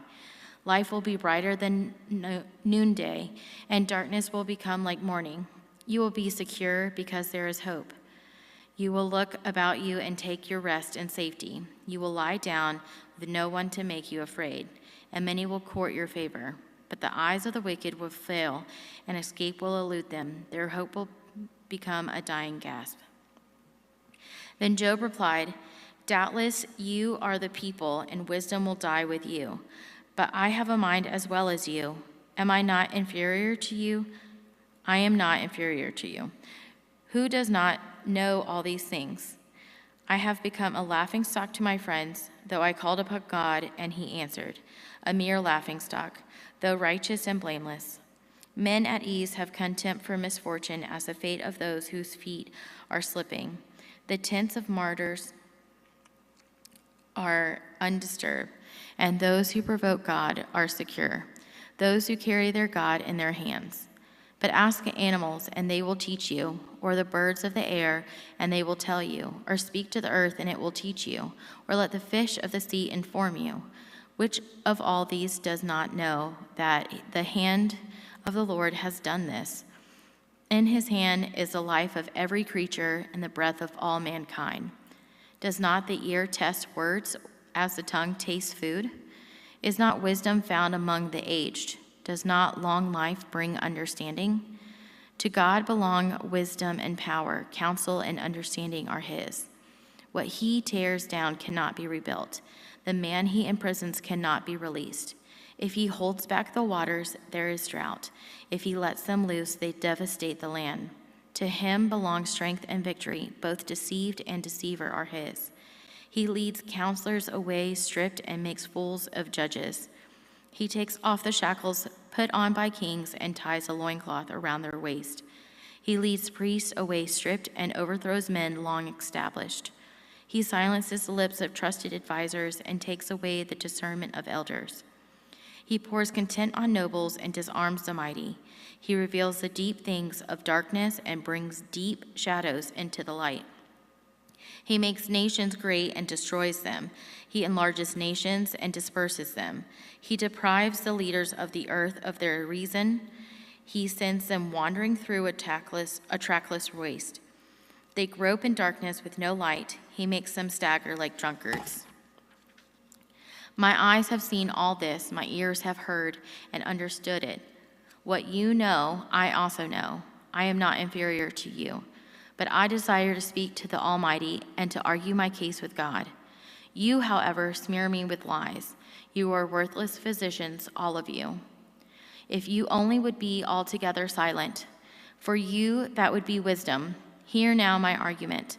Listen to the plea of my lips. Will you speak wickedly on God's behalf? Will you speak deceitfully for him? Will you show him partiality? Will you argue the case for God? Would it turn out well if he examined you? Could you deceive him as you might deceive men? He would surely rebuke you if you secretly showed partiality. Would not his splendor terrify you? Would not the dread of him fall on you? Your maxims are proverbs of ashes. Your defenses are defenses of clay. Keep silent and let me speak. Then let come to me what may. Why do I put myself in jeopardy and take my life in my hands? Though he slay me, yet will I hope in him. I will surely defend my ways to his face. Indeed, this will turn out for my deliverance, for no godless man would dare come before him. Listen carefully to my words. Let your ears take in what I say. Now that I have prepared my case, I know I will be vindicated. Can anyone bring charges against me? If so, I will be silent and die. Only grant me these two things, O God, and then I will not hide from you. Withdraw your hand far from me and stop frightening me with your terrors. Then summon me and I will answer, or let me speak and you reply. How many wrongs and sins have I committed? Show me my offense and my sin. Why do you hide your face and consider me your enemy? Will you torment a wind-blown leaf? Will you chase after dry chaff? For you write down bitter things against me and make me inherit the sins of my youth. You fasten my feet in shackles. You keep close watch on all my paths by putting marks on the soles of my feet. So man wastes away like something rotten, like a garment eaten by moths. Man born of woman is of few days and full of trouble. He springs up like a flower and withers away. Like a fleeting shadow, he does not endure. Do you fix your eye on such a one? Will you bring him before you for judgment? Who can bring what is pure from the impure? No one. Man's days are determined. You have decreed the number of his months and have set limits he cannot exceed. So look away from him and let him alone, till he has put in his time like a hired man. At least there is hope for a tree. If it is cut down, it will sprout again. Its new shoots will not fail. Its roots may grow old in the ground, and its stump die in the soil. Yet the scent of water it will bud and put forth shoots like a plant. But man dies and is laid low. He breathes his last and is no more. As water disappears from the sea, or a river bed becomes parched and dry, so man lies down and does not rise. Till the heavens are no more, men will not awake or be roused from their sleep. If only you would hide me in the grave and conceal me till your anger has passed. If only you would set me a time and then remember me. If a man dies, will he live again? All the days of my hard service, I will wait for my renewal to come. You will call, and I will answer you. You will long for the creature your hands have made. Surely then you will count my steps, but not keep track of my sin. My offenses will be sealed up in a bag. You will cover over my sin. But a mountain erodes and crumbles, and as a rock is moved from its place, as water wears away stones, and torrents wash away the soil, so you destroy man's hope. You overpower him once for all, and he is gone. You change his countenance and send him away. If his sons are honored, he does not know it. If they are brought low, he does not see it. He feels but the pain of his own body and mourns only for himself. Then Eliphaz the Temanite replied, Would a wise man answer with empty notions or fill his belly with the hot east wind? Would he argue with useless words, with speeches that have no value? But you even undermine piety and hinder devotion to God. Your sin prompts your mouth. You adopt the tongue of the crafty. Your own mouth condemns you, not mine. Your own lips testify against you. Are you the first man ever born? Were you brought forth before the hills? Do you listen in on God's counsel? Do you limit wisdom to yourself? What do you know that we do not know? What insights do you have that we do not have? The gray-haired and the aged are on our side, men even older than your father. Are God's consolations not enough for you, words spoken gently to you? Why has your heart carried you away, and why do your eyes flash, so that you vent your rage against God and pour out such words from your mouth? What is man that he could be pure, or one born of woman that he could be righteous? If God places no trust in his holy ones, even the heavens are not pure in his eyes, how much less man, who is vile and corrupt, who drinks up evil like water? Listen to me, and I will explain to you. Let me tell you what I have seen, what wise men have declared, hiding nothing, received from their fathers, to whom alone the land was given, when no alien passed among them. All his days the wicked man suffers torment, the ruthless through all the years stored up for him. Terrifying sounds fill his ears. When all seems well, marauders attack him. He despairs of escaping the darkness. He is marked for the sword. He wanders about, food for vultures. He knows the day of darkness is at hand. Distress and anguish fill him with terror. They overwhelm him like a king poised to attack, because he shakes his fist at God and vaunts himself against the Almighty, defiantly charging against him with a thick, strong shield. Though his face is covered with fat and his waist bulges with flesh, he will inhabit ruined towns and houses where no one lives, houses crumbling to rubble. He will no longer be rich, and his wealth will not endure, nor will his possessions spread over the land. He will not escape the darkness. A flame will wither his shoots, and the breath of God's mouth will carry him away. Let him not deceive himself by trusting what is worthless, for he will get nothing in return. Before his time he will be paid in full, and his branches will not flourish. He will be like a vine stripped of its unripe grapes, like an olive tree shedding its blossoms.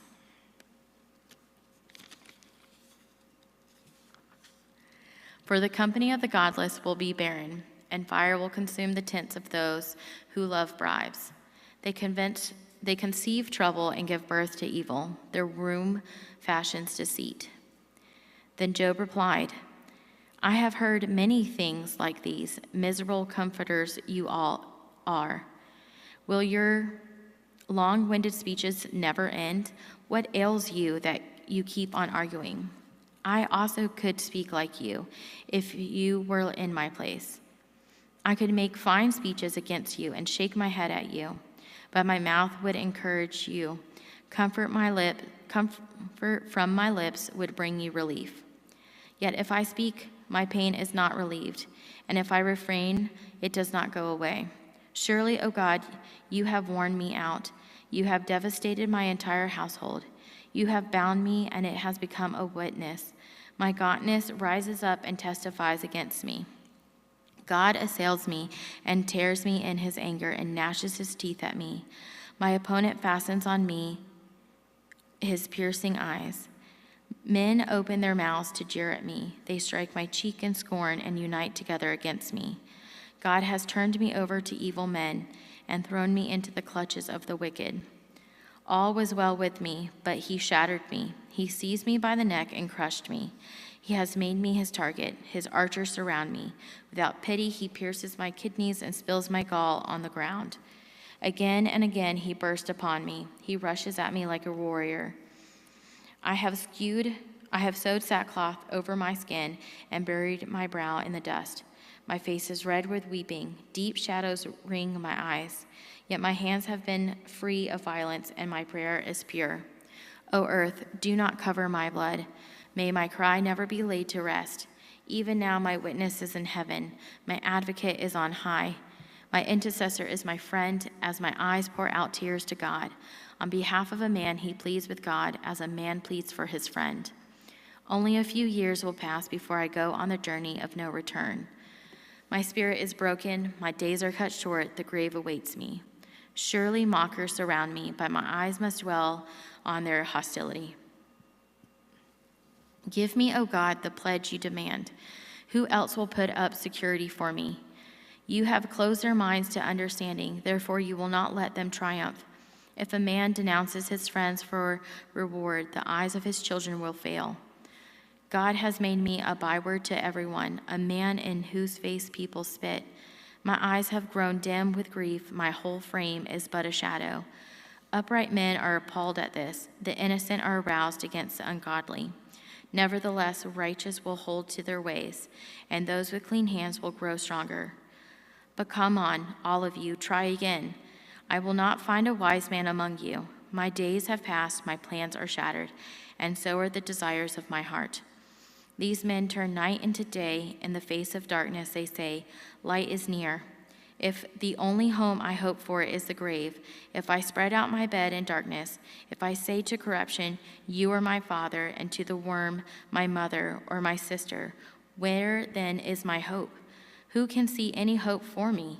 Will it go down the gates of death? Will we descend together into the dust? Then Bildad the Shuhite replied, when will you end these speeches? Be sensible, and then we can talk. Why are we regarded as cattle and considered stupid in your sight? You who tear yourself to pieces in your anger, is the earth to be abandoned for your sake? Or must the rocks be moved from their place? The lamp of the wicked is snuffed out. The flame of his fire stops burning. The light in his tent becomes dark. The lamp beside him goes out. The vigor of his step is weakened. His own schemes throw him down. His feet thrust him into a net, and he wanders into its mesh. A trap seizes him by the heel. A snare holds him fast. A noose is hidden for him on the ground. A trap lies in his path. Terrors startle him on every side and dog his every step. Calamity is hungry for him.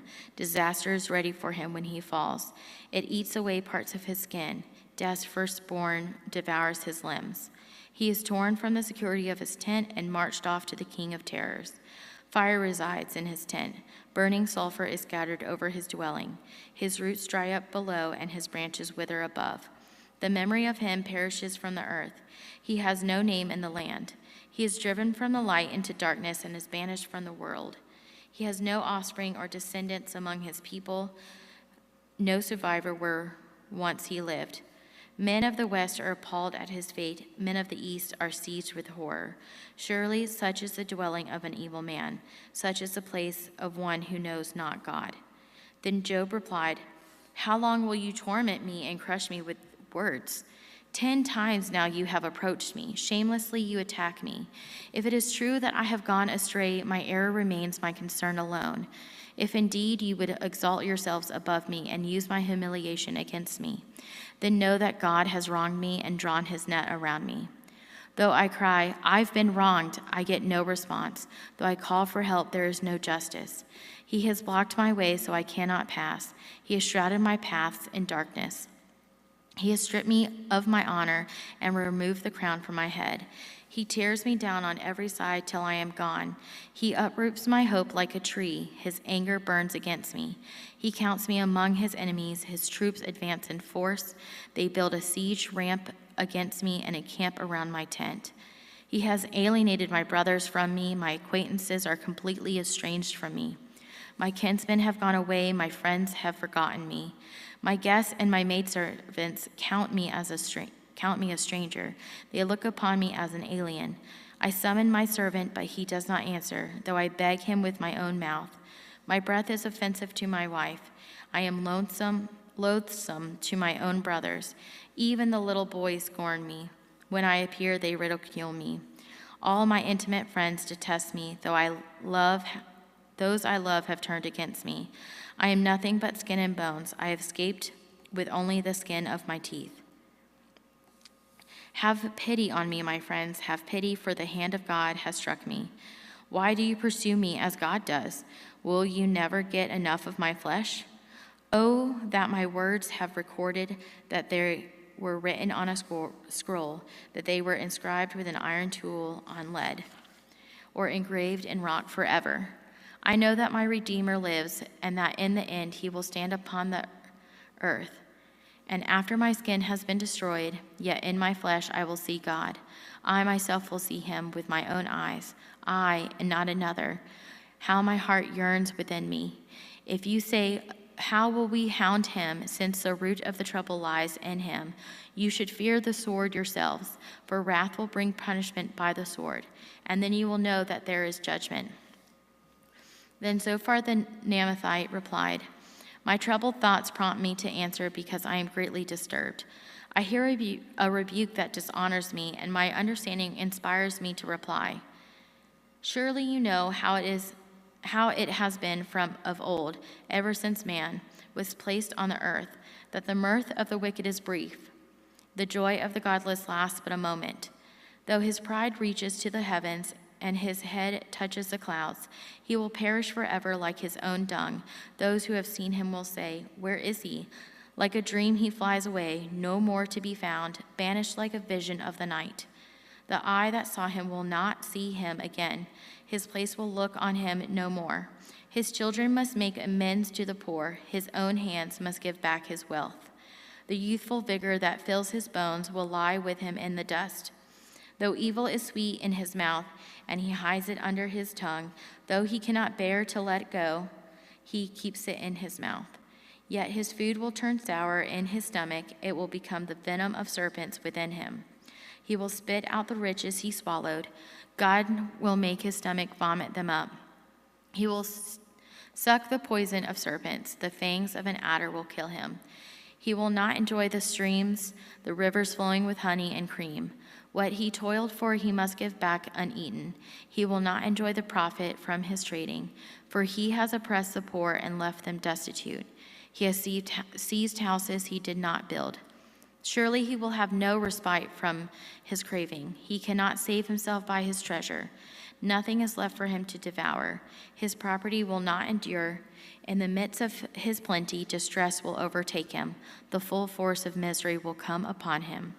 When he has filled his belly, God will vent his burning anger against him and rain down his blows upon him. Though he flees from an iron weapon, a bronze-tipped arrow pierces him. He pulls it out of his back, the gleaming point out of his liver. Terrors will come over him. Total darkness lies in wait for his treasures. A fire unfanned will consume him and devour what is left in his tent. The heavens will expose his guilt. The earth will rise up against him. A flood will carry off his house, rushing waters on the day of God's wrath. Such is the fate God allots the wicked, the heritage appointed for them by God. Then Job replied, "Listen carefully to my words. Let this be the consolation you give me. Bear with me while I speak, and after I have spoken, mock on. Is my complaint directed to man? Why would I not be impatient? Look at me and be astonished. Clap your hand over your mouth. When I think about this, I am terrified. Trembling seizes my body.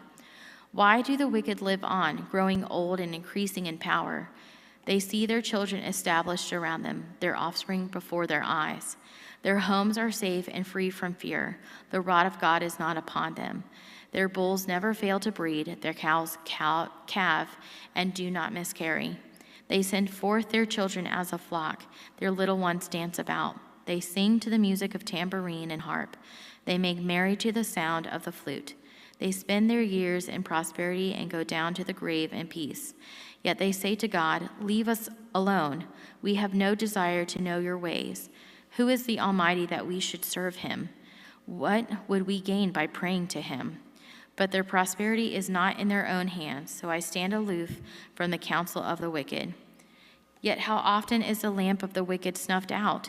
How often does calamity come upon them, the fate God allots in his anger? How often are they like straw before the wind, like chaff swept away by a gale? It is said, God stores up a man's punishment for his sons. Let him repay the man himself so that he will know it. Let his own eyes see his destruction. Let him drink of the wrath of the Almighty. For what does he care about the family he leaves behind when his allotted months come to an end? Can anyone teach knowledge to God, since he judges even the highest? One man dies in full vigor, completely secure and at ease, his body well nourished, his bones rich with marrow. Another man dies in bitterness of soul, never having enjoyed anything good. Side by side they lie in the dust, and worms cover them both. I know full well what you are thinking, the schemes by which you would wrong me. You say, "Where now is the great man's house, the tents where wicked men lived?" Have you never questioned those who travel? Have you paid no regard to their accounts, that the evil man is spared from the day of calamity, that he is delivered from the day of wrath? Who denounces his conduct to his face? Who repays him for what he has done? He is carried to the grave, and watch is kept over his tomb. The soil in the valley is sweet to him. All men follow after him, and a countless throng goes before him.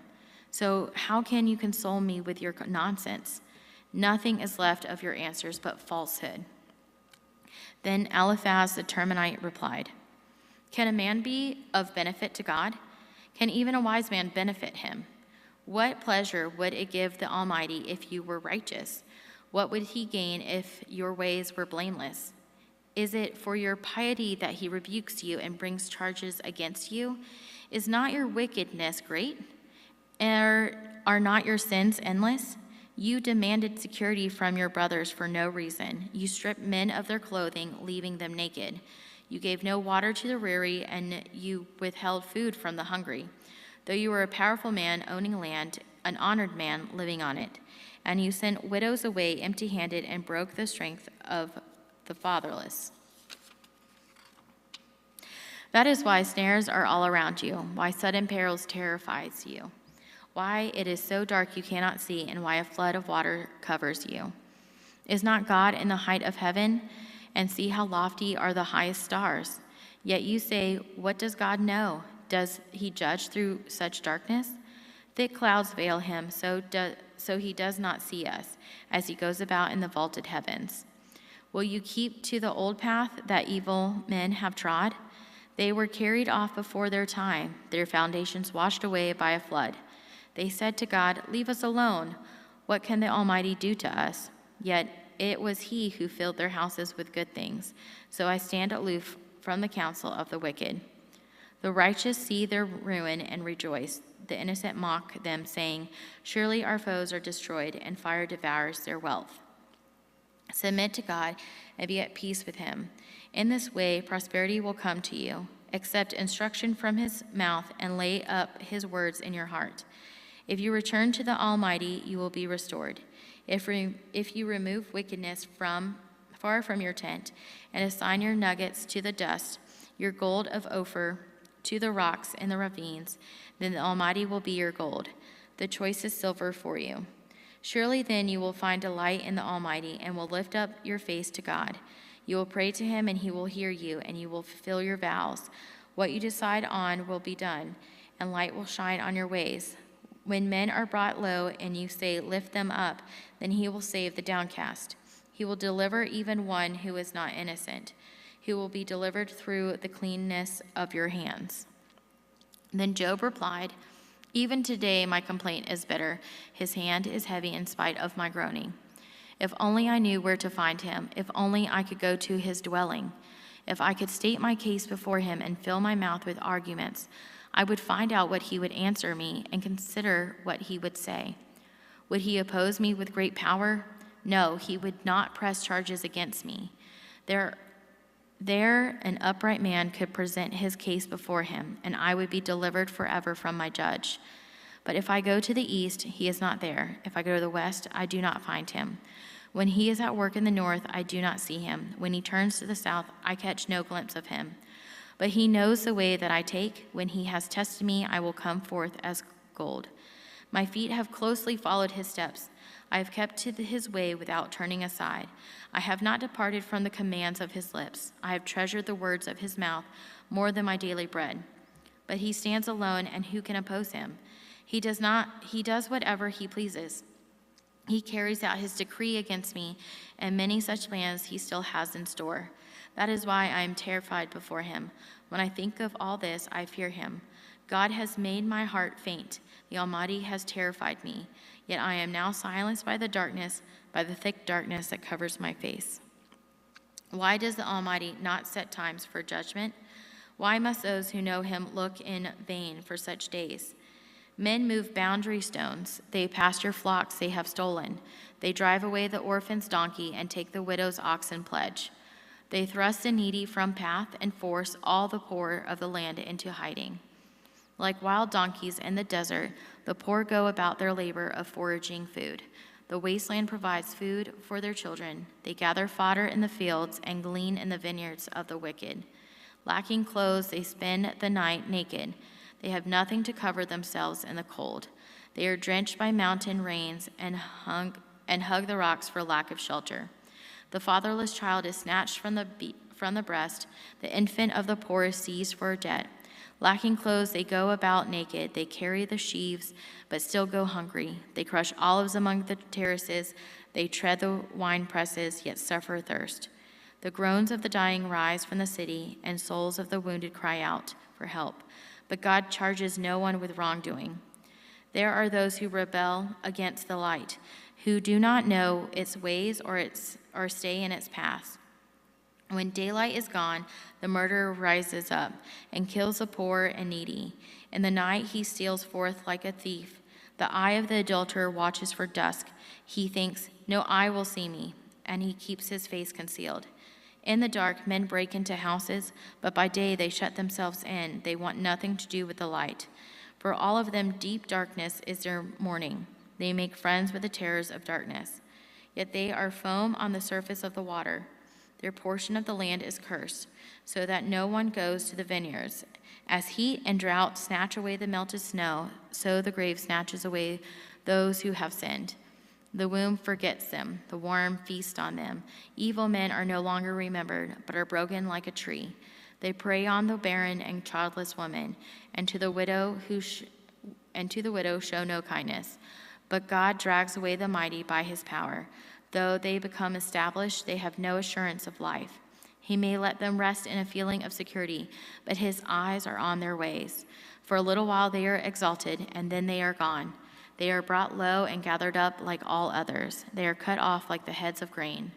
If this is not so, who can prove me false and reduce my words to nothing? Okay. I'll give you 15 more minutes. Then Bildad the Shuhite replied, "Dominion and awe belong to God. He establishes order in the heights of heaven. Can his forces be numbered? Upon whom does his light not rise? How then can a man be righteous before God? How can one born of woman be pure? Even if the moon is not bright and the stars are not pure in his eyes, how much less man, who is but a maggot, a son of man, who is only a worm?" Then Job replied, "How you have helped the powerless, how you have saved the arm that is feeble. What advice have you offered to one without wisdom, and what great insight you have displayed. Who has helped you utter these words, and whose spirit spoke from your mouth? The dead are in deep anguish, those beneath the waters and all that live in them. Death is naked before God. Destruction lies uncovered. He spreads out the northern skies over empty space. He suspends the earth over nothing. He wraps up the waters in his clouds, yet the clouds do not burst under their weight. He covers the face of the full moon, spreading its clouds over it. He marks out the horizon on the face of the waters for a boundary between light and darkness. The pillars of the heavens quake aghast at his rebuke. By his power he churned up the sea. By his wisdom he cut Rahab to pieces. By his breath the skies became fair. His hand pierced the gliding serpent. And these are but the outer fringe of his works. How faint the whisper we can hear of him. Who then can understand the thunder of his power? And Job continued his discourse. As surely as God lives, who has denied me justice, the Almighty who has made me taste bitterness of soul. As long as I have life within me, the breath of God in my nostrils, my lips will not speak wickedness, and my tongue will never utter no deceit. I will never admit you are in the right. Till I die, I will not deny my integrity. I will maintain my righteousness and never let go of it. My conscience will not reproach me as long as I live. May my enemies be like the wicked, my adversaries like the unjust. For what hope has the godless when he is cut off, when God takes away his life? Does God listen to his cry when distress comes upon him? Will he find the delight in the Almighty? Will he call upon God at all times? I will teach you about the power of God. The ways of the Almighty I will not conceal. You have all seen this yourselves. Why then this meaningless talk? Here is the fate of God. Here is the fate God allots to the wicked. The heritage of a ruthless man receives from the Almighty. However, many his children, their fate is the sword. His offspring will never have enough to eat. The plague will bury those who survive him, and their widows will not weep for them. Though he heaps up silver like dust and clothes like piles of clay, what he lays up the righteous will wear, and the innocent will divide his silver. The house he builds is like a moss cocoon, like a hut made by a watchman. He lies down wealthy, but will do so no more. When he opens his eyes, all is gone. Terrors overtake him like a flood. A tempest snatches him away in the night. The east wind carries him off, and he is gone. It sweeps him out of his place. It hurls itself against him without mercy as he flees headlong from its power. It claps his hands in derision and hisses him out of his place. There is a man for silver in a place where gold is refined. Iron is taken from the earth, and copper is smelted from ore. Man puts an end to the darkness. He searches the farthest recesses for ore in the blackest darkness. Far from where people dwell, he cuts a shaft. In places forgotten by the foot of man, far from men he dangles and sways. The earth from which food comes is transformed below as by fire. Sapphires come from its rocks, and its dust contains nuggets of gold. No bird of prey knows what that hidden path. No falcon's eye has seen it. Proud beasts do not set foot on it, and no lion prowls there.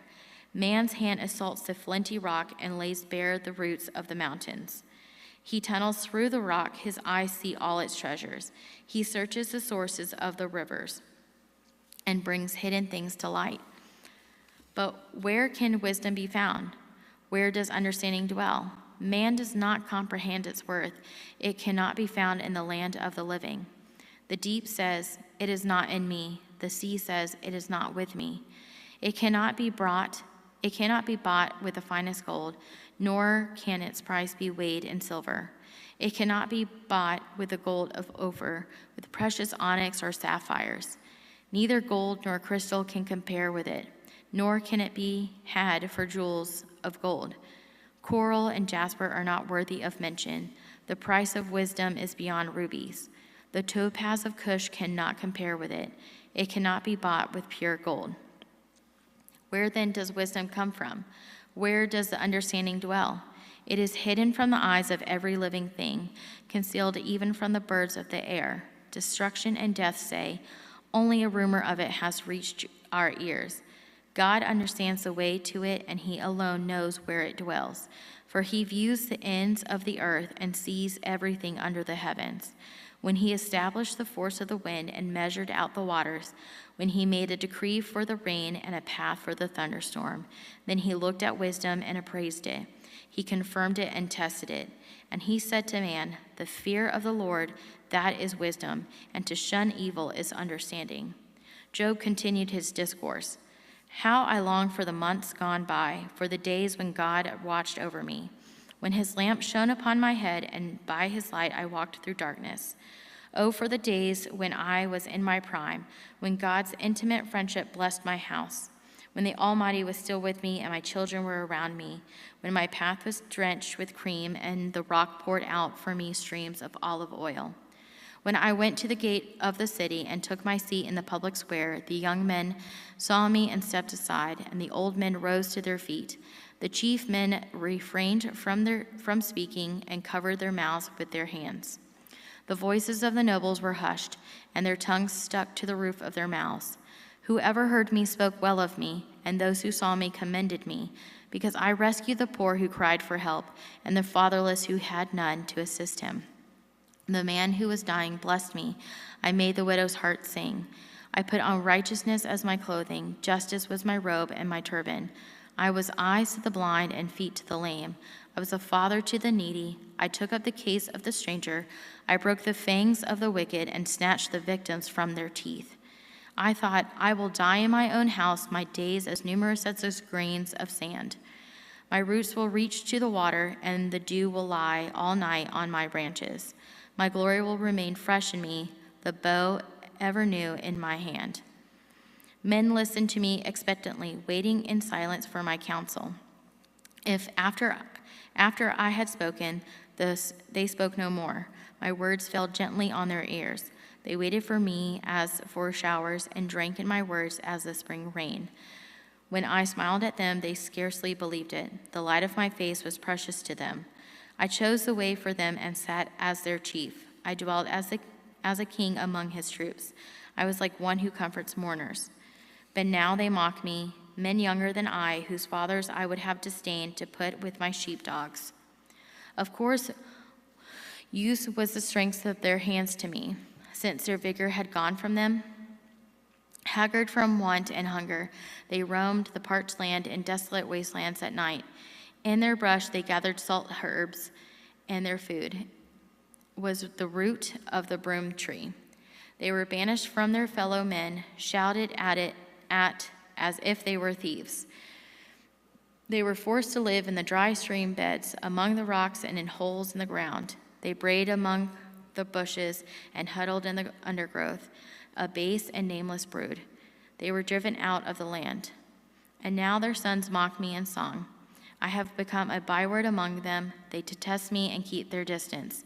They do not hesitate to spit on my face. Now that God has unstrung my bow and afflicted me, they throw off restraint in my presence. On my right, the tribe attacks. They lay snares for my feet. They build their siege ramps against me. They break up my road. They succeed in destroying me without anyone's helping them. They advance as through a gaping breach. Amid the ruins, they come rolling in. Terrors overwhelm me. My dignity is driven away by the wind. My safety vanishes like a cloud. And now my life ebbs away. Days of suffering grip me. Night pierces my bones. My gnawing pains never rest. In his great power, God becomes like clothing to me. He binds me like the neck of my garment. He throws me into the mud, and I am reduced to dust and ashes. I cry out to you, O God, but you do not answer. I stand up, but you merely look at me. You turn on me ruthlessly. With the might of your hand, you attack me. You snatch me up and drive me before the wind. You toss me about in the storm. I know you will bring me down to earth, to the place appointed for all the living. Surely no one lands a hand on a broken man when he cries for help in his distress. Have I not wept for those in trouble? Has not my soul grieved for the poor? Yet when I hoped for good, evil came. When I looked for light, then came darkness. The churning inside me never stops. Days of suffering confront me. I go about blackened, but not by the sun. I stand up in the assembly and cry for help. I have become a brother of jackals, a companion of owls.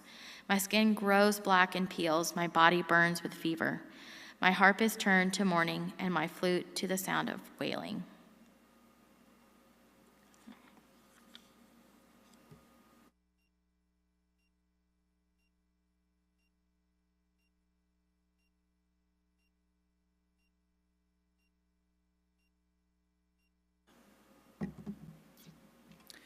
Job 31.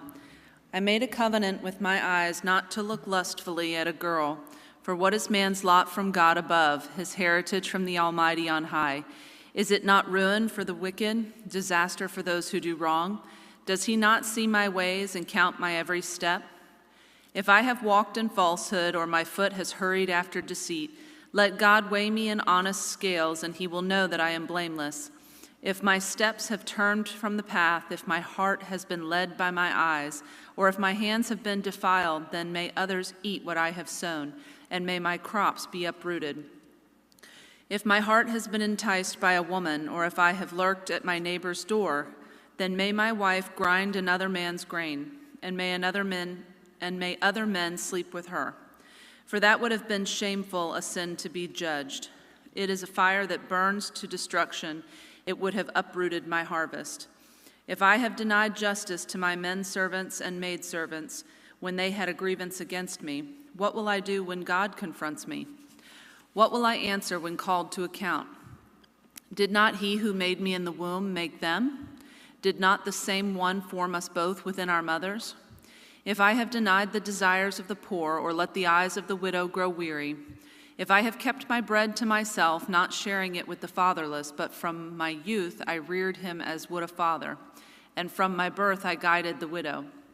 If I have seen anyone perishing for lack of clothing, or a needy man without a garment, and his heart did not bless me for warming him with the fleece from my sheep. If I have raised my hand against the fatherless, knowing that I had influence in court, then let my arm fall from the shoulder, let it be broken off at the joint. For I dreaded destruction from God, and for fear of his splendor I could not do such things. If I have put my trust in gold, or said to pure gold, you are my security, if I have rejoiced over my great wealth and the fortune of my hands had gained, if I have regarded the sun in its radiance, or the moon moving in splendor, so that my heart was secretly enticed, and my hand offered them a kiss of homage, then these also would be sins to be judged, for I would have been unfaithful to God on high. If I have rejoiced at my enemy's misfortune, or gloated over the trouble that came to him, I have not allowed my mouth to sin by invoking a curse against his life. If the men of my household have never said, who has not had his fill of Job's meat? But no stranger had to spend the night in the street, for my door was always open to the traveler. If I have concealed my sin as men do by hiding my guilt in my heart, because I so feared the crowd and so dreaded the contempt of the clans, that I kept silent and would not go outside. Oh, that I had someone to hear me.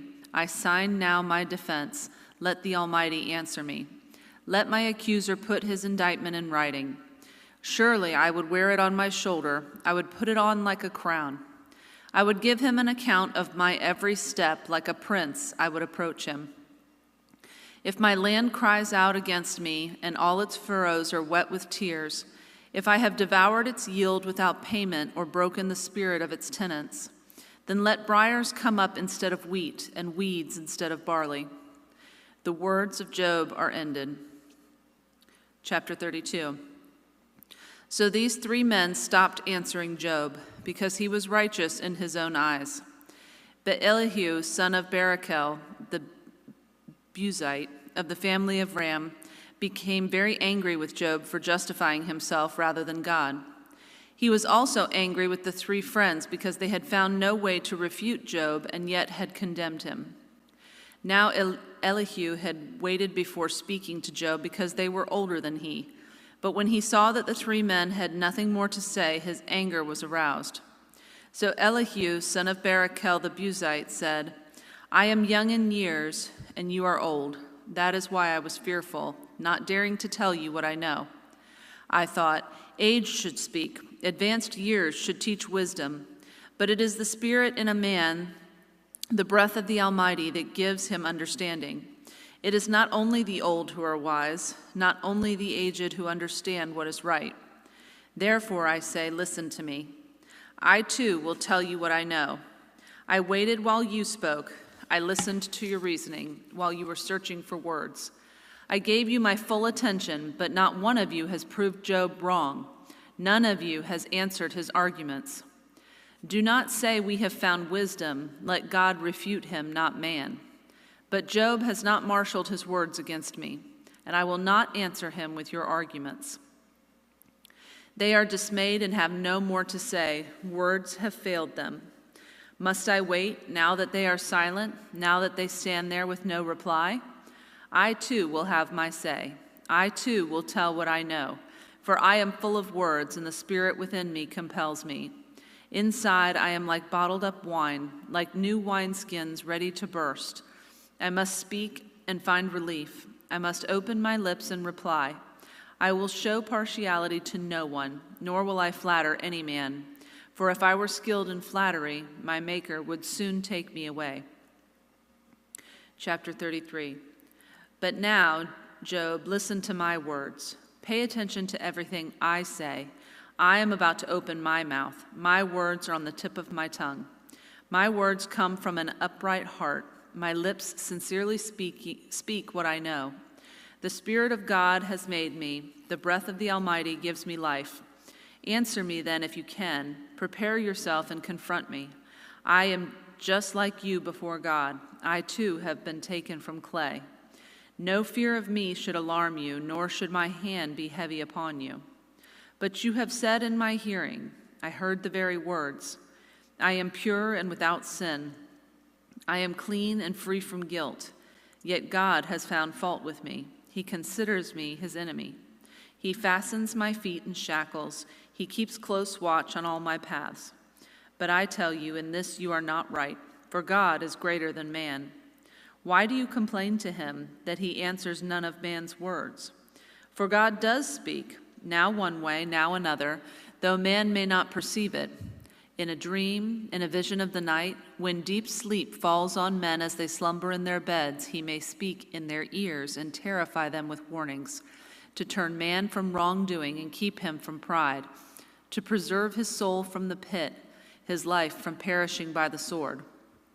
Or a man may be chastened on a bed of pain, with constant distress in his bones, so that his very being finds food repulsive and his soul loathes the choicest meal.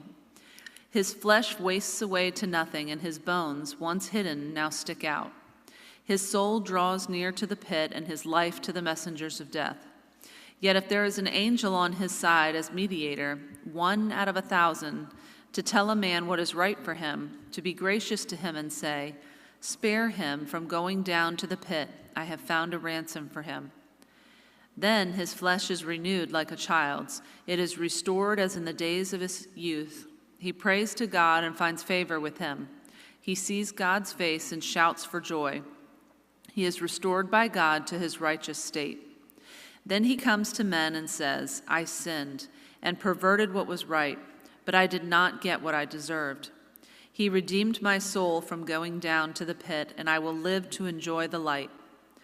God does all these things to a man, twice, even 3 times, to turn back his soul from the pit, that the light of life may shine on him. Pay attention, Job, and listen to me. Be silent, and I will speak. If you have anything to say, answer me. Speak up, for I want you to be cleared.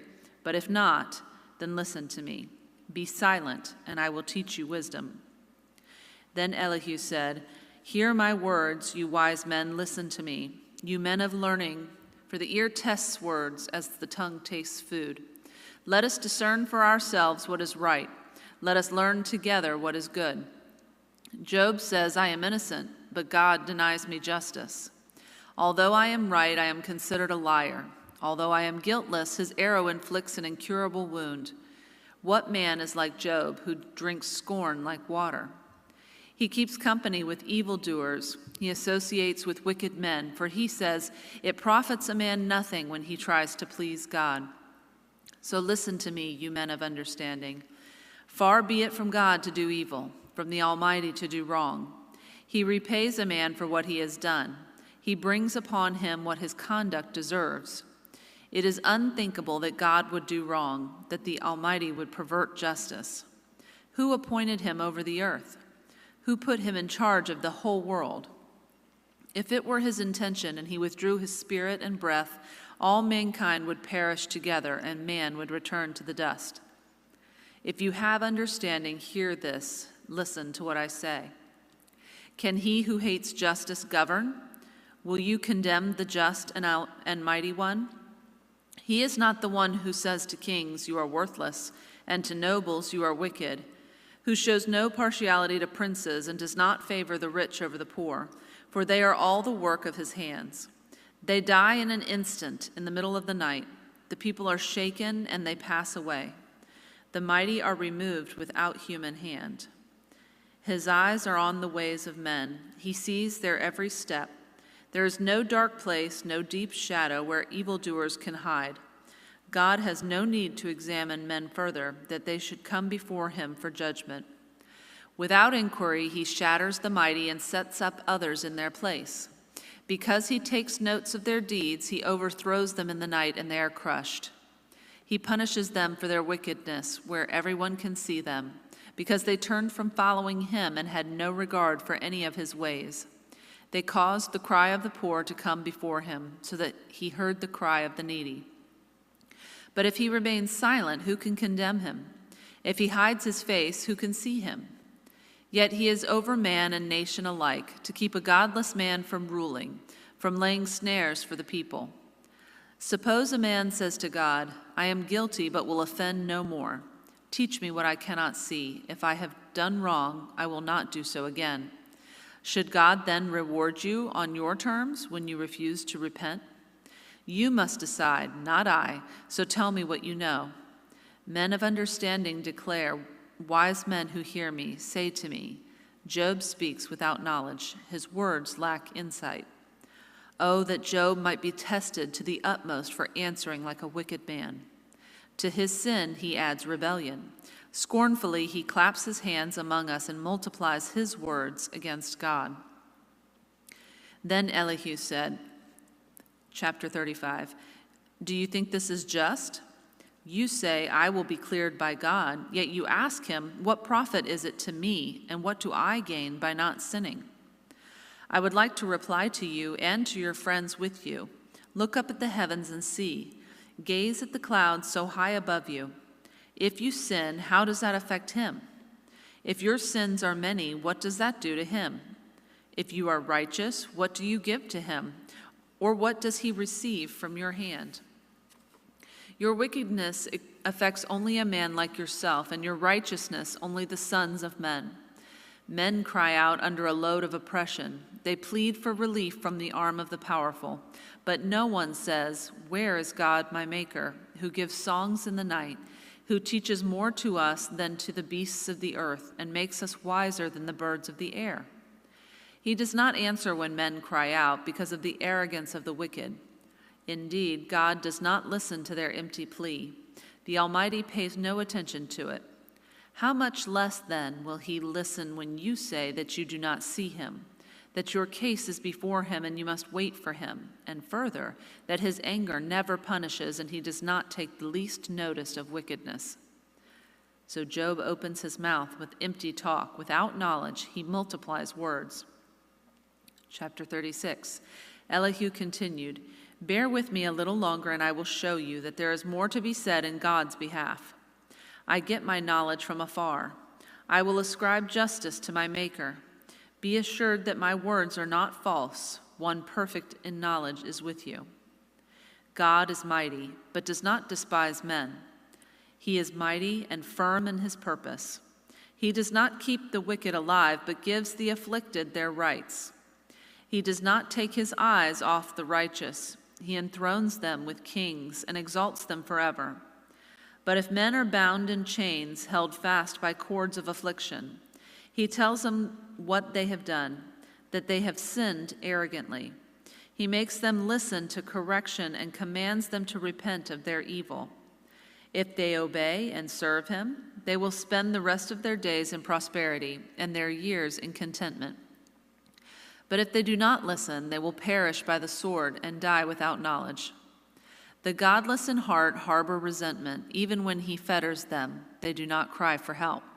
They die in their youth, among male prostitutes of the shrines. But those who suffer he delivers in their suffering. He speaks to them in their affliction. He is wooing you from the jaws of distress to a spacious place free from restriction, to the comfort of your table laden with choice food. But now you are laden with the judgment due the wicked. Judgment and justice have taken hold of you. Be careful that no one entices you by riches. Do not let a large bribe turn you aside. Would your wealth or even all your mighty efforts sustain you so you would not be in distress? Do not long for the night to drag people away from their homes. Beware of turning to evil, which you seem to prefer to affliction. God is exalted in his power. Who is a teacher like him? Who has prescribed his ways for him, or said to him, you have done wrong? Remember to extol his work, which men have praised in song. All mankind has seen it. Men gaze on it from afar. How great is God, beyond our understanding. The number of his years is past finding out. He draws up the drops of water which distill as rain to the streams. The clouds pour down their moisture, and abundant showers fall on mankind. Who can understand how he spreads out the clouds, how he thunders from his pavilion? See how he scatters his lightning about him, bathing the depths of the sea. This is the way he governs the nations and provides food in abundance. He fills his hands with lightning and commands it to strike its mark. His thunder announces the coming storm. Even the cattle make known its approach. Chapter 37. At this my heart pounds and leaps from its place. Listen, listen to the roar of his voice, to the rumbling that comes from his mouth. He unleashes his lightning beneath the whole heaven and sends it to the ends of the earth. After that comes the sound of his roar. He thunders with his majestic voice. When his voice resounds, he holds nothing back. God's voice thunders in marvelous ways. He does great things beyond our understanding. He says to the snow, fall on the earth, and to the rain, shower, be a mighty downpour, so that all men he has made may know his work. He stops every man from his labor. The animals take cover, they remain in their dens. The tempest comes out from its chamber, the cold from the driving winds. The breath of God produces ice, and the broad waters become frozen. He loads the clouds with moisture. He scatters his lightning through them. At his direction, they swirl around over the face of the whole earth to do whatever he commands them. He brings the clouds to punish men or to water his earth and show his love.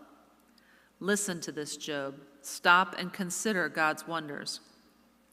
Do you know how God controls the clouds and makes his lightning flash? Do you know how the clouds hang poised, those wonders of him who is perfect in knowledge?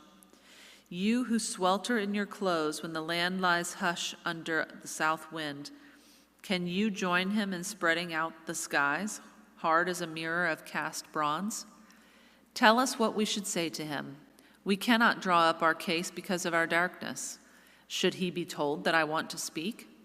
Would any man ask to be swallowed up? Now, no one can look at the sun, bright as it is in the skies after the wind has swept them clean. Out of the north he comes in golden splendor. God comes in awesome majesty. The Almighty is beyond our reach and exalted in power. In his justice and great righteousness he does not oppress. Therefore, men revere him, for does he not have regard for all the wise in heart? Chapter 38.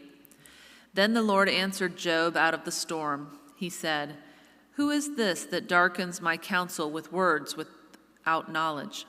Brace yourself like a man. I will question you, and you shall answer me. Where were you when I laid the earth's foundation? Tell me if you understand. Who marked off its dimensions? Surely you know.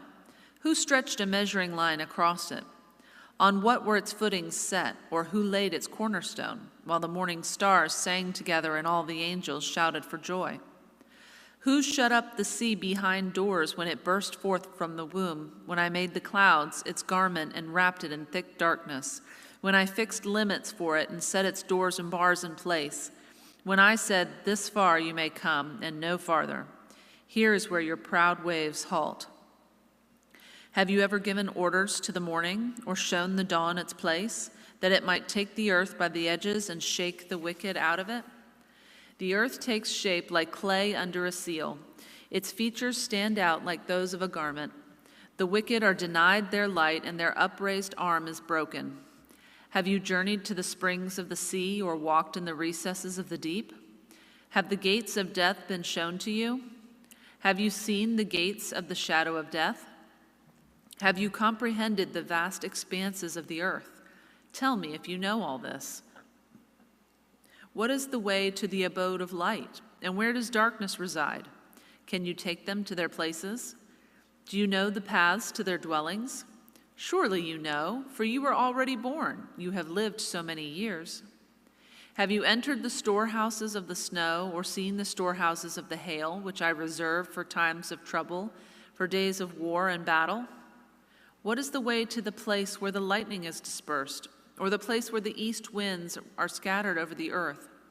Who cuts a channel for the torrents of rain and a path for the thunderstorm, to water a land where no man lives, a desert with no one in it, to satisfy a desolate wasteland and make it sprout with grass? Does the rain have a father? Who fathers the drops of dew? From whose womb comes the ice? Who gives birth to the frost from the heavens when the waters become hard as stone, when the surface of the deep is frozen?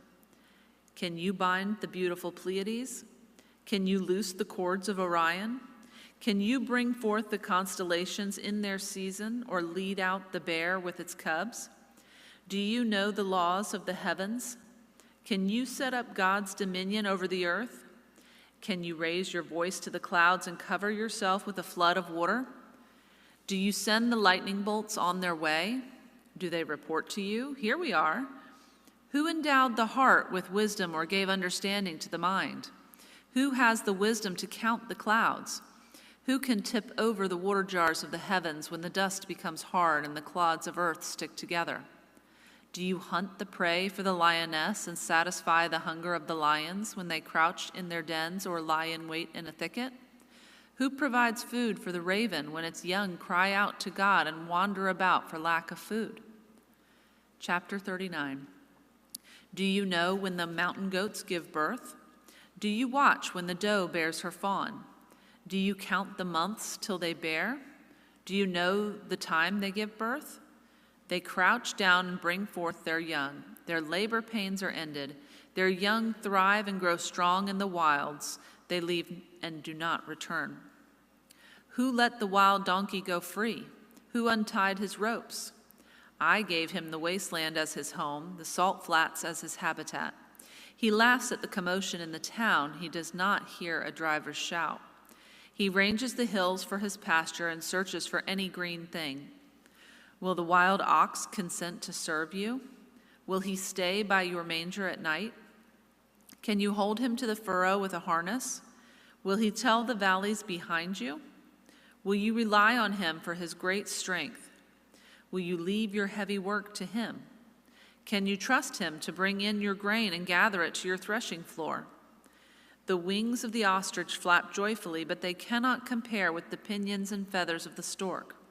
She lays her eggs on the ground and lets them warm in the sand, unmindful that a foot may crush them, that some wild animal may trample them. She treats her young harshly as if they were not hers. She cares not that her labor was in vain, for God did not endow her with wisdom or give her a share of good sense. Yet when she spreads her feathers to run, she laughs at horses and rider. Do you give the horse his strength or clothe his neck with a flowing mane? Do you make him leap like a locust, striking terror with his proud snorting? He paws fiercely, rejoicing in his strength, and charges into the fray. He laughs at fear, afraid of nothing. He does not shy away from the sword. The quiver rattles against his side, along with the flashing spear and lance.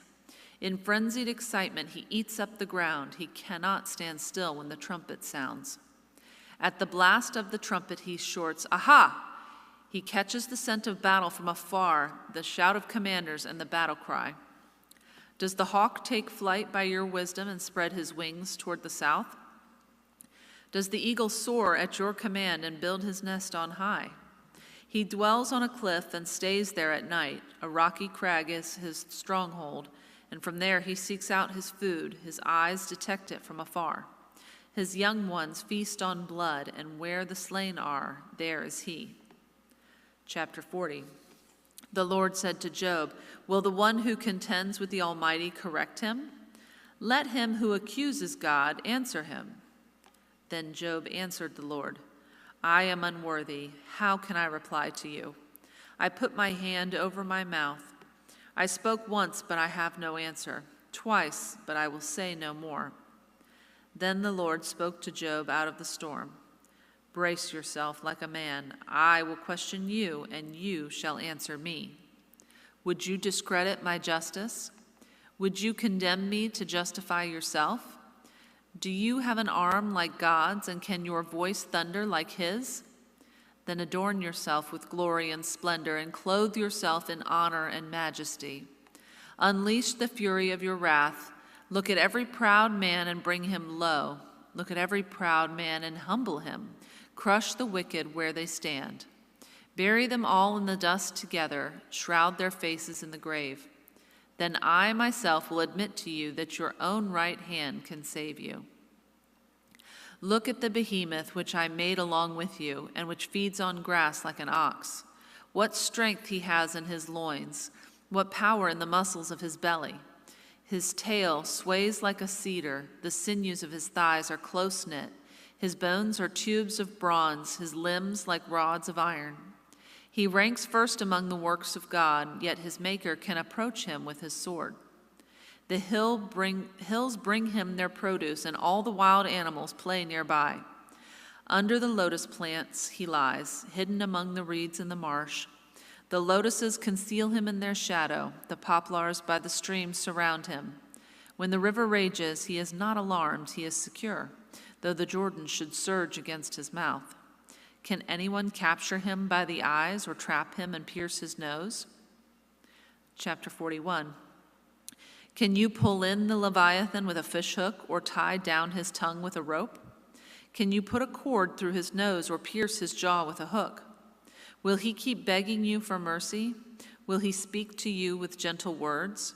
Will he make an agreement with you for you to take him as your slave for life? Can you make a pet of him like a bird or put him on a leash for your girls? Will traders barter for him? Will they divide him up among the merchants? Can you fill his hide with harpoons or his head with fishing spears? If you lay a hand on him, you will remember the struggle and never do it again. Any hope of subduing him is false. The mere sight of him is overpowering. No one is fierce enough to rouse him. Who then is able to stand against me? Who has a claim against me that I must pay? Everything under heaven belongs to me. I will not fail to speak of his limbs, his strength, and his graceful form. Who can strip off his outer coat? Who would approach him with a bridle? Who dares open the doors of his mouth, ringed about with his fearsome teeth? His back has rows of shields tightly sealed together. Each is so close to the next that no air can pass between. They are joined fast to one another. They cling together and cannot be parted. His snorting throws out flashes of light. His eyes are like the rays of dawn. Firebrands stream from his mouth. Sparks of fire shoot out. Smoke pours from his nostrils as from a boiling pot over a fire of reeds. His breath sets coals ablaze, and flames dart from his mouth. Strength resides in his neck. Dismay goes before him. The folds of his flesh are tightly joined. They are firm and immovable. His chest is hard as rock, hard as a lower millstone. When he rises up, the mighty are terrified. They retreat before his thrashing. The sword that reaches him has no effect, nor does the spear or the dart or the javelin. Iron he treats like straw, and bronze like rotten wood. Arrows do not make him flee. Sling stones are like chaff to him. A club seems to him but a piece of straw. He laughs at the rattling of the lance. His undersides are jagged potsherds, leaving a trail in the mud like a threshing sledge. He makes the depths churn like a boiling cauldron and stirs up the sea like a pot of ointment. Behind him he leaves a glistening wake. One would think the deep had white hair. Nothing on earth is his equal, a creature without fear. He looks down on all that are haughty. He is king over all that are proud. Chapter 42. Then Job replied to the Lord, I know that you can do all things. No plan of yours can be thwarted. You asked, who is this that obscures my counsel without knowledge? Surely I spoke of things I did not understand, things too wonderful for me to know. You said, listen now, and I will speak. I will question you, and you shall answer me. My ears had heard of you, but now my eyes have seen you. Therefore I despise myself and repent in dust and ashes. After the Lord had said these things to Job, he said to Eliphaz the Temanite, I am angry with you and your two friends, because you have not spoken of me what is right as my servant Job has. So now take 7 bulls and 7 rams and go to my servant Job and sacrifice a burnt offering for yourselves. My servant Job will pray for you, and I will accept his prayer and not deal with you according to your folly. You have not spoken of me what is right as my servant Job has. So Eliphaz the Temanite, Bildad the Shunammite, and Zophar the Naamanite did what the Lord told them, and the Lord accepted Job's prayer. After Job had prayed for his friends, the Lord made him prosperous again and gave him twice as much as he had before. All his brothers and sisters and everyone who had known him before came and ate with him in his house. They comforted and consoled him over all the trouble the Lord had brought upon him, and each one gave him a piece of silver and a gold ring. The Lord blessed the latter part of Job's life more than the first. He had 14,000 sheep, 6,000 camels, 1,000 yoke of oxen, and 1,000 donkeys. And he also had 7 sons and 3 daughters. The first daughter he named Jemimah, the second Keziah, and the third Keren-Happuch. Nowhere in all the land were there found women as beautiful as Job's daughters, and their father granted them an inheritance along with their brothers. After this, Job lived 140 years. He saw his children and their children to the 4th generation, and so he died old and full of years.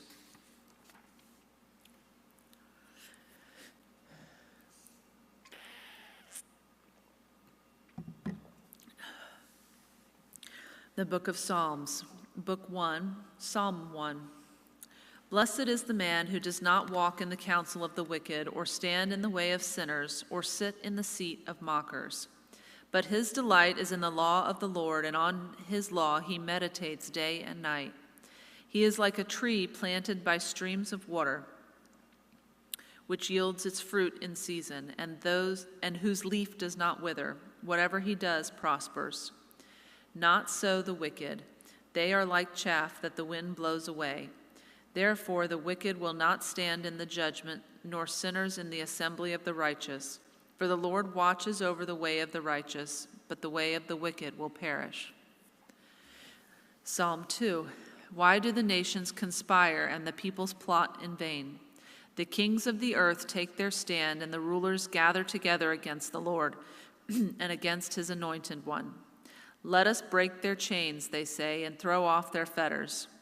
The one enthroned in heaven laughs. The Lord scoffs at them. Then he rebukes them in his anger and terrifies them in his wrath, saying, I have installed my king on Zion, my holy hill. I will proclaim the decree of the Lord. He said to me, "You are my son. Today I have become your father. Ask of me, and I will make the nations your inheritance, the ends of the earth your possession. You will rule them with an iron scepter. You will dash them to pieces like pottery. Therefore, you kings, be wise. Be warned, you rulers of the earth. Serve the Lord with fear and rejoice with trembling. Kiss the Son, lest he be angry and you be destroyed in your way, for his wrath can flare up in a moment. Blessed are all who take refuge in him." Psalm 3, a psalm of David when he fled from his son Absalom. O Lord, how many are my foes? How many rise up against me? Many are saying of me, "God will not deliver him." But you are a shield around me, O Lord. You bestow glory on me and lift up my head. To the Lord I cry aloud, and he answers me from his holy hill. I lie down and sleep. I wake again, because the Lord sustains me. I will not fear the tens of thousands drawn up against me on every side. Arise, O Lord, deliver me, O my God. Strike all my enemies on the jaw, break the teeth of the wicked. From the Lord comes deliverance. May your blessing be on your people. Psalm 4. Answer me when I call to you, O my righteous God. Give me relief from my distress. Be merciful to me and hear my prayer. How long, O men, will you turn my glory into shame? How long will you love delusions and seek false gods? Know that the Lord has set apart the godly for himself. The Lord will hear when I call to him. In your anger, do not sin. When you are on your beds, search your hearts and be silent. Offer right sacrifices and trust in the Lord. Many are asking, who can show us any good? Let the light of your face shine upon us, O Lord. You have filled my heart with greater joy than when their grain and new wine abound. I will lie down and sleep in peace, for you alone, O Lord, make me dwell in safety. Psalm 5. Give ear to my words, O Lord, consider my sighing. Listen to my cry for help, my King and my God, for to you I pray. In the morning, O Lord, you hear my voice. In the morning I lay my requests before you and wait in expectation. You are not a God who takes pleasure in evil. With you the wicked cannot dwell. The arrogant cannot stand in your presence. You hate all who do wrong. You destroy those who tell lies. Bloodthirsty and deceitful men the Lord abhors. But I, by your great mercy, will come into your house. In reverence will I bow down toward your holy temple. Lead me, O Lord, in your righteousness because of my enemies. Make straight your way before me. Not a word from their mouth can be trusted. Their heart is filled with destruction. Their throat is an open grave. With their tongue they speak deceit. Declare them guilty, O God. Let their intrigues be their downfall. Banish them for their many sins, for they have rebelled against you. But let all who take refuge in you be glad. Let them sing for joy. Spread your protection over them, that those who love your name may rejoice in you. For surely, O Lord, you bless the righteous. You surround them with your favor as with a shield. Psalm 6. O Lord, do not rebuke me in your anger or discipline me in your wrath. Be merciful to me, Lord, for I am faint. O Lord, heal me, for my bones are in agony. My soul is in anguish. How long, O Lord, how long? Turn, O Lord, and deliver me. Save me because of your unfailing love. No one remembers you when he is dead. Who praises you from the grave? I am worn out from groaning all night long. I flood my bed with weeping and drench my couch with tears. My eyes grow weak with sorrow. They fail because of all my foes. Away from me, all you who do evil, for the Lord has heard my weeping. The Lord has heard my cry for mercy. The Lord accepts my prayer. All my enemies will be ashamed and dismayed. They will turn back in sudden disgrace. Psalm 7. O Lord my God, I take refuge in you. Save and deliver me from all who pursue me, or they will tear me like a lion and rip me to pieces with no one to rescue me. O Lord my God, if I have done this and there is guilt on my hands, if I have done evil to him who is at peace with me, or without cause have robbed my foe, then let my enemy pursue and overtake me.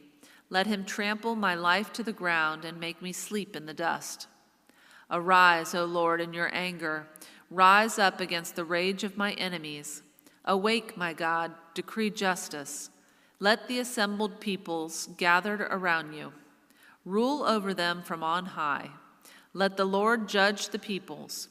Judge me, O Lord, according to my righteousness, according to my integrity. O Most High, O righteous God, who searches minds and hearts, bring to an end the violence of the wicked and make the righteous secure.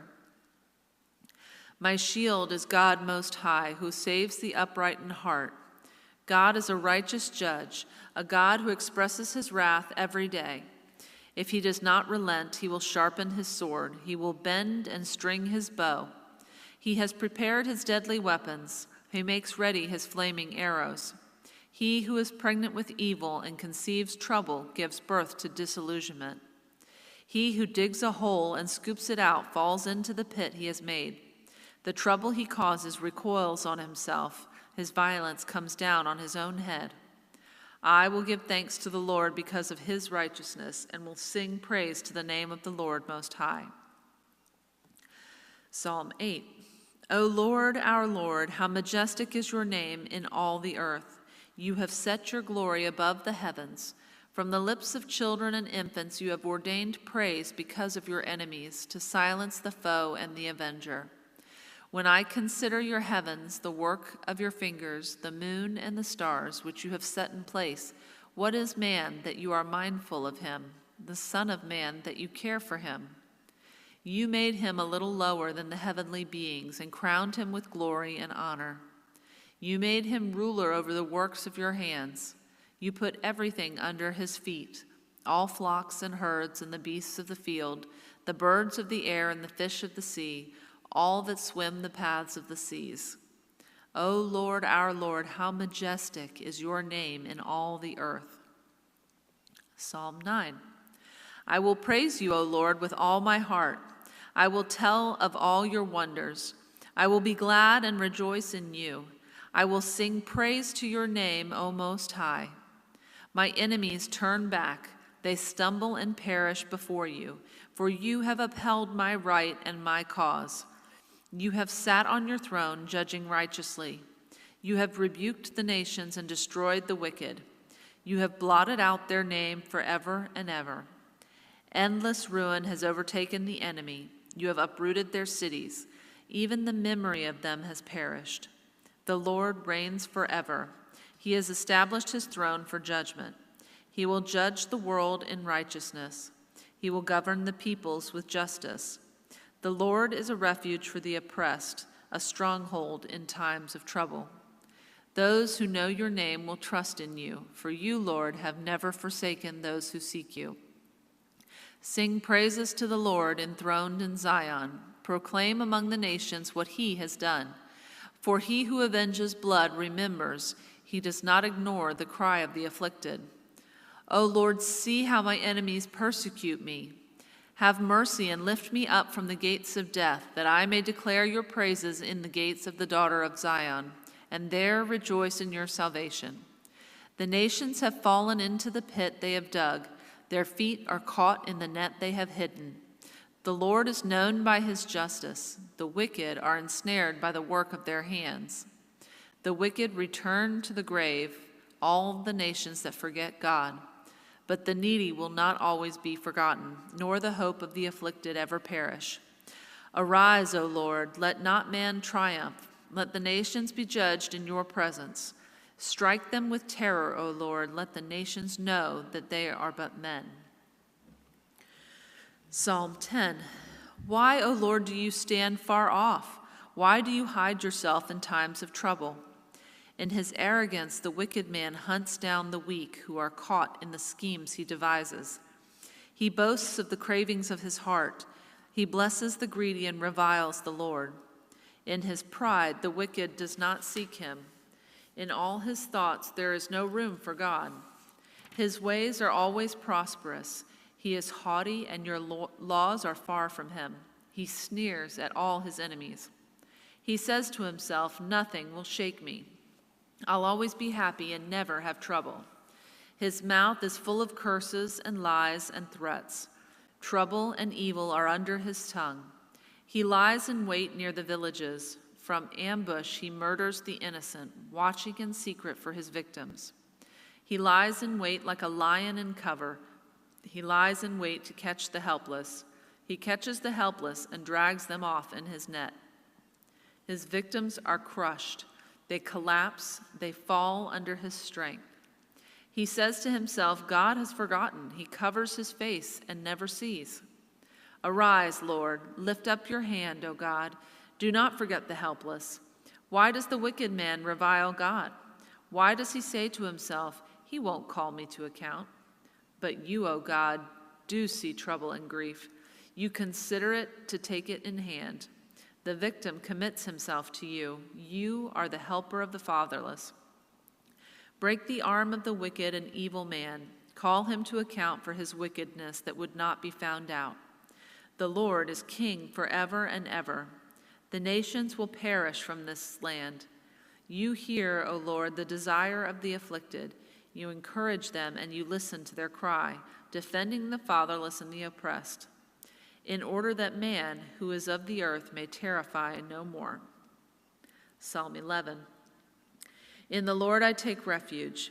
How then can you say to me, flee like a bird to your mountain? For look, the wicked bend their bows. They set their arrows against the strings to shoot from the shadows at the upright in heart. When the foundations are being destroyed, what can the righteous do? The Lord is in his holy temple. The Lord is on his heavenly throne. He observes the sons of men. His eyes examine them. The Lord examines the righteous, but the wicked and those who love violence his soul hates. On the wicked he will rain fiery coals and burning sulfur. A scorching wind will be their lot.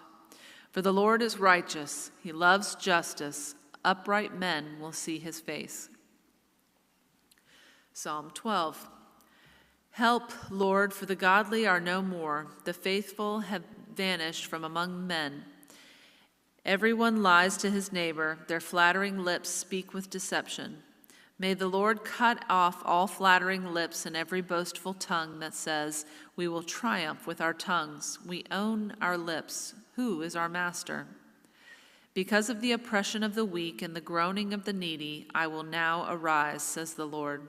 I will protect them from those who malign them.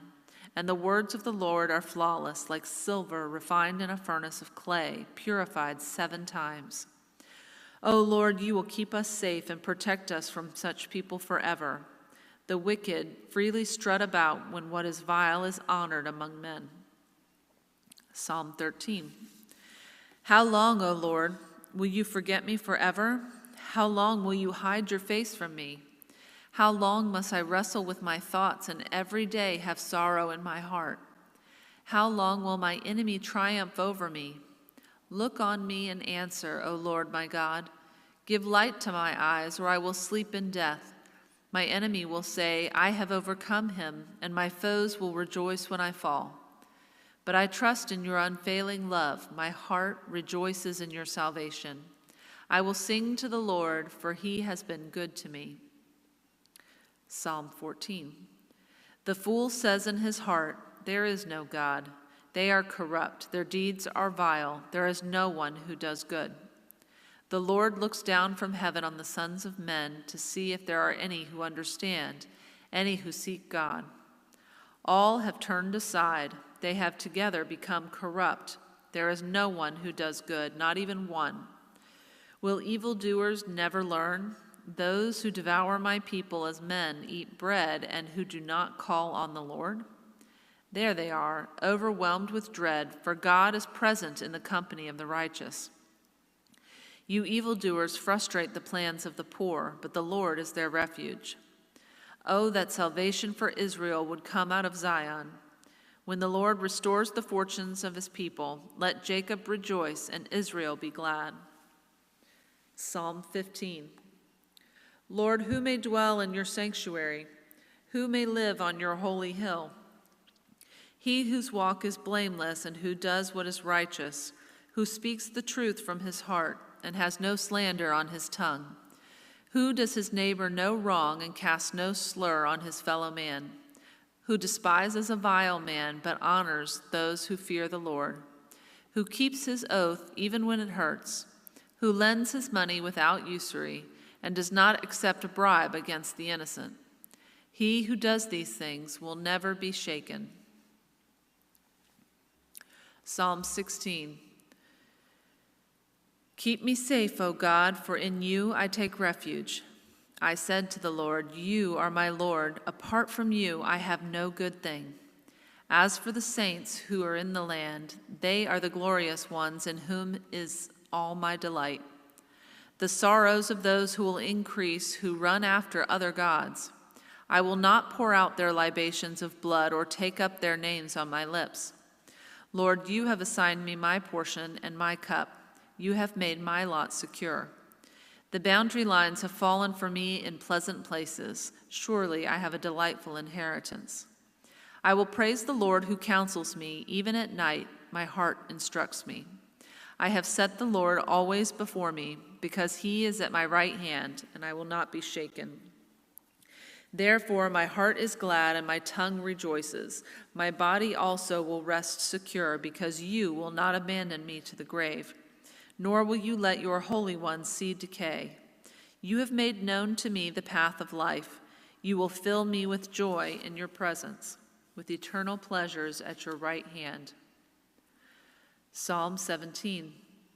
Hear, O Lord, my righteous plea. Listen to my cry. Give ear to my prayer. It does not rise from deceitful lips. May my vindication come from you. May your eyes see what is right. Though you probe my heart and examine me at night, though you test me, you will find nothing. I have resolved that my mouth will not sin. As for the deeds of men, by the word of your lips I have kept myself from the ways of the violent. My steps have held to your paths. My feet have not slipped. I call on you, O God, for you will answer me. Give ear to me and hear my prayer. Show the wonder of your great love, you who save by your right hand those who take refuge in you from their foes. Keep me as the apple of your eye. Hide me in the shadow of your wings from the wicked who assail me, from my mortal enemies who surround me. They close up their callous hearts, and their mouths speak with arrogance. They have tracked me down. They now surround me, with eyes alert to throw me to the ground. They are like a lion hungry for prey, like a great lion crouching in cover. Rise up, O Lord, confront them, bring them down. Rescue me from the wicked by your sword. O Lord, by your hand saved me from such men, from men of this world whose reward is in this life. You still the hunger of those you cherish. Their sons have plenty, and they store up wealth for their children. And I, in righteousness, I will see your face. When I awake, I will be satisfied with seeing your likeness. Psalm 18. I love you, O Lord, my strength. The Lord is my rock, my fortress, and my deliverer. My God is my rock in whom I take refuge.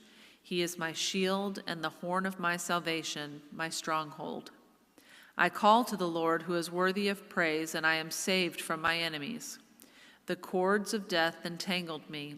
The torrents of destruction overwhelmed me. The cords of the grave coiled around me. The snares of death confronted me. In my distress, I called to the Lord. I cried to my God for help. From his temple, he heard my voice. My cry came before him into his ears. The earth trembled and quaked, and the foundations of the mountains shook. They trembled because he was angry. Smoke rose from his nostrils. Consuming fire came from his mouth. Burning coals blazed out of it. He parted the heavens and came down.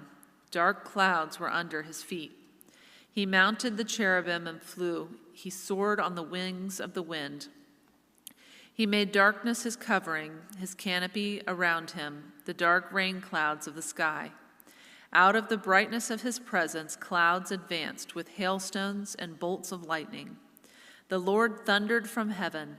The voice of the Most High resounded. He shot his arrows and scattered the enemies, great bolts of lightning, and routed them. The valleys of the sea were exposed, and the foundations of the earth laid bare.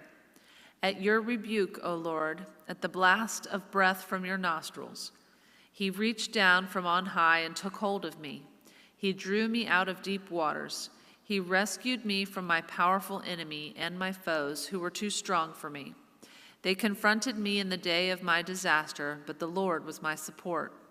He brought me out into a spacious place. He rescued me because he delighted in me. The Lord has dealt with me according to my righteousness. According to the cleanness of my hands, he has rewarded me. For I have kept the ways of the Lord. I have not done evil by turning from my God. All his laws are before me. I have not turned away from his decrees. I have been blameless before him and have kept myself from sin. The Lord has rewarded me according to my righteousness, according to the cleanness of my hands in his sight. To the faithful you show yourself faithful. To the blameless you show yourself blameless. To the pure you show yourself pure, and to the crooked you show yourself shrewd. You save the humble, but bring low those whose eyes are haughty. You, O Lord, keep my lamp burning. My God turns my darkness into light. With your help I can advance against a troop. With my God I can scale a wall. As for God, his way is perfect. The word of the Lord is flawless. He is a shield for all who take refuge in him. For who is God besides the Lord? And who is the rock except our God? It is God who arms me with strength and makes my way perfect. He makes my feet like the feet of a deer. He enables me to stand on the heights. He trains my hands for battle. My arms can bend a bow of bronze. You give me your shield of victory, and your right hand sustains me. You stoop down to make me great. You broaden the path beneath me so that my ankles do not turn. I pursued my enemies and overtook them. I did not turn back till they were destroyed. I crushed them so that they could not rise, and they fell beneath my feet. You armed me with strength for battle. You made my adversaries bow at my feet. You made my enemies turn their backs in flight, and I destroyed my foes.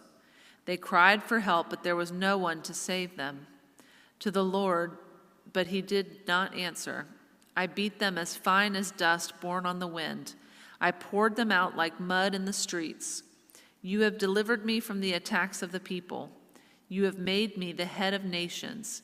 People I did not know are subject to me. As soon as they hear me, they obey me. Foreigners cringe before me. They all lose heart. They come trembling from their strongholds. The Lord lives. Praise be to my rock. Exalted be God, my Savior. He is the God who avenges me, who subdues nations under me, who saves me from my enemies. You exalted me above my foes. From violent men you rescued me. Therefore I will praise you among the nations, O Lord. I will sing praises to your name. He gives his king great victories. He shows unfailing kindness to his anointed, to David and his descendants forever. Psalm 19. The heavens declare the glory of God. The skies proclaim the work of his hands. Day after day they pour forth speech, night after night they display knowledge. There is no speech or language where their voice is not heard. Their voice goes out into all the earth, their words to the ends of the world. In the heavens he has pitched a tent for the sun, which is like a bridegroom coming forth from his pavilion, like a champion rejoicing to run his course. It rises at one end of the heavens and makes its circuit to the other. Nothing is hidden from its heat. The law of the Lord is perfect, reviving the soul. The statutes of the Lord are trustworthy, making wise the simple. The precepts of the Lord are right, giving joy to the heart. The commands of the Lord are radiant, giving light to the eyes. The fear of the Lord is pure, enduring forever. The ordinances of the Lord are sure and altogether righteous. They are more precious than gold, than much pure gold. They are sweeter than honey from the comb. By them is your servant warned. In keeping them there is great reward. Who can discern his errors? Forgive my hidden faults. Keep your servant also from willful sins. May they not rule over me. Then will I be blameless, innocent of great transgression. May the words of my mouth and the meditation of my heart be pleasing in your sight, O Lord, my rock and my redeemer. Psalm 20. May the Lord answer you when you are in distress. May the name of the God of Jacob protect you.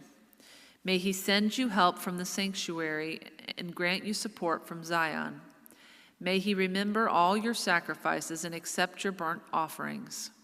May he give you the desire of your heart and make all your plans succeed. We will shout for joy when you are victorious and will lift up our banners in the name of our God. May the Lord grant all your requests. Now I know that the Lord saves his anointed. He answers him from his holy heaven with the saving power of his right hand.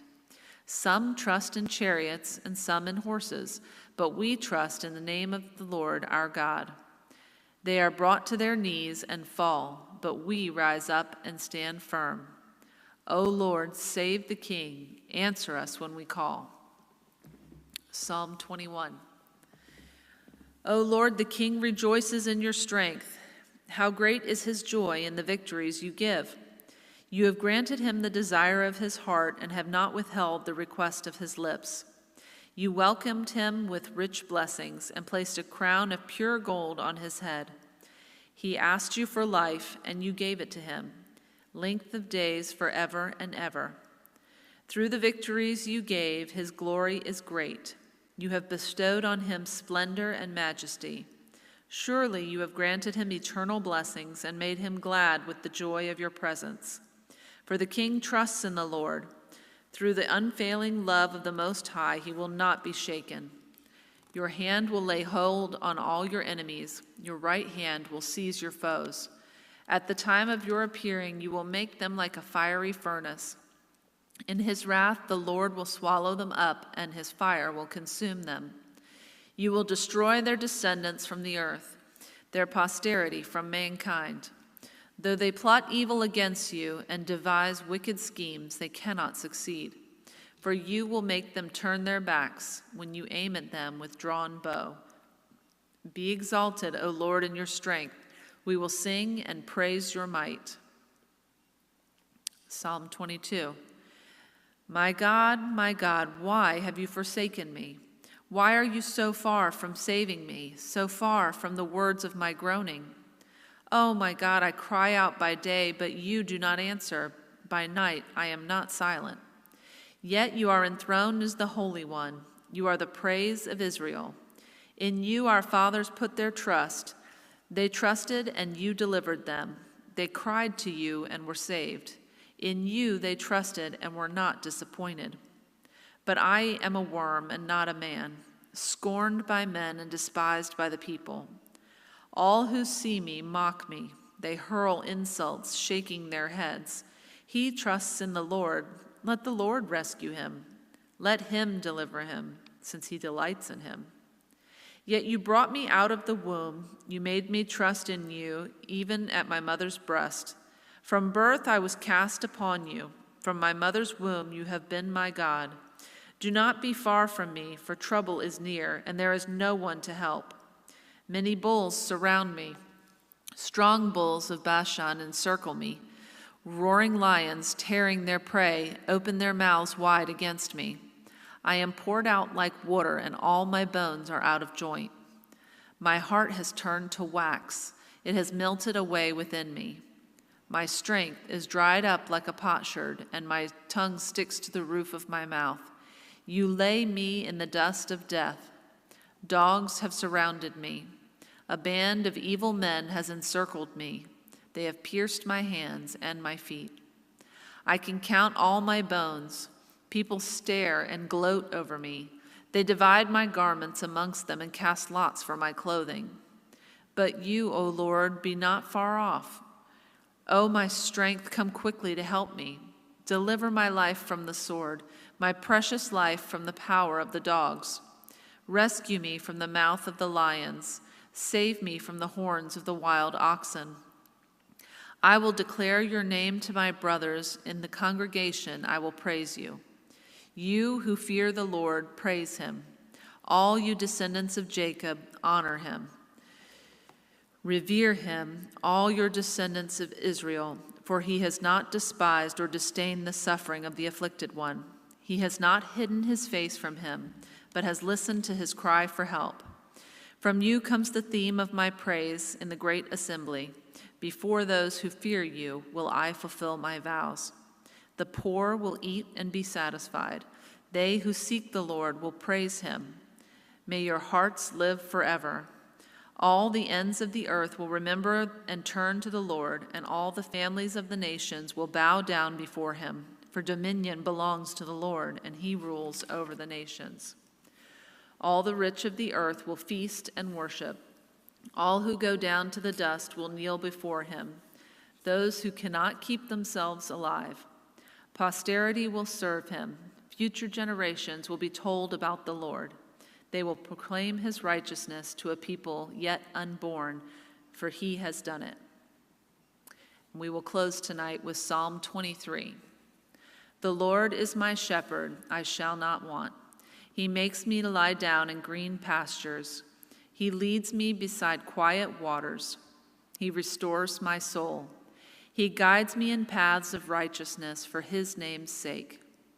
Even though I walk through the valley of the shadow of death, I will fear no evil, for thou art with me. Your rod and your staff, they comfort me. You prepare a table before me in the presence of my enemies. You anoint my head with oil. My cup overflows. Surely goodness and love will follow me all the days of my life, and I will dwell in the house of the Lord forever and ever. The word of the Lord.